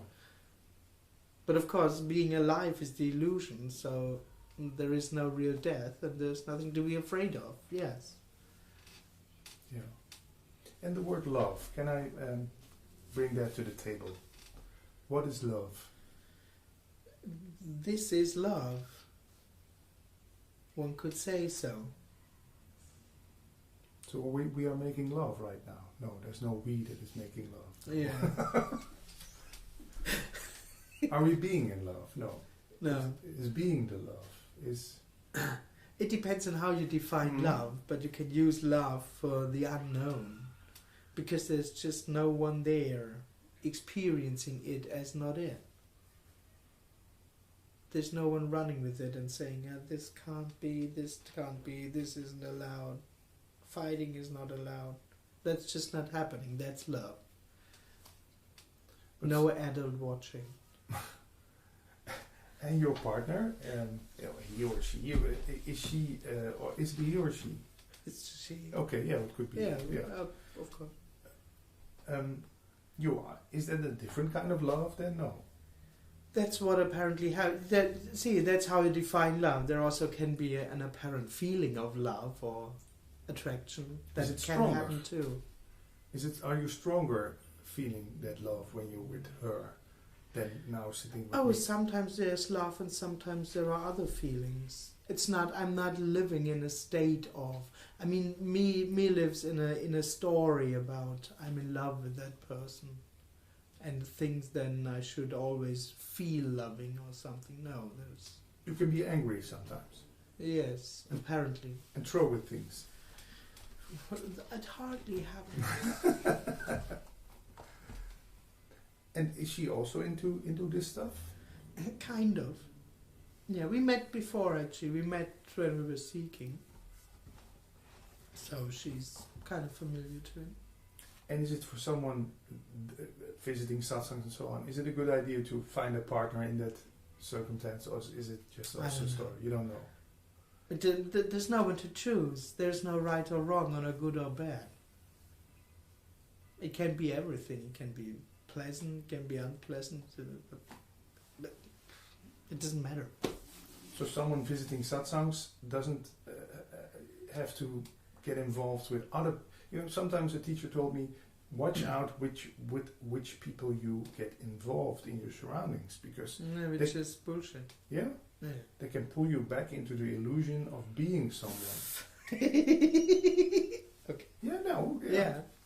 Why is that so BS? Oh, because it's just a complete story. It doesn't work that way. That you could choose to be with whom you are. And there are things that are better than other things, and that's just part of the dream, that you can create conditions that serve you, that you have to consciously be aware and attentive to not do the wrong things in order to fuck up your enlightenment. It's just or fuck up my life. Yeah, but I mean that's the basic fear of I am. Yeah. If I don't do it right now, then I fuck up my whole future. Yeah. Or my future enlightenment, my future happiness, which is the only moment when I will be really happy in the future. Not now. Yeah, of course not, because that's not it. In the experience of me, that's not it. Yeah. And being pulled back and all that stuff. As long as there is someone, me will live in the dream of things pull me back into me, which doesn't mean anything else than things destroy my good experience. Yeah. That's what's me working on, having good experiences, and it's constantly working on that by being watchful and conscious. I shouldn't meet that person. I should eat better. Yeah. I should avoid that groups. I should avoid that feeling. I should avoid that thoughts. I should go there because of. That's the work. That's the struggle. The constant work of me to being attentive, to be consciously aware of doing the right things. Yeah. For nothing. It's all for nothing. It's completely useless. Yeah.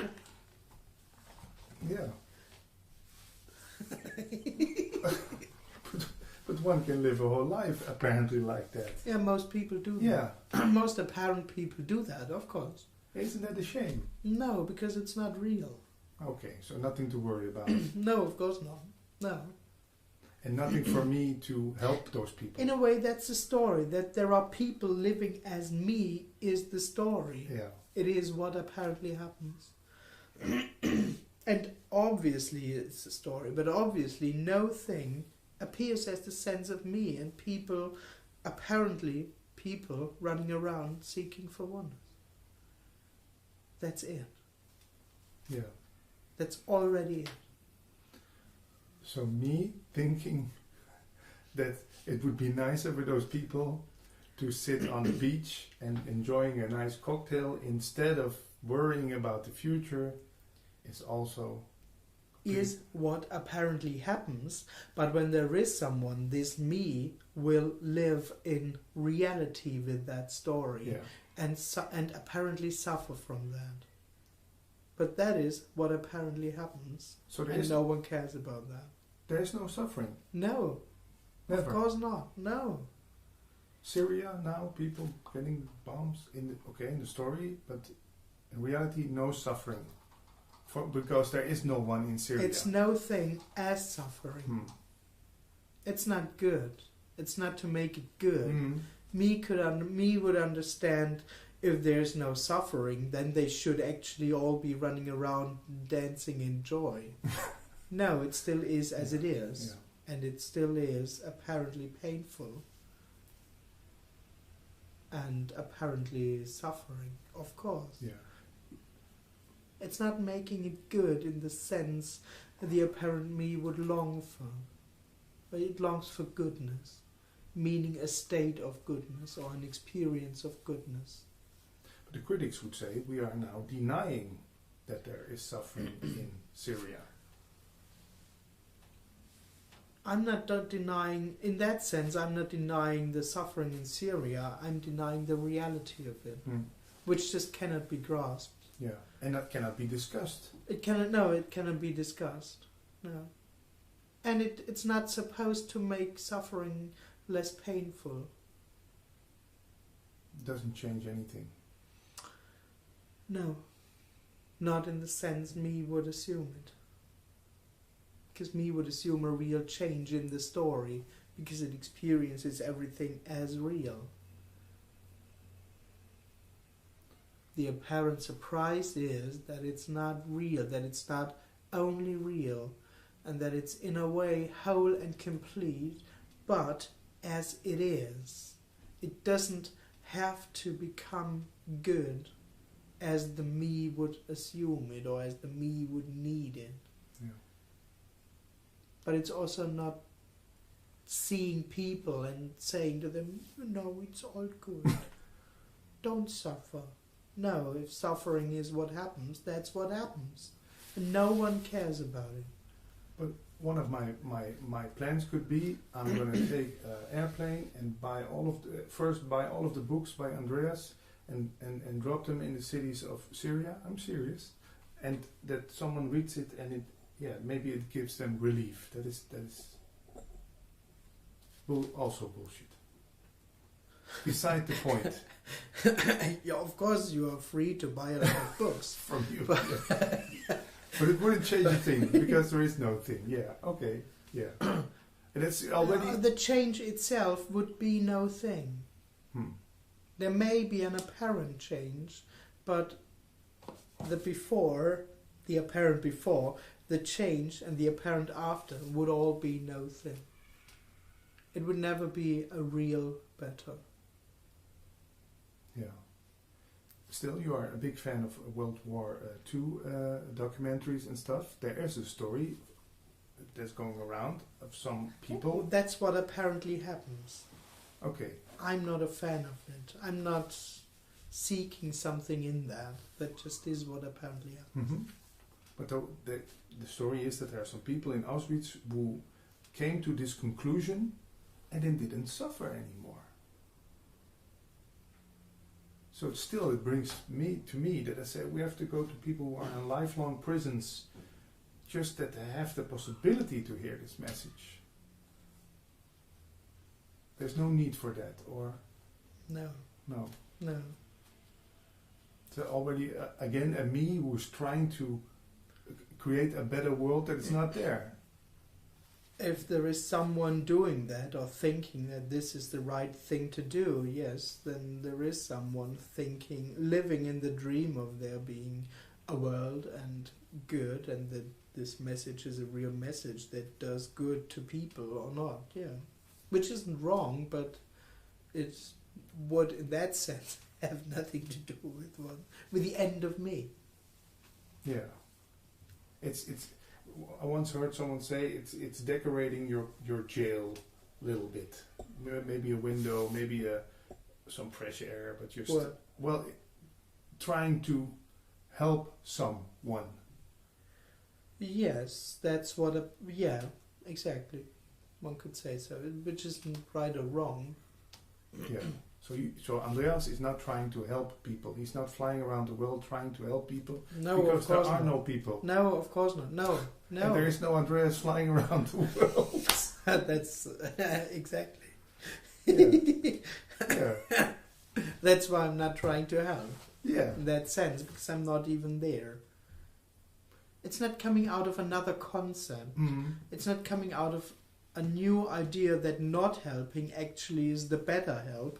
No, it's just this whole energetic setup of there being two people and seeing someone who is separate and is suffering and needs help. This whole setup just isn't there.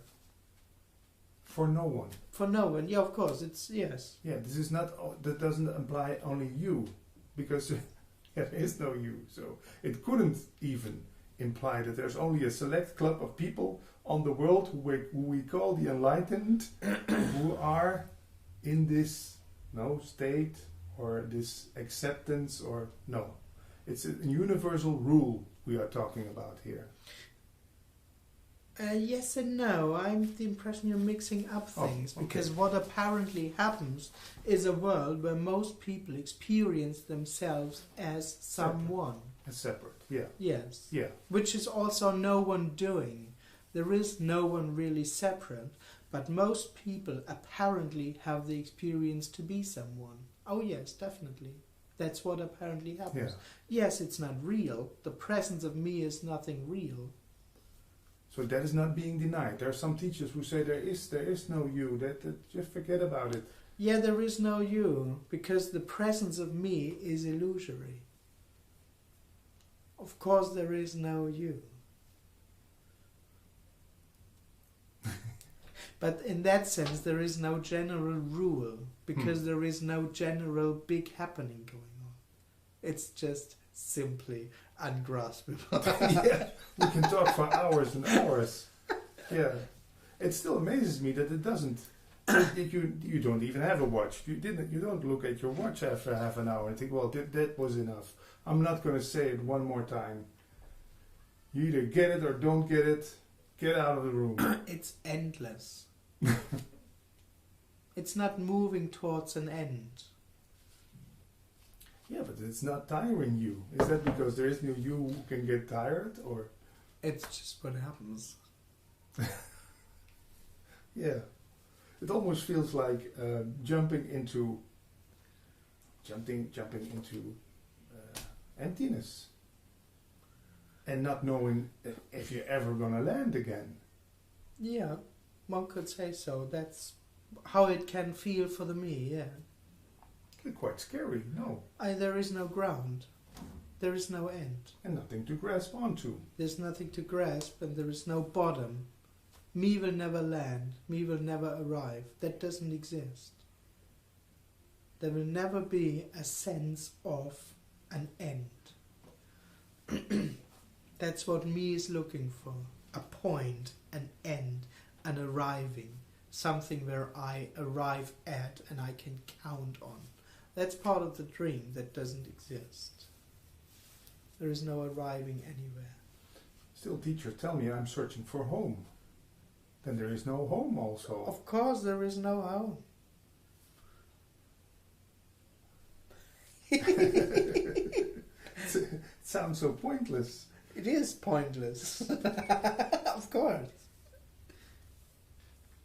So, after traveling the apparent world, aren't you glad that you are back in Stuttgart and then finally get home again and get into your nice couch and sit in front of the TV and think, That's what apparently happens, but there is no experience of it being real. There is no experience of there being someone on the road longing for a rest. Me experiences itself as being on a path, as moving forward in time, and it looks for an experience of arriving, of resting in small things, or one could say, as it experiences me the arriving in small things, like coming home after a trip. For a moment it has the experience of, that would be another assumption for enlightenment, that I experience it in small things, and enlightenment is the one big me arriving experience. Yeah. No such thing. No, there's no experience of that here.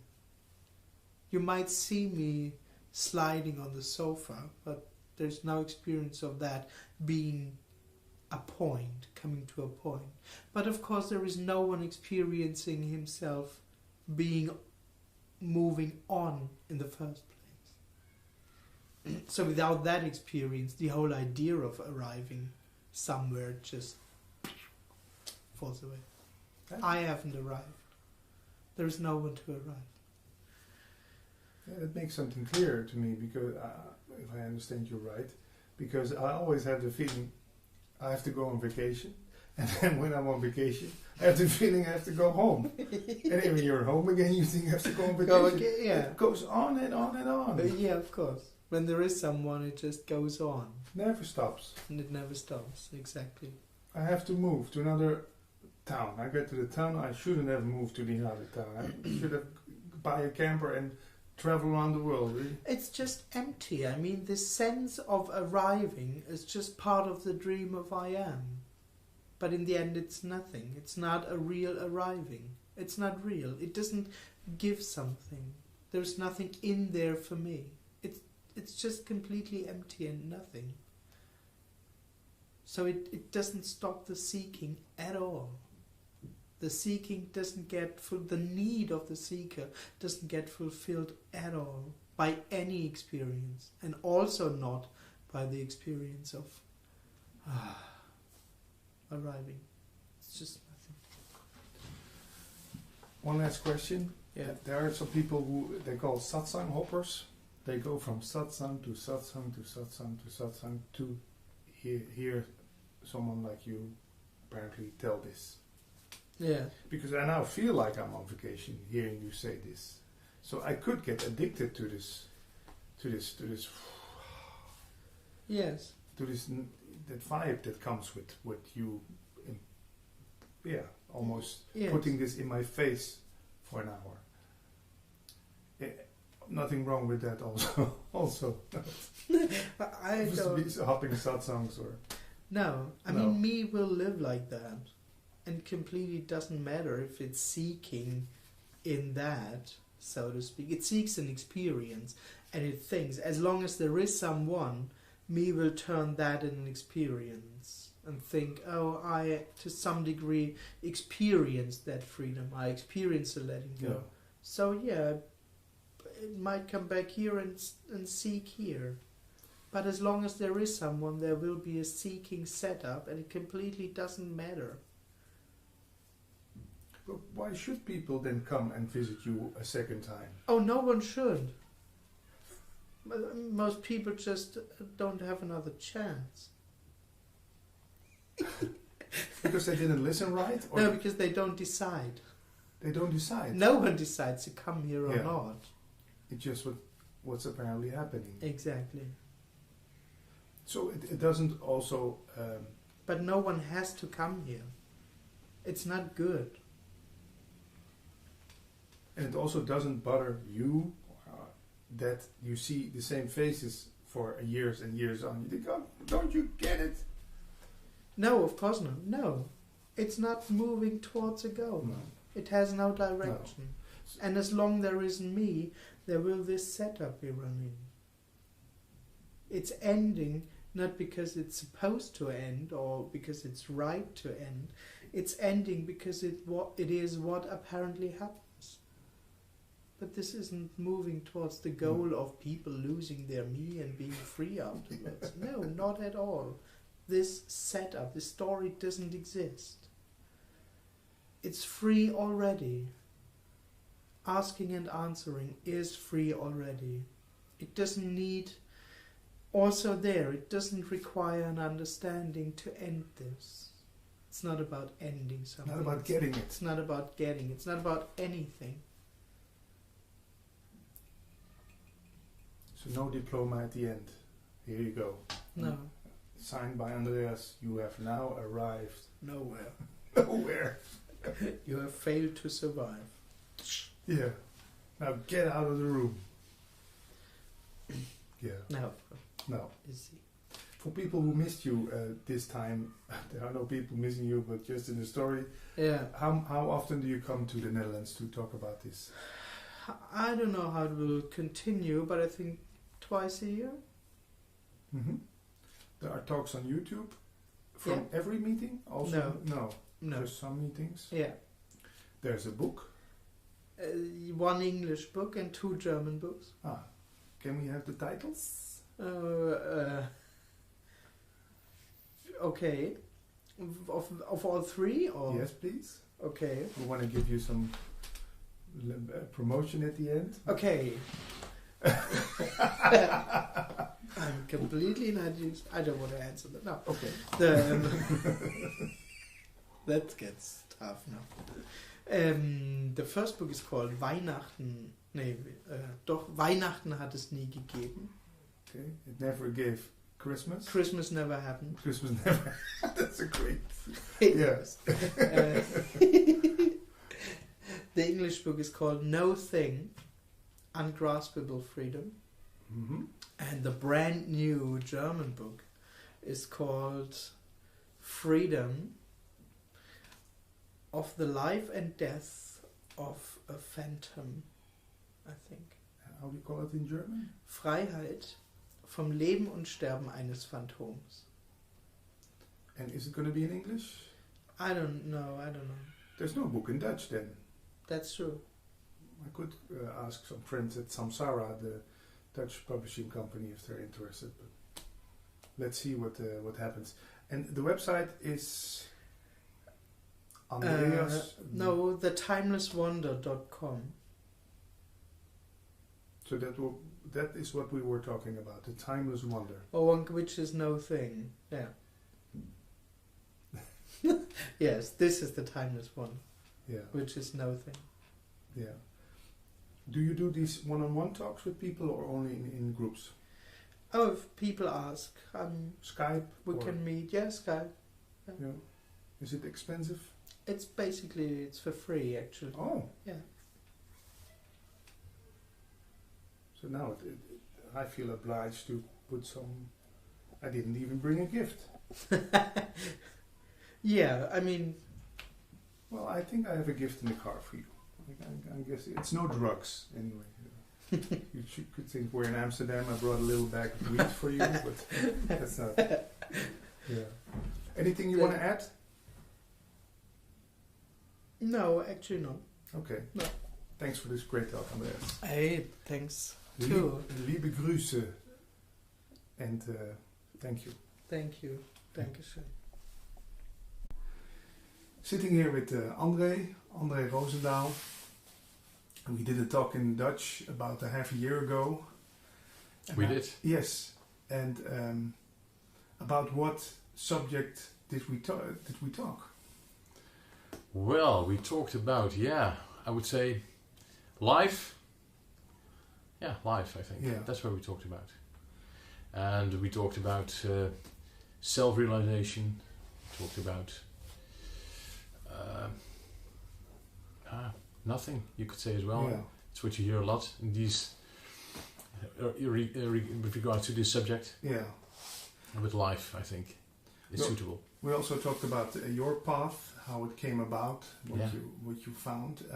You wrote a book, and it's called in Dutch Zelfrealisatie. Yes. What is self-realization for you? Self-realization for me is knowing the truth of who you really are, which means the existence you are in life itself. And it's hard to explain. Mm-hmm. Why is it hard to explain? Because there is no real explanation for it in words. Mm-hmm. In the first place, it's an experience. It's your being, and in that part, it's hard for your mind to tell exactly what it is. Mm-hmm. In fact, that's also why people say you can't talk about it. Mm-hmm. At the same time, it's very real. and it's very alive. It's the most alive thing there is. It's your existence. So in that part, it has no words, and you can talk about it for hours. You could say. Yeah. Could you say it's about life itself? It's life itself, definitely, and also you could say what it's not. Mm-hmm. Maybe that's even easier to talk about it. What it's not. It's not something. Yeah. It's not like anything you can point at. Yeah. It's not you as a person. It's not you as your thoughts. It's not you as your feelings. It's not you. Well, and you can go on like that. It cannot be defined. It cannot be defined, and at the same time, it is the most definable thing there is, because it's you. Mm-hmm. It's your life. It's life itself. Yeah. Yeah. And there are many books written about this subject. Yeah. There are lots of people who go to satsangs, watch these kind of interviews. Yeah. How come that so many people are interested in hearing about this? Well, of course, you should ask all these people, because maybe their personal reasons are variable. Mm-hmm. But at the same time, I think it's a deep longing for people to do something more than their personal life. Most of the people who search for these kind of things, they think like, okay, I'm unhappy with the life I'm leading. I'm not happy with the circumstances I'm in, or just asking questions about the reality of life itself. And they start to quest whether it's because they are unhappy or they are very happy in their life, in their circumstances, but still missing this final thing. I mean, you can have everything and still there can be something missing. Yeah. And at a point in life, people start to search for truth, for meaning, for something that is real. And that's where the quest, I think, for a lot of people start. Yeah. And was that for you also? For me, that was definitely so, yeah. Because you had it all. What do you mean? Yeah, the good job, the nice woman, the car, the income. Yeah. And still something missing. And still something missing, yeah. I mean, for me, it started at a very young age. At a year of 4 or 5 years old, I really thought like, okay, what is here? What is all about? What is happening? And then, of course, you go to school, you do a lot of things, you start studies, and you get a job, etc., etc.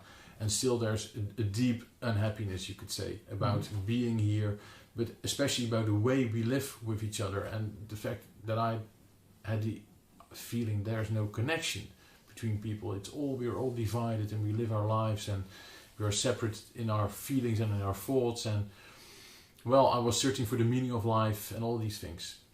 And did you find the meaning of life, André? Well, did I find it? No, it found me, you could say, I think. So it's both. I mean, at the one hand, you're searching and you're looking, and at the other hand, it finds you. And it finds you for me, at a very unexpected moment, you could say. At the moment, I really felt like, okay, I'm giving up life. I don't know anymore. And what should I do? And in fact, you could say at that time, you're completely available. You're available for anything without knowing what you want. Mm-hmm. Your own will, you could say, is just subsided. And at that time, life, I could say, or God, or whatever name you would like to call it, found me, not from outside but from inside. Mm-hmm. And inside means also outside, by the way, because there's no difference at that moment. Yeah. And was there no ego at that time that said, no, this is all bullshit, listen to me? Or how? In the experience itself, not. In the experience itself, it is so real that there's no question about it. Whether, or at least for me, there was no question about it. For me as a person, Andre said, "Okay, hey, this is it. Hey, and now I've seen it. I found it. Yeah, this is what I was searching for. I just felt connected with everything, inside, outside, and so." But of course, then you return to your daily life, and then you just meet the people again who know you. You go to your job, you go start doing the things you always did. Yeah. And then you have to make, or you don't have to anything, but you make decisions. Yeah. And that might be other decisions than that people would advise you to do. Yeah. For example, quitting your job or starting a new career or whatever. Yeah. But that's just all in your personal life in the end. Yeah.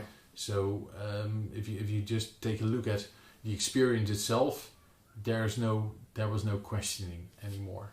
The only hard part is that it's very hard to give words to it and to find words for it. Okay, how do I explain to other people what I've found or what I've experienced and realized? Yeah. And what you realize is that there is no real I. There's just unity. There's connection, and no separation. No separation. No. And at that time, it just was an amazing float of love, you could say. Yeah. And if you experience it once, it's something that doesn't really subside anymore. It is there, and it's there all the time. Yeah. And of course it can vary. I mean, in your daily life it varies. It's never that you do not have emotions or that you can't be irritated anymore or anything else. But at the same time, you know that there's no difference between the person you think you are and everything outside of you. Yeah. There's just only connection. And how did your family, friends and loved ones react? Did they taste any difference in André? Did he become a more loving person or more loving being? Or I think so. I mean, you should ask them, I think, in the first place. But definitely in the way that the unhappiness that was there before disappeared. And there was liveliness and there was eagerness to live this life with this knowledge and with this experience. Yeah. I mean, knowledge is maybe not the right word for it, but the experience is inside of you, and you take it with you in your daily actions, and that makes a great difference, of course. Yeah. And is there? Well, I'm just curious. What changes after self-realization? They talk about before self-realization, chop wood, carry water. Yeah. After self-realization, chop wood, carry water. Yeah. So in the outer world, no big changes. No. Selling the house, selling the car, just owning a bike and traveling all over the world with a bike or something. Yeah. That can. But for a lot of people, in fact, these big changes do not happen. No. I think in the last 14, 16 years, I think a lot of things changed, but not in a way that I withdraw myself and I found myself on a mountain or something meditating all day. No, definitely not. What changes is the way you look at things. So how you perceive the world. How you perceive the world. Your perception is really changed. Yeah. And you could say, was there first a perception through the eyes of a feared man? Now you look at things with the eyes of love, and that perception changes everything. And which means that you find yourself reflected in everything that is around you. As long as you think you're separated, then you are a person, then you are identified with anything in your life. There might be a time in which you start knowing and think like, okay, maybe this is strange, and it's all what you find in books, reading about and understanding what it might be to be self-realized. But if you really find yourself, you could say, with love inside, and your perception is changed, and you just look with eyes of love, then there's no separation. No. And that changes. That changes a lot. And then still you react as a person, and people might react at you as a person, but still in the end, there's no difference between you and me. Yeah. And your thoughts are just your thoughts, and your feelings are just your own private universe, you could say, which is just not the truth. And the truth is there's only oneness in the end. Yeah. And what about actions, André? It's a subject that is talked about a lot in these kind of circles. Yeah. Any perception on that? Are we the doer of our actions, or are we just being done? Yeah. How do you see that? Yeah, that's always a very interesting topic, whether there's free will or there isn't. Let's say, in the end, in the oneness of everything, which is at the same time maybe nothing, there is not a personal free will, I think, in my perception, in my experience. At the same time, as long as we are here, of course, I have actions and I do my actions. So as a person, you act, and as a wholeness, as oneness, it all happens. So you could say, in the end, it's both. It just varies from which standpoint you view. I mean, and oneness has no real standpoint because it's everywhere. Yeah. Your standpoint, my standpoint, it's all together in the end. For here and living your life here, it is very important, I think, to live as if you have a free will. Otherwise, it would be very difficult to do any actions and to make decisions. At the same time, you realize that there's only one moment in life, and that's this moment. And in this moment, things happen. And they happen so instantly and so quickly that you can't even think about the words I'm going to tell you now or say now. It just happens. At the same time, we made an appointment to have this interview. Yeah. So it all happens, and still to what is happening, there's still the option to say yes or no. We can have this interview or we can't have this interview. And in the end, we say yes, and then you can say, okay, it has to be that way, and there was nothing I could do about it. Well, I think in the end, that might be the truth. Here in personal life, it seems to be that we just made this appointment and now we're here. Yeah, but what or who makes that decision to say yes or no to something or someone? Yeah, that's a very good question. That's you could say that's a choice maker. And somewhere inside, there are two options. I would say you can act towards love, you could say, and you can act towards fear. And in fact, these are the two options you have as a choice maker. Yeah. You can turn backwards to the light, or you can face up to the light. And in somewhere, even these kind of actions, I think, are related to that primarily choice we make. And well, what the outcome of is of things, that's of course anything you don't know about it. Yeah. That's just how it happens and how it goes. Yeah, you could say, you could think that choosing love always means saying yes, but you can also say no out of love. Definitely, yeah. It really doesn't mean that you say yes to everything. Yeah. And it also means that you can really be assertive, of course, in your daily life. Yeah. Having borders is very wise, I would say. Yeah. And it doesn't mean that you're only nice and kind, because sometimes you cannot. Of course not. No. And your emotions, also anger, might be very wise at some point. Yeah. Also to say stop, or to be firm towards a certain situation. Yeah. So it doesn't mean that you think everything is all right. Yeah.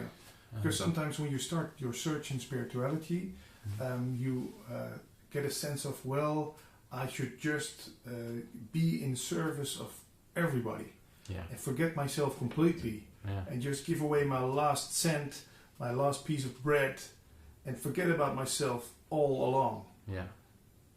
That's not the way? That's not the way for me, at least. No. There might be people who find that a way, but I don't think that is the way.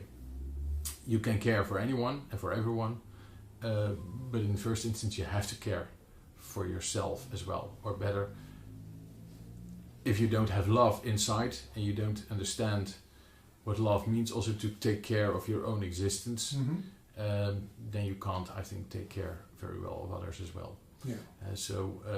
But it doesn't mean that you can't give away all your money. If you feel really, but don't think that it makes you a better person. Yeah. And that's what people think. most of the time. If I just give then I will be good, or there will be liberation or whatever. Yeah. But that doesn't have to be that way at all. No. So self-love is nothing wrong with that.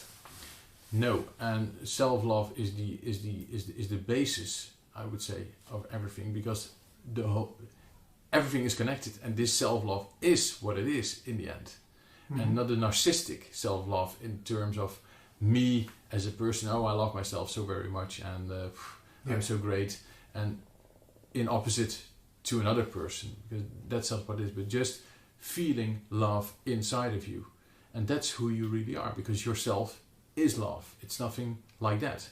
It's unconditional love. Yeah. But unconditional doesn't mean here that you have to give everything away. Yeah. You're a father of two beautiful children. How is that? What the difference with, let's say, the children of the neighbors or children at the schoolyard and your own children? Is that the same? Do you recognize the same kind of love in both, or is there still a difference? In your daily life, there's a difference for me, definitely. I mean, you have the daily care for your children, and you have a connection with your children in your daily life, which is different than the connection you might have with the neighbor's children. Yeah. But at the same time, if you just take a child and you take a close look at your child and the neighbor's child, and you just watch, with the eyes of love, so to say, without your thoughts, oh, this is my child, this is the child of the neighbor, etc., etc., then there's no difference. No. Definitely not. And you would also risk your life rescuing the neighbor's child from a burning house instead of it was your own child, or you can't say. I can't say because I didn't experience it, but I believe I would. Yeah, you cannot say, but I'm still, reminiscing about this all-pervading love. And even if you, but that's very hard to talk about in terms of, it's all what if. Yeah. And what's the use of talking about what if? But even if you have to make a choice, for example, rescue the neighbor's child of your own child. Yeah. What would you do if someone? No, I know it's impossible to think about these things, but you just do. Yeah. You act. Yeah, and you don't know how you're going to act. No, I think my mind still wants to make you into like a special person, a kind of Robin Hood who has love for all and everything and would risk his life for all and everything. I think that's what my mind is trying to do right now. Well, yeah, maybe that, but that's not the case, I think. No. What is the case is that you become courageous in some kind of way. That I'm not afraid for my own death at all, I can say, because there is no death, and I'm really for 100% sure that there is no death, and that life just goes on. Life is eternal, so there's no doubt about it. So in that perspective, if you would ask, okay, we have to choose, is it your life or mine? Then I would definitely step up front. Yeah. Not because I would like to lose my life here. But yeah, I mean, why shouldn't I? I mean, I think it's an interesting topic, but it's hard to get one answer on these kind of questions. Definitely, because you only know the answer for yourself as a person in your experience when you're there. But there's nothing to lose. I mean, I can't lose anything. It is already lost, you could say. I mean, this is a body, and you sit here and you do your talking, and that's all fine, very good. But at the same time, it's not real. It is already over, because it will pervade anyway. Yeah. Whether it's today or within 30, 40, 50 years, it doesn't matter. But it's not everlasting. It will vanish. Yeah. Luckily, sure. I would say. We can be sure about that. Yeah. Can you recognize this realization of love in other people? I mean, if you meet someone who also is self-realized, is there a kind of recognition between the eyes or felt sense of, well, we both know what it's about? Yeah, most of the time you do, in fact. Yeah. And well, quite often you get to the topic very soon, or you immediately talk about the essential questions of life, and you also know that you can talk for a very long time, and at some point you also know, okay, we don't have to talk about anything because it's there, it's clear. Yeah. I once heard one teacher say that it's like people who've been to the Vietnam War. When they meet each other, they don't have to say to each other what they've been through. Yeah, they know. They know. Yeah, exactly. So we don't have to talk about it. Yeah. And at the same time, you can talk about it. But yeah, I would say the willingness and the eagerness to talk about it with someone who also kind of realized or experienced something like that. Well, this eagerness is not that big. No. Still, you like to talk about this, also with people in public places. How is that? Is that like a sort of passion, or what is that for you? Yeah, that's really a deep felt passion to talk about it. That's what it is. That's, you could say, for me in this life as I'm sitting here, I would say that is really felt like the purpose of my personal life here. If I'm willing to tell about anything, then it's about this subject to people who would like to know anything about it. Although there's nothing to know about it, in the end you only can experience it. But still, for a lot of people, they want to hear about it. They have passion for the subject itself. Maybe in the beginning they think like it's working on self-improvement, and hopefully they get to the point that they think like, I don't have to improve anything. It's just all right. It was always, and it will always be. Yeah. And there's nothing to be added to myself. The only thing that you can is to let go of things and find yourself, you could say, as nothing, and at the same time as everything. Whether it's only one person who would experience it, it would be fine. I mean, if there's none, it's also fine. It's just you can't stop talking about it to people who would like to know anything about it. It doesn't matter if it's 2 or 3 people sitting in a room. No.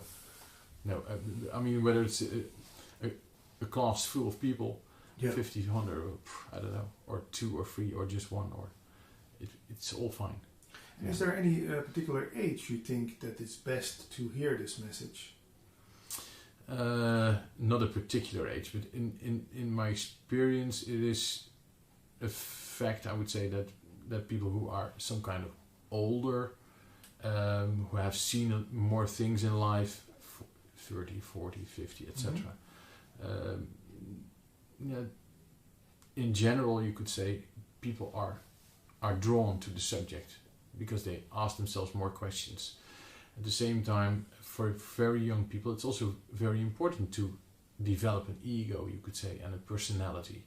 And if you realize immediately, hey, my personality and everything I think about the person who I am is just fake, I don't know whether that's really healthy. I mean, it goes like it goes. It's the question is how much influence you do have on that. But with raising children, for example, of course you raise children in as much love as you can, but at the same time it's very good that they develop their personality, because in the playground they have to stand up for themselves as well. Yeah. Otherwise they should be taken into care custody or something, because they cannot. They cannot care for themselves. Yeah. This world needs that you have an ego as well, and your ego is not anything bad. I mean, it's just very, very fine. Don't misunderstand. It's a tool. Yeah. I mean, we have this conversation. It can't be done without ego. Yeah. Ego is helping me just telling the story here. Yeah. And the story is not the story of the ego. It's knowledge which is available for anyone. Yeah. It's all inside of you. It's not outside. It's inside, and that's what it is. And what's the wrong way of using your ego? Is there a wrong way? There's never a wrong way. No, of course not. No, there's never a wrong way. In life here, you can say you have actions which you could say are based on fear, well, it creates people who are very greedy. It creates jealousy. It creates hatred. It creates diversity. Wars. It creates emotions and all conflicts we see around in this world. That's what ego does, as long as it's identified with this is me and this is you, and we are competing with each other. So, is it wrong? Well, the suffering is enormous. Don't misunderstand. And where we can stop suffering, it should be done, of course. At the same time, you can't quicken things. In the end, it goes like it goes. There you go. From do we have a free will in this? Well, just maybe here to a very limited extent. So the more we talk about, you do these interviews, and hopefully as many as people see these interviews and take something out of it and think like, okay, so there is no real separation, and me and my neighbor are, in fact, they are one, although we seem very different, etc. Yeah. But maybe I should talk with my neighbor about the fence between our gardens, whether it's still there, or and not hire a judge, and just have a good communication, because that's where it in the end is about. It's about communication. It's about connection. It's about really willing to understand the other person. Yeah. Just all down to earth, but definitely the most important thing to make and create a better life here. Yeah. So is there a wrong way? Yes, there is a wrong way that we can harm each other, and that's what we do a lot. And at the same time, the harm we do to another is in the end felt as our own harm. Yeah. Which brings us back to our own unhappiness, our own suffering, which brings us back to asking questions, okay, why is life so hard on me? Why do I suffer? And these questions are the crucial questions to come up to this journey. Okay, what should there be else in life? Is there happiness to be found in this life? And where do I search then? And then maybe the search outside still starts again, and we go to gurus and we go to other people and we read books and we read that sort of thing.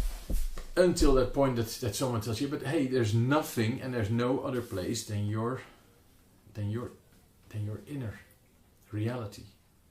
And there's no other place than the place of love in your heart. It's not in the mind. If it's somewhere in your body, then it's at least not in your mind. It's in your heart. Yeah. You also studied psychology. Yeah. You also had a practice as a psychologist. Yeah, I still have. Yeah. People come to you with depression. Yeah. What is depression in your words? Yeah. Depression is, in my words, is of course it's suffering in the first place. People suffer a lot because they are totally separated and isolated within themselves, identified with their thoughts, with their convictions, with their emotion, their feeling. Feeling is very, a lot of people, we all think, and all these thoughts, they go round and round. But especially the feeling of depression is, of course, maybe the hardest thing. What does it feel like, depression? Because life is feeling. Life is what you feel. Mm-hmm. It's even more than what you think, in the end. And what's your question? What does depression feel like? Have you ever been depressed? Can you tell? I have been depressed. Yeah, definitely. Does it feel like there's no options left anymore? Or what is depression? In the worst case scenario, I would say there is no option left. It's deeply feared, deeply isolated, deeply a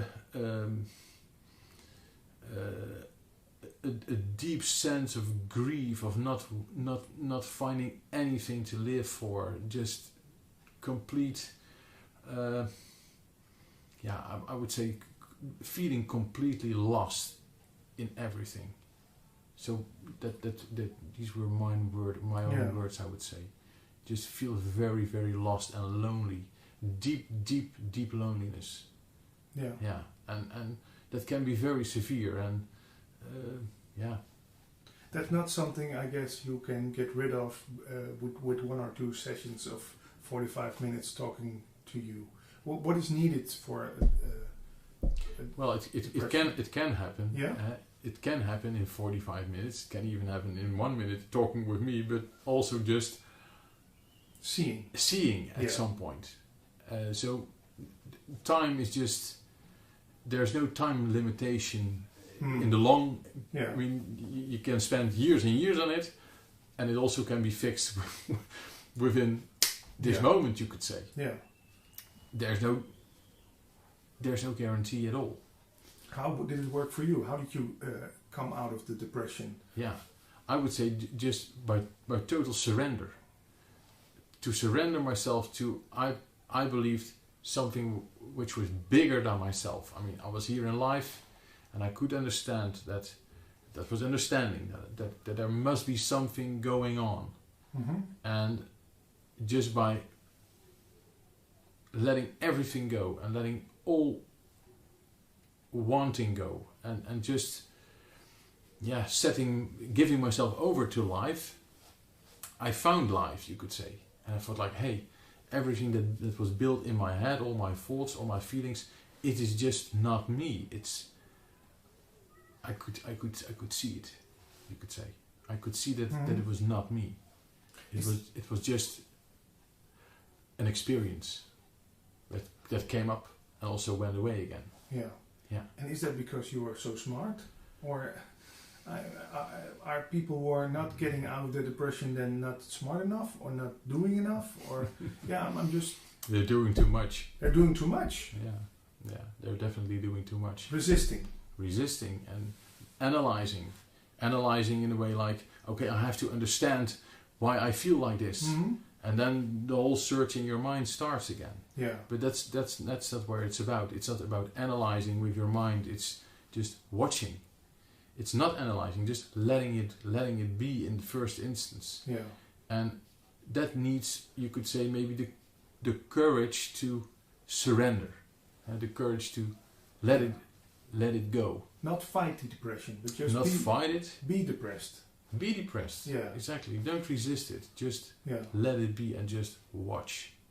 I can remember that I've sometimes some feeling comes up, and I it's not depression. I don't want to say that.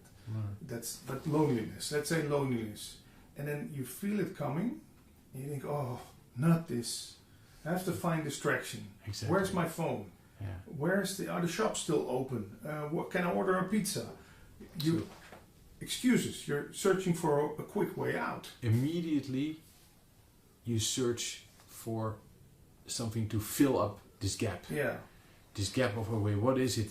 Because it feels like a gap. It feels like emptiness. It's like a hole that has to be filled with something. Everything, but not this. Everything is good. So you try to focus your mind on anything else that might happen. And that's of course also, for example, with sexuality. What pulls us towards sexuality is also this moment in which we, even for 5 seconds, totally forget everything and have this this feeling of being complete, this oneness at some point, and there's no loneliness at that time. We are filled up. And in our memory, we search again for this experience, and then we. Because you can feel very lonely after these kind of things. Definitely, you feel very lonely. It comes back. It comes even worse. It comes back. If you try to use it as a fill up for your loneliness, because there's no real connection. But also using the phone, watching TV, or the internet. How come, Andre, that we there's no one that says, "Oh, I've been happy for 2 days now. I have to get rid of this happiness." But when we feel lonely, depressed, sad, there's a mechanism inside of us that wants to get rid of this, that doesn't want to feel sad, doesn't want to feel lonely. Is that something that has been taught to us, or is that a survival mechanism? What is that? Of course, everyone wants to get away from pain. So if you have pain, you want to get rid of the pain. You are depressed, you want to get rid of your depression. At the same time, we do not ever closely examine that where we want to get rid of. We want to get rid of pain, and we want to have pleasure. That is just the same in the end. It's not real happiness we're searching for. That's what we call. That's what we call happiness. But in fact, pain, whether it's depression, I want to be very happy. Yeah, you want to be very happy in the circumstances you're in. I'm now an unhappy person, and I really would like to be a happy person. Without understanding that a happy person, in the end, is the same as the depressed person. The circumstances or the moment can be a happy moment, as we say. Yeah. But it's just very connected. It is connected with each other. And most people, we are never being taught that these things are connected. You are being taught that you have to search for happiness in your life. That makes a nice wife, a good career. And forget about the other. And forget about it. I mean, if you just get away from there and you go there, then it's fine. Yeah. You know. And then that side will come up very more. In the end, it will always come up because you will lose. In the end, you will lose everything. Yeah. I mean, and it don't have to be your wife. It doesn't have to be your job. You can hold on to your job the rest of your life, maybe.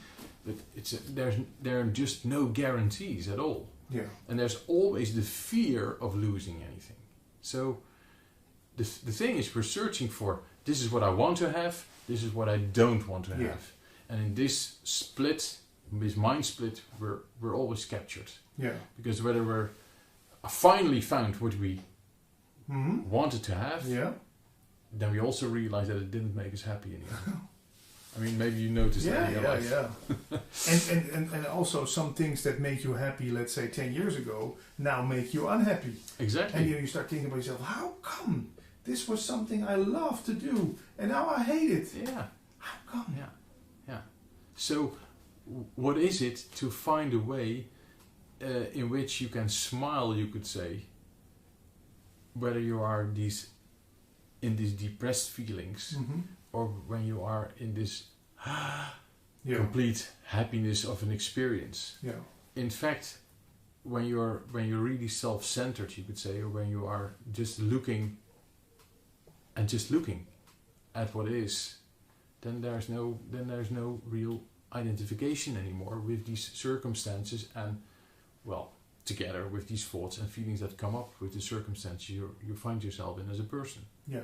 And that makes you could say balanced or more neutral, or and for a lot of people that also means very boring. Sometimes you hear people like, "Oh, but it must be very boring then." Well, for a lot of people it might be very boring, and maybe you become also very boring at parties or. But at the same time, of course, you can still have a lot of fun. Yeah. And do you still take standpoints, André? Do you still say that is good, that is wrong? This should be this should be that. Or are you just smiling again? Well, not always smiling, of course. It's very easy to take a standpoint. And sometimes, of course, you take a standpoint. I think I take standpoints as well. At the same time, it's always, if you just pronounce or proclaim a standpoint, you know that it's just a standpoint. Yeah, it's not the truth. It's definitely not the truth. No. But most of the time you just be silent, I would say. Yeah. If you say, are you pro this political party or against this political party? Well, I don't really think that's. I don't also have this feeling because none of them speak the truth. Let's say they are all dividing and separating, and well, almost all. Yeah. Good old Osho once said, "Praise or blame, it's all the same." We now talked about, let's say, the inner world. I know there's ultimately no outer world, but how does that work with other people? When someone comes up to you and says, "Man, that was a beautiful talk you did," and 5 minutes later someone comes and says, "Man, that was a rubbish talk, I didn't understand anything about it." Is that then all the same to you both? It's all fine. Yeah, it's all fine. That is really all fine. And of course, as a person, it's nice to hear that someone liked your talk or that he finds something in it which was helpful, and if someone just spent his time towards things he didn't like or that he found it rubbish, or well, maybe his time was spent very well, because you never know what the outcome is of something later on. Yeah. So that's why I can't judge and can't say whether it's good or not good. No. But just as a person, it's always nice to hear that you did well, At the same time, it doesn't matter. It's nice to have to receive the compliment, and also you can receive the discompliment, you could say. In the same way. But in the same way. It doesn't say anything about you. It doesn't say anything about me. It doesn't make you a lesser person or no. That's because you know that what you are cannot be touched by words or compliments or. No, it's very sensible. It's what you really are is you could say is the finest thing. It's very, I find the English word. It's very sensible. It's the most touchable thing there is, and at the same time, it's invulnerable. Yeah. So it's also not that some people think like that there becomes a wall between you and the rest of the world, and you're untouchable, and here I am, but you're very touchable. You get so touchable, but not with the emotion which is normally attached to the idea of being influenceable or touchable. It's another. You can show emotions. You can even have tears, but not because of suffering, not because of, because that's not what it is. It's very intimate. It's very, very intimate. Yeah. And it's the quality. It's an energy which makes it possible that we really have connection with each other. So but it's something different than emotions. Like they go up and down, and also they vary towards your self-image. That's what it would do. If I take blame or I take compliments and I would really work them out, then I would have a negative self-image or a positive self-image. Well, that's the whole story of me as a person, you could say. And are there still moments that you put on your mask, or are you always and everywhere this vulnerability?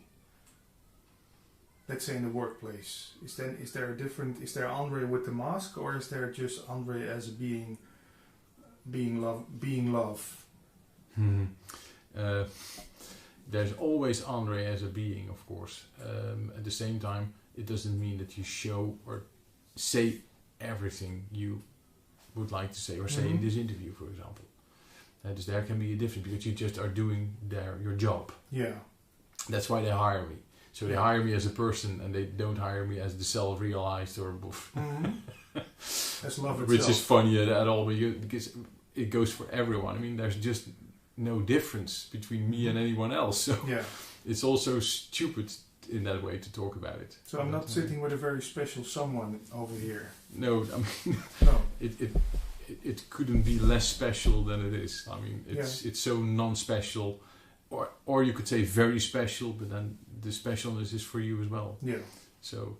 Yeah, it's good that you say that, because some people could say, well, who's this arrogant man saying he's self-realized and pointing at us that we are not. So don't misunderstand. Everyone is. Except the exception is you know that you are. And deep down inside, I know also, but I'm still doubting it or asking questions about it and thinking, well, maybe I should still clean my chakras and then. You can clean them, but you will not become more self-realized than you already are. Yeah. And something like intuition.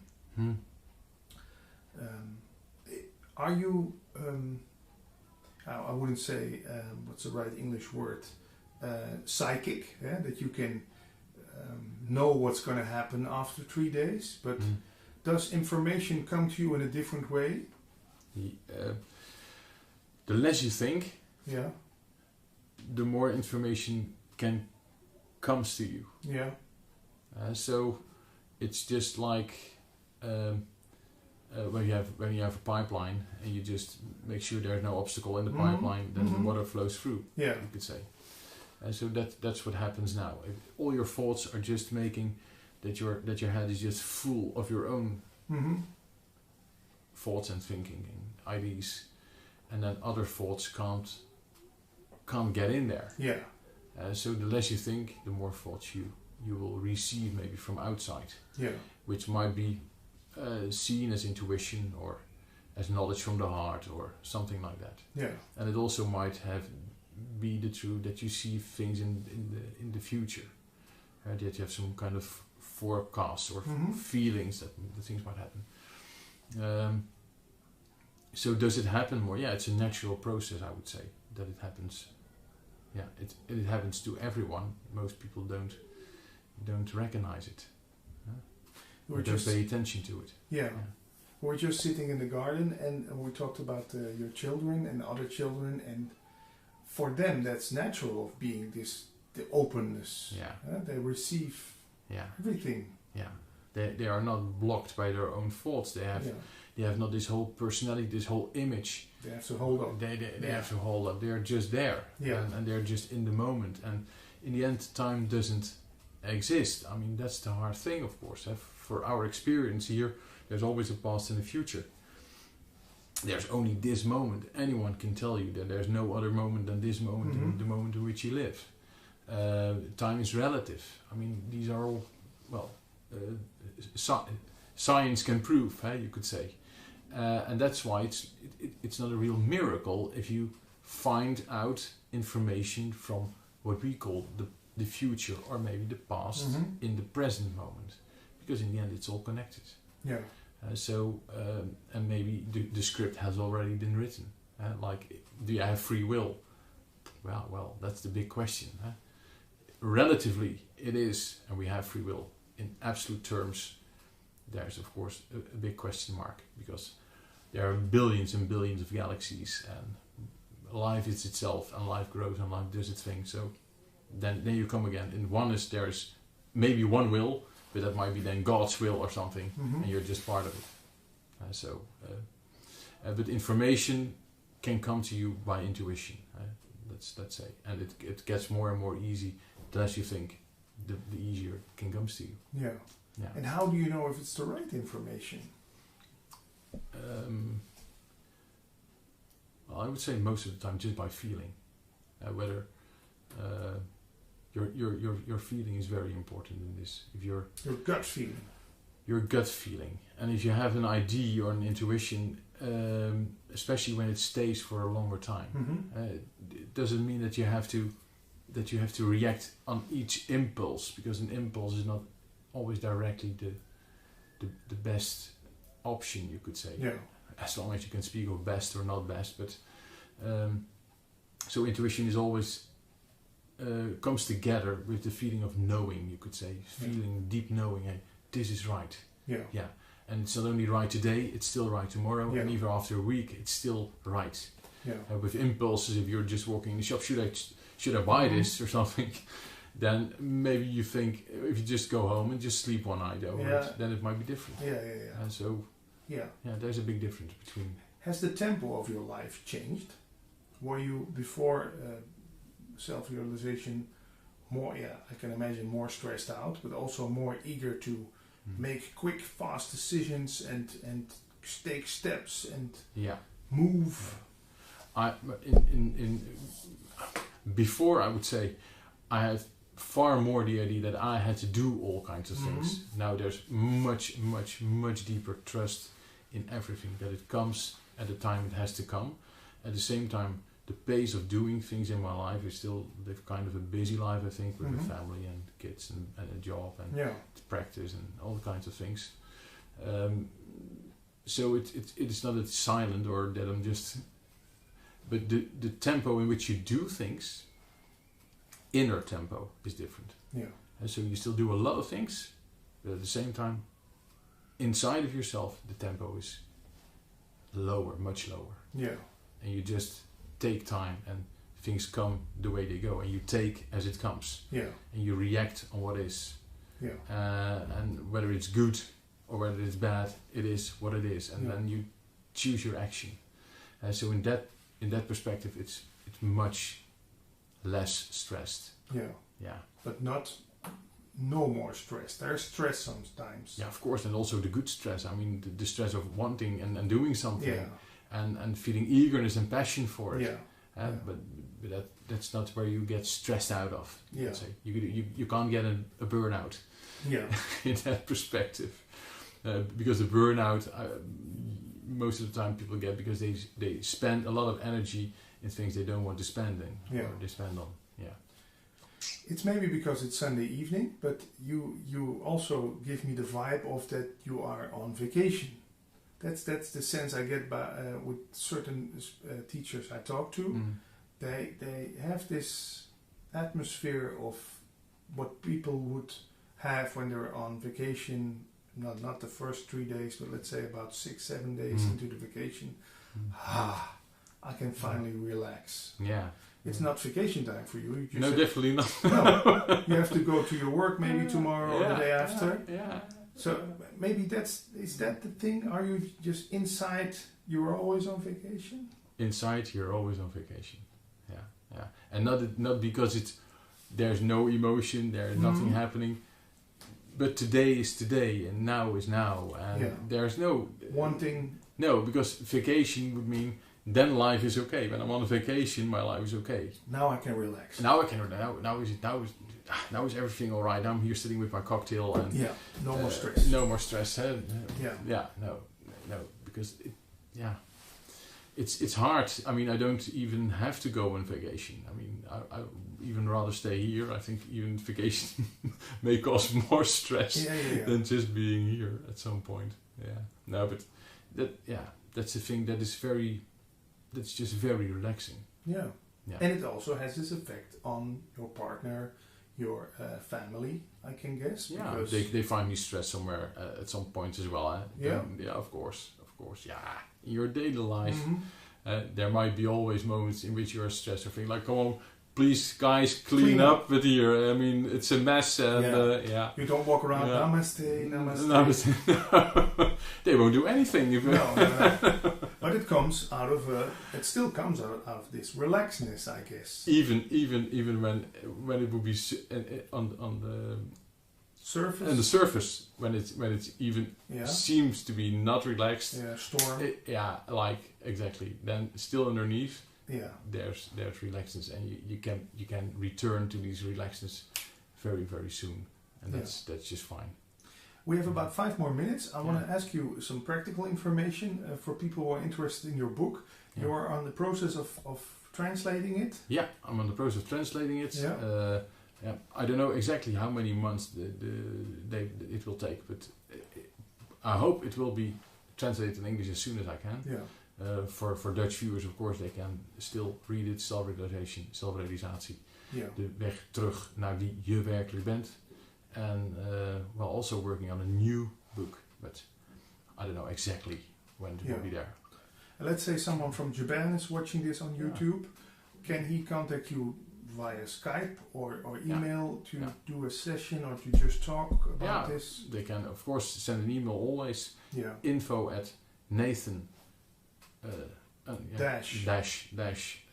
info.nl and Skype as well. Yeah, we'll put the link underneath this movie. Yeah. Andre, maybe some final thoughts. Anything you want to share some more to someone who's watching this? What could be the next step after watching this interview to getting more relaxed, getting inner peace? Yeah, I would say you don't have to do anything, and just trust on the fact that it's all right now, even though you might think or it might feel like it isn't all right at all. Behind everything there's always relaxedness, there's always this spaciousness, there's always love, and whether you believe it or not, that's what it is. And so you don't have to find a way and struggle all. You can read millions of books, you can watch trillions of videos or whatever, but in the end it isn't needed. Just surrender to life itself in this moment and know that it is all right, and that there is no blame.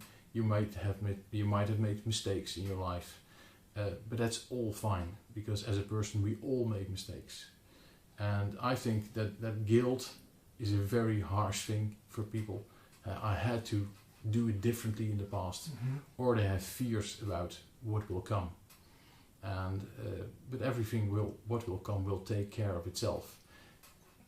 When you are watching this video, you've lived your life, And every worry you have had on any day in your life, it didn't help you to make much more progress than you did already. You're just here. And whether you have worried in the past or not, it didn't help you. Never. Mm-hmm. Taking action, that will help. If you're in a nasty situation, you can get out of it. Make sure you get out of it, but don't worry. Just let it go and just take action as needed in the moment itself. Yeah. So the happiness you are talking about, that is not depending on circumstances. Definitely not. I could be now watching this just being fired from my job. Yeah. My girlfriend left me. Yeah. And the landlord said I still have 4 more weeks and then I have to leave my house. Yeah. Yeah. That it is a very turbulent situation you're talking about. Yeah. That's definitely true. Yeah. And the only thing it needs is that you take action and accept the circumstances. And accept means this is what it is. It doesn't mean that it feels right. It doesn't mean that it has to feel wrong. Just say yes to what is and take action.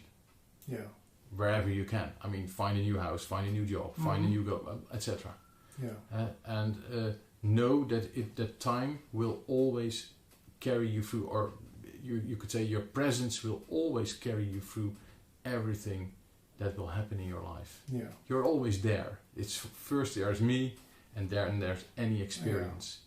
And that is always the way it will be. Yeah. Thanks, Andre. You're welcome. Sitting here with Andrew Coyen. You just arrived from Germany in Holland and brought in the good weather.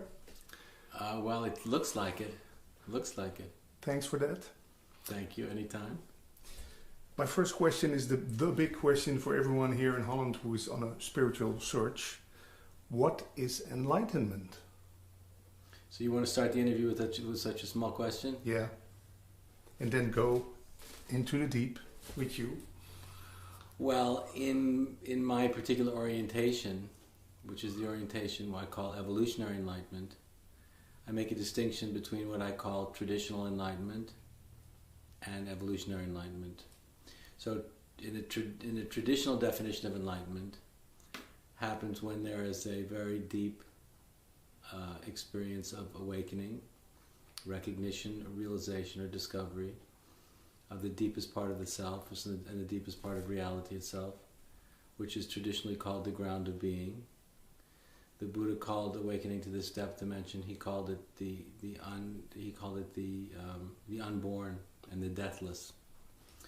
And this is the direct recognition and realization at the level of consciousness, the direct awakening to the foundation, the ultimate foundation of all of reality, which is nothing less than the timeless, formless, void, or empty place, or 0 point, from which the entire creative process burst forth 14 billion years ago. So before the universe was created, before time and space, there was no thing whatsoever. There was no time, there was no space, there was no form, there was no mind, there was no thing at all. So when we enter into very, very deep meditative states, when the mind begins to fall away from the center of our awareness and begins to disappear into the distance, and when our awareness of the world begins to disappear into the distance, and when our awareness of our own physical form begins to disappear into the distance, we become aware of a timeless, formless, beginningless, and endless nothingness, voidness, emptiness, the place of unconditional freedom. The reason it's a place of unconditional freedom is because before the universe was created, before the time process began, nothing ever happened. So before the universe was created, before time began, before history, everything was perfect. So before the universe was created, everything was perfect. In the deepest meditative states, we awaken to this depth dimension that is simultaneous with and identical to that timeless, formless, empty 0 point from which everything emerged 14 billion years ago. And the reason that it's such a source of exhilarating freedom and liberation is because when you directly awaken to and directly have the experience, the conscious experience and recognition that the deepest part of reality itself is none other than the deepest part of the self, the deepest part of our the deepest part of the self. And the nature of that depth dimension is a timeless, formless, beginningless and endless freedom that's untouched by anything that ever happened in time. There's a place that's free from pain, free from suffering, free from fear, free from doubt, free from everything. It's the ultimate relief from the burden of existence, from the burden of conscious existence. And so generally speaking, in the traditional Eastern Enlightenment, it's awakening to this absolute depth dimension, or what's traditionally called Brahman consciousness, or Brahman awareness. That's the source of the experience of freedom that great historical luminaries like the Buddha were speaking about. So, you look a little tired and bored when I asked that question. Is that true, or is it just my perception? This is your perception. Okay. You still like to talk about this subject, or because for me it's like I cannot stop listening to people like you who tell me this. Well, I hope am I boring you? No, not at all. Okay. But I'm guessing that all those seekers like me still ask the same question. That's okay. That's what I'm here to answer the same questions. Yeah. I've been answering the same questions for 30 years. So, and that never bores you. Mm-mm. And the answer is that always the same, or is that just? Well, it depends upon the context in which I'm asking the questions. Yeah. It depends upon the context in which the questions are being asked, and it depends upon the level of sincerity from which the question is coming from. Of course, that will have some effect. But the subject itself is infinitely compelling and infinitely fascinating. Any explanation for that? Why is it such a fascinating subject to talk about? Because we're talking about a dimension of reality that is infinite. So we talk about that which has no beginning and that which has no end, that which is literally infinite, that which is always a source of absolute and unconditional liberation and freedom. It's always completely intoxicating and mesmerizing and thrilling to talk about it, because as we talk about it, the thing itself comes alive in consciousness. And that's part of the reason why it's so much fun and ever compelling to speak about it. And also remember that traditionally this depth dimension in Vedanta is referred to as Sat, Chit, Ananda, being, consciousness, bliss. And it's referred to as being ever new. Being, consciousness, bliss, timeless, formless, beginningless, and endless. Being, consciousness, bliss is ever new. So it's always new, so it's always like the first time. Always fresh. Always fresh. So it's not like I'm reading the newspaper of last week. When I listen to this talk in a year, it still sounds like you were telling me right now. But the reason is because we're talking about a dimension of reality that's free from time. So if we're talking about a depth dimension that's literally free from time, or is literally timeless, it can never get old. We can never always already know it. We can never already know it. It can never become historical phenomenon. It's only something that can be realized and recognized and understood and seen and felt in the present moment. And that's why it's not boring. That's why it's never boring. That's why it's ever new. And it's the only thing that has this quality of ever newness to it. Everything else we can get familiar with and already know. With this particular dimension of reality, this particular depth dimension is something we can never already know. Yeah. So that's why I heard tomorrow you're going to talk about this from, let's say, 10 in the morning till late in the evening, and that doesn't tire you, or? No, to me it's a source of infinite energy. It's infinitely compelling and infinitely inspiring. So I believe that God put me on earth to speak about this. That's why I'm here. So if I can't speak about it, or I'm not able to speak about it, I suffer much more than if I have to speak about it. Yeah. So this fills you with joy, talking about Absolutely. this. It fills me with joy, but even more importantly, me speaking about it seems to fill other people with joy also. Yeah. So that's a big part of the reason that I do it. Because when I'm speaking, and this has been happening ever since I met my guru in 1986, he bestowed upon me a gift. And the gift was not actually just to share information, but was the miraculous capacity to be able to directly transmit share at a level that's deeper than intellectual understanding, the very nature of the miracle of that which is infinite. So in other words, often when people are listening to me, they don't just hear the words, but they have the experience of feeling and knowing that which is infinite in a way that they don't ordinarily have access to. And that's the reason that I'm doing it, is to transmit not only a perspective, but also an experience. Yeah. And could that be addictive, that experience? It is addictive. Yeah. It could be that I'm going to listen to this talk for the next couple of weeks every time I go to bed. Just because the feel of it, or the sphere, the atmosphere it has.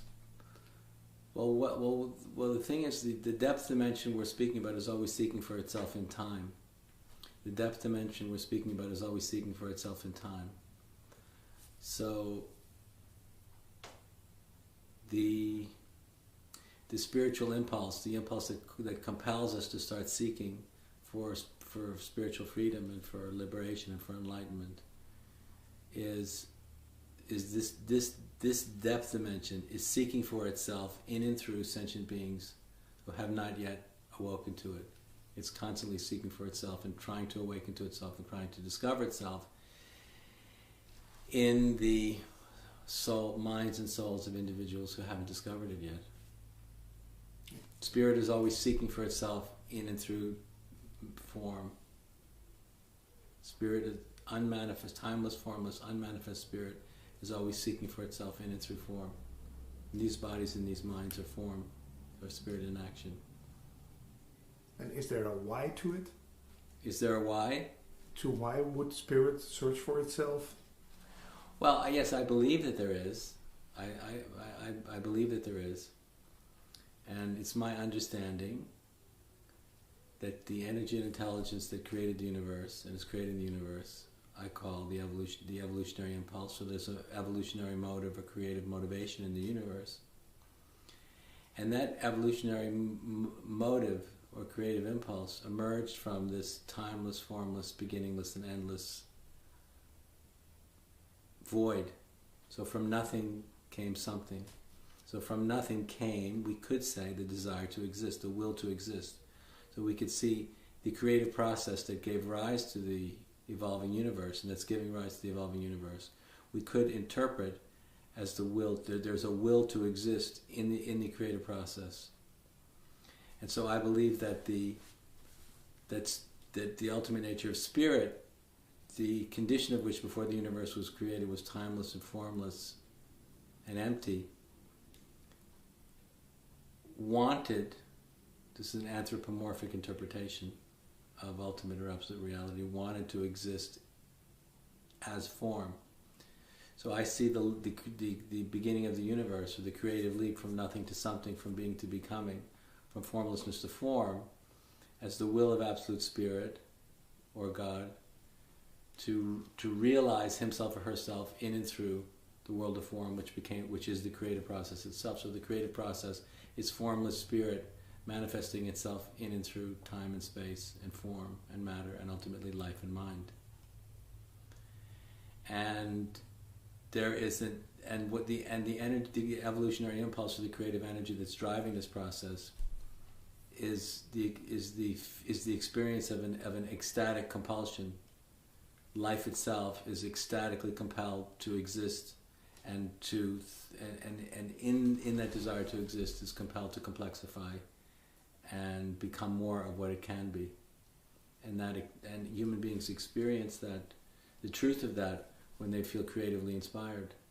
Creative inspiration, the desire to give rise to something new that's never existed, inspired by the evolutionary impulse or the creative impulse itself, is the experience of ecstasy and joy. And there's a great sense of urgency, like this really should happen, it needs to happen, it must happen. But the feeling that it must happen, needs to happen, is the experience of a pure positivity. The will to exist, the life impulse in and of itself, the will towards life, in and of itself, if we pay attention to it, is the experience of a purely positive desire to exist. And existentially, that truth means a lot about what it means to be human. Is that why I tell people who are a little depressed, go out and create, make a great painting, yes, write a book? Absolutely, because that means get out of your neurotic mind and ride the waves and the energy and the intelligence of the creative impulse itself.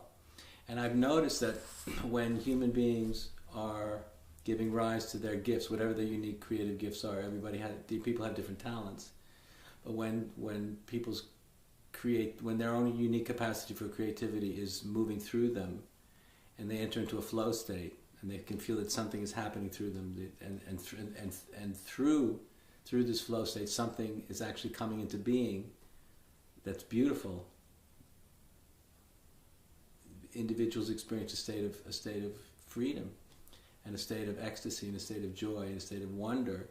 It's something bigger than them is working through them to give rise to something that potentially has never existed before. And this is a very important expression and manifestation of spiritual freedom.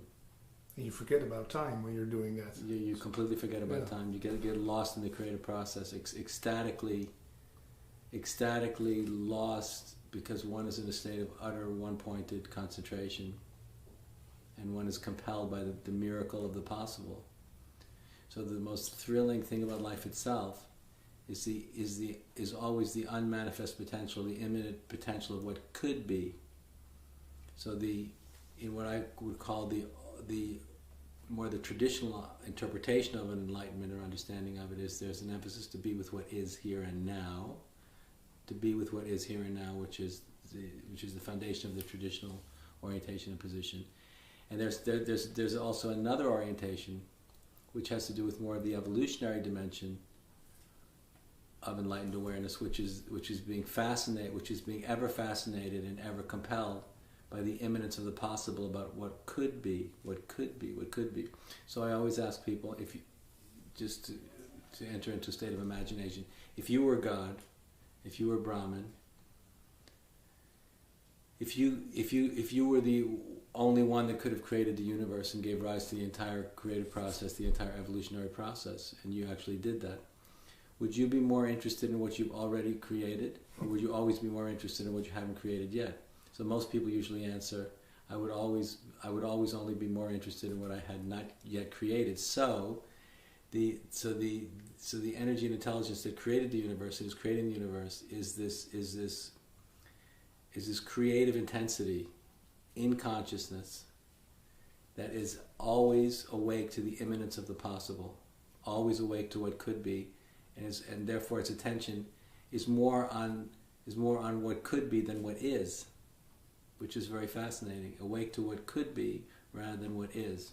So it's a unique vantage point, and it's a different vantage point, and both vantage points of the vantage point of the traditional enlightenment, with being present to what is here and now in the present moment, is foundational, and it's essential, and it's very important, and it's the foundation of enlightened awareness. But that's not all there is to it, because there's another dimension to enlightened awareness, and this is why I believe enlightenment itself is evolving.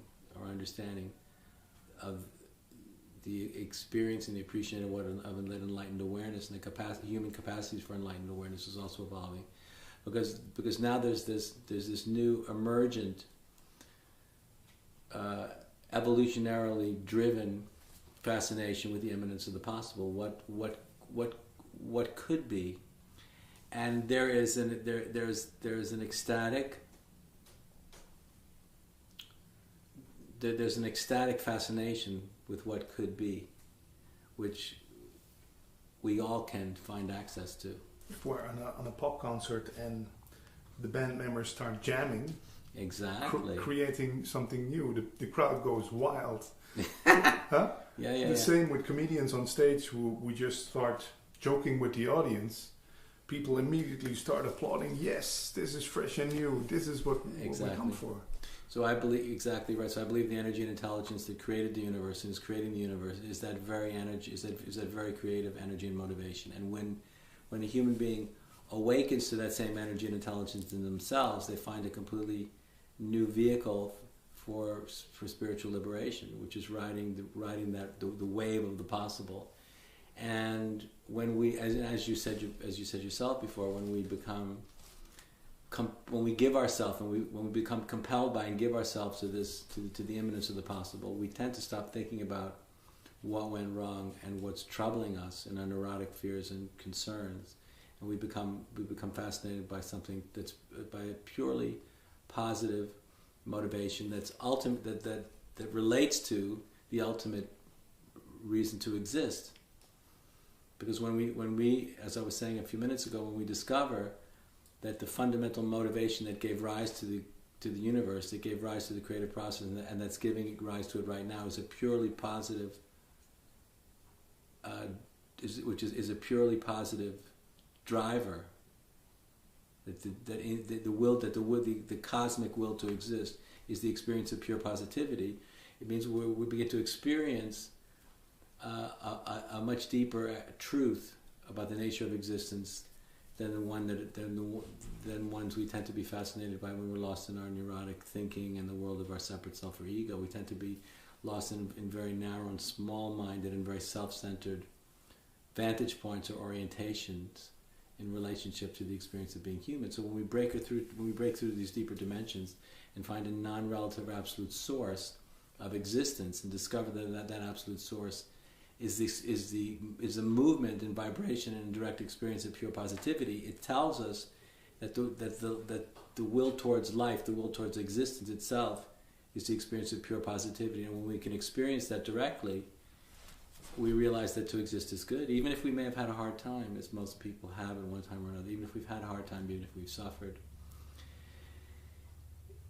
There's a deeper truth, there's a deeper reality, which is that in spite of all of that, the ultimate will to exist, the non-relative or absolute will to exist is purely positive, so that the universe we find is a good place to be. And we also find, from this particular vantage point or perspective, that even being ourselves is a good thing. Even being the unique person and personality that we are, from this perspective, we find it's actually a great gift. It's not a burden to be overcome, which is how too many people feel about themselves and their own lives. It's a great burden to overcome.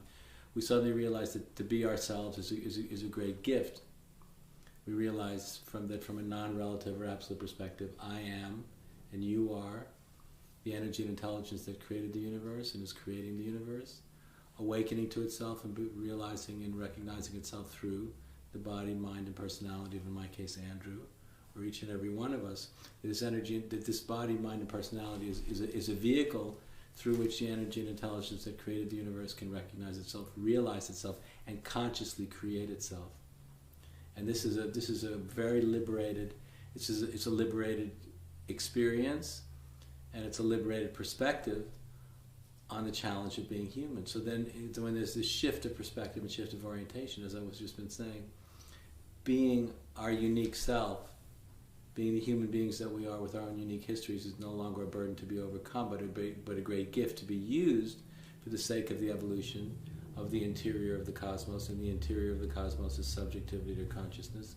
The exterior of the cosmos is matter and energy. So we realize we have inherent in being alive, and being inherent in being aware of the fact that we're alive, and our human experience has been produced by this cosmic unfolding. We see it as the ultimate opportunity, this great opportunity to consciously participate in creating the universe with the energy and intelligence that gave rise to it in the first place. And that's it's a very liberating truth. Yeah, you start smiling when we talk about it. So, what is that force, Andrew, inside me who wants to grab the old and say, "Hey, I did this." Okay, I can tell myself it's the ego who wants to hold on to all my earlier successes, but does this still have a point in evolution, that I can be proud of what I did in the past or what I created and still show to people? Well, if we've done good works, if we've done something that's positive, that in its own small but not insignificant way has helped to make the universe a better place, it's appropriate to feel good about it, and to feel a sense of positive pride and a sense of accomplishment. But want credits for? Is that also a good thing? Well, it's not. I think it's not good or bad. It has to do with degree. It has to do with how much our ego is identified with the need to be seen as being special. So the compulsive, the conscious and unconscious compulsive desire to see ourselves as being separate, see ourselves as standing out from the other, the others, the world and the whole universe, is the problem of narcissism. So the need to see ourselves as being separate, standing out from the other, the others, the world and the whole universe, is the problem. So if we have done something that's very positive, that in its own way makes the world a better place, it's perfectly reasonable and appropriate to feel good about it. But the compulsive narcissistic need to see ourselves as being separate is what the problem is. Because the compulsive narcissistic need to see ourselves as being separate can either be because we may have thought that we did something great, or in other morbid ways we can also want to be recognized because we may feel that we've suffered in ways other people haven't. We want our woundedness and the unique challenges we face to be seen and to be appreciated by other people. We want people to be able to appreciate the uniqueness of our story, and not necessarily for the best reasons, not necessarily for the most positive reasons. Yeah. And so, from the perspective of the freedom of enlightened awareness, the source of freedom always comes from a position of letting go of everything, letting go of everything, Attachment. Yeah, but letting go of everything. So, look at all these great things I've done. Can you let go of that? Look at all this suffering I've endured, this pain and suffering and misery. Can you let go of that? Can we let go of that? So, from the perspective of enlightenment and the teaching of enlightenment, the only way to experience the ecstasy of the kind of freedom I've been speaking about in the present moment is always by letting go of everything, and always by letting go of everything, and always by letting go of everything again and again and again and again. Everything positive and everything negative. It's almost like, imagine if you're on a plane. It's like keep on throwing out everything, keep on throwing. So you're always free. You're always starting from the same place, which is a place of emptiness. A clean slate too. Yeah, but in order to keep it clean, we have to let go of pride, self-importance, the need to be seen as being special, for whatever reason, and also that includes all of our pain and all of our hurt and all of our grievances and all of our anger and all of our bitterness. And everything else that the ego has a whole story, has a huge agenda built up about its. The ego has a personal narrative based upon our own personal history and the unique nature of our story.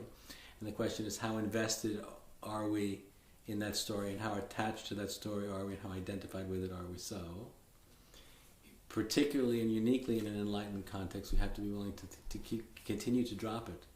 Dropping it once isn't enough. Dropping it twice isn't enough. We have to be willing and able to drop it every single day, again and again and again. But also physical? Should I throw away all my old photos and things I got when I did the game? No. It's the issue is not what we have materially, or not where we live, or not who we know, who we don't know. It has to do with the places in which we're attached, the places in which we're not free. So the question is, to what degree are we able to let go again and again and again and again? So it's not just an experience of letting go, but it becomes a habit. It's something that we're in the habit of just keeping on, dropping the baggage. Pride, arrogant self-importance, fear, anger, resentment. Do rituals have a place in that, or do you? Well, we should do whatever we feel is going to help us to let go again and again and again and again. So if a ritual will help to facilitate our ability to keep dropping our baggage and not picking it up again, because sometimes people are willing to drop baggage for like 5-10 minutes or an hour or so, but then when they leave, they want to pick it up. You say, why? Because they don't want to be without it. Yeah. They don't want to be without their story, their unique story about their personal identity, which makes them feel unique and special. And so the challenge of enlightenment is to be, as I've been saying, is to be able and willing to drop that over and over and over again, to be without, to constantly be without it, because the minute we drop it, it's going to because of habit, because of conditioned habits, that position will constantly start regenerating itself. Even if we have very profound and miraculous deep experiences of unconditional freedom, this position of the separate self will keep reconstituting itself. So the thing is that these very profound experiences, which have so much potential for liberation,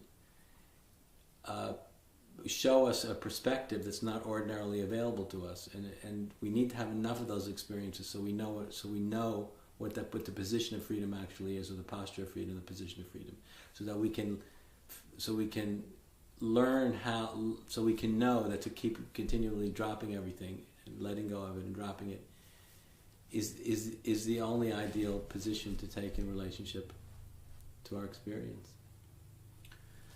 We're now in the Netherlands, a big non-duality following over here. People who love to hear the story that I am nobody, there is nothing, there is no world, only the self is real. I'm guessing you have a little different perspective on the Neo-Advaita view, or how do you look at this? Well, I think there's a very big difference between existence and non-existence, and between being and becoming. So, from the perspective of the deepest part of the self and the deepest part of reality itself, from the perspective of that timeless, formless, empty void that existed before the creative process began, nothing ever happened. So from the vantage point or perspective of the ground of being, nothing ever happened because history hasn't started yet. But from the perspective of the creative process that had a beginning in time 14 billion years ago, a lot has happened and a lot is happening. 14 billion years ago, something came from nothing, the universe burst into being, and for absolutely nothing whatsoever, energy and matter burst onto the scene. And after about 10 billion years, the cosmos created conditions that made it possible for life to begin to emerge 4 billion years ago. And over this 4 billion years, the capacity of life to complexify and complexify and complexify, creating the conditions that made it possible for mind to emerge about 200,000 years ago. And from mind, the capacity ultimately the capacity emerged for self-reflective awareness, or the capacity to be aware of being aware. So at a certain point, human beings gain the capacity to be aware of being aware. Awareness gained the capacity to be aware of itself. And in that moment, the universe, for the first time, gained the capacity to bear witness to itself through these highly complex life forms called humans. And that's an extraordinary evolutionary leap forward, an extraordinary potential, which when the energy and intelligence that created the universe and is creating the universe has gained this miraculous capacity to bear witness to itself and to know itself and to consciously create itself. So I would say that when we look at the miracle of evolution in the creative process, a lot seems to be happening, a lot is happening, and it's also giving rise to human beings with unique identities who have the capacity to become conscious co-creators with the energy and intelligence that created the universe in the first place. So remember, there's only one I in the universe, right? There's only one I in the universe. I am, and you are, and we all are the only one that there could have ever been that ultimately decided to create the universe in the first place. If it's true there's only one I, which as my experience tells me is true, this is what all most greatest mystics and realizers have declared, there's only one I. So it's quite something when you realize that one I, that I that's one without a second, chose to create the universe in the first place. So that I chose to take the leap from nothing to something, from being to becoming, from formlessness to form. So in that leap, in that creative evolutionary leap, there was a dynamic leap into being something versus nothing. But that something, of course, is spirit in action. The something that took form is not separate from the nothingness from which it came. It's just changed form, and in that somethingness, there is, as we've been discussing, this dynamic, profound will to exist, and in the will to exist, there's a tremendous force and creative intensity. So taking the position that I don't exist and that nothing ever happened alone is basically denying that the universe exists and has any substantial reality at all, which is, I think one would have to be a fool to say that, because it obviously does. and not because the universe really does exist. Time, space, and form does exist, and it's given rise to the infinite, the almost infinite creative potential of the creative process, which has made it possible ultimately for the universe to bear witness to itself. This is really happening. It's not an illusion. They tell me it's a dream. Huh? Some teachers tell me it's just a dream. No, but remember, what those teachers are saying is that from the perspective of the deepest dimension of reality and the deepest dimension of the self, it's never been born and never entered the stream of time. That's true, but that's only one half the picture. So from the perspective of what the Buddha called the deathless or the unborn, yes, nothing ever happened because from the perspective of that deepest part of the self, there's no history. So nothing has happened yet. But that's only half the picture. The other half of the picture is that timeless, formless emptiness jumped through that hole and gave rise to the entire creative process that's in this infinite process of complexification. So something's really happening here. So Brahman is real, Maya is real. Yeah, but the point is that the creative process is not Maya or is not illusory when you realize where it's come from, because the creative process came from this primordial emptiness and is one with it and not separate from it.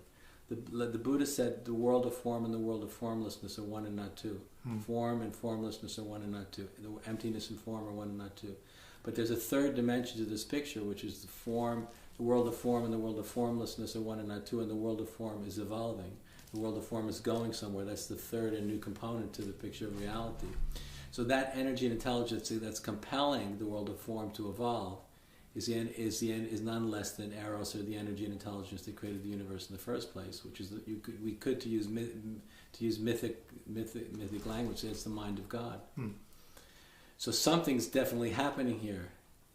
It's not that something extraordinary, profound, and inherently meaningful is happening here. And when we realize that, it liberates us from postmodern tendencies towards nihilism. That's how you see New Advaita, nihilism.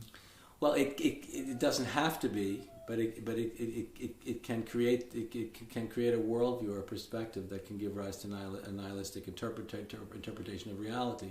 Because if you say nothing's happening, then the next conclusion you can say was nothing means anything. And when we start living in a world that's free from meaning, we start entering into a very dangerous place, where nihilism begins to become the new shared agreement, and that's a very dark place. It's a very dark space, and it's loveless.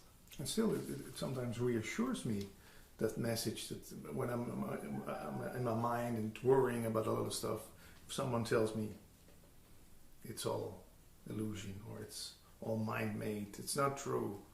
Yeah. Well, the thing is, when we start to look more closely, when we start to do spiritual practice and we start to meditate and we begin to scrutinize more closely the nature of the human experience as our own human experience, it's pretty quickly becomes obvious to us that most of us tend to spend a lot of time, wasting a lot of time, thinking about things and worrying about things that are ultimately irrelevant, and that just cause suffering to ourselves, and ultimately, if we don't drop them, to other people also. So I think it makes more sense to interpret Maya as the world, the so-called world of Maya occurs to us when our worldview and our relationship to reality is based upon purely relative interpretation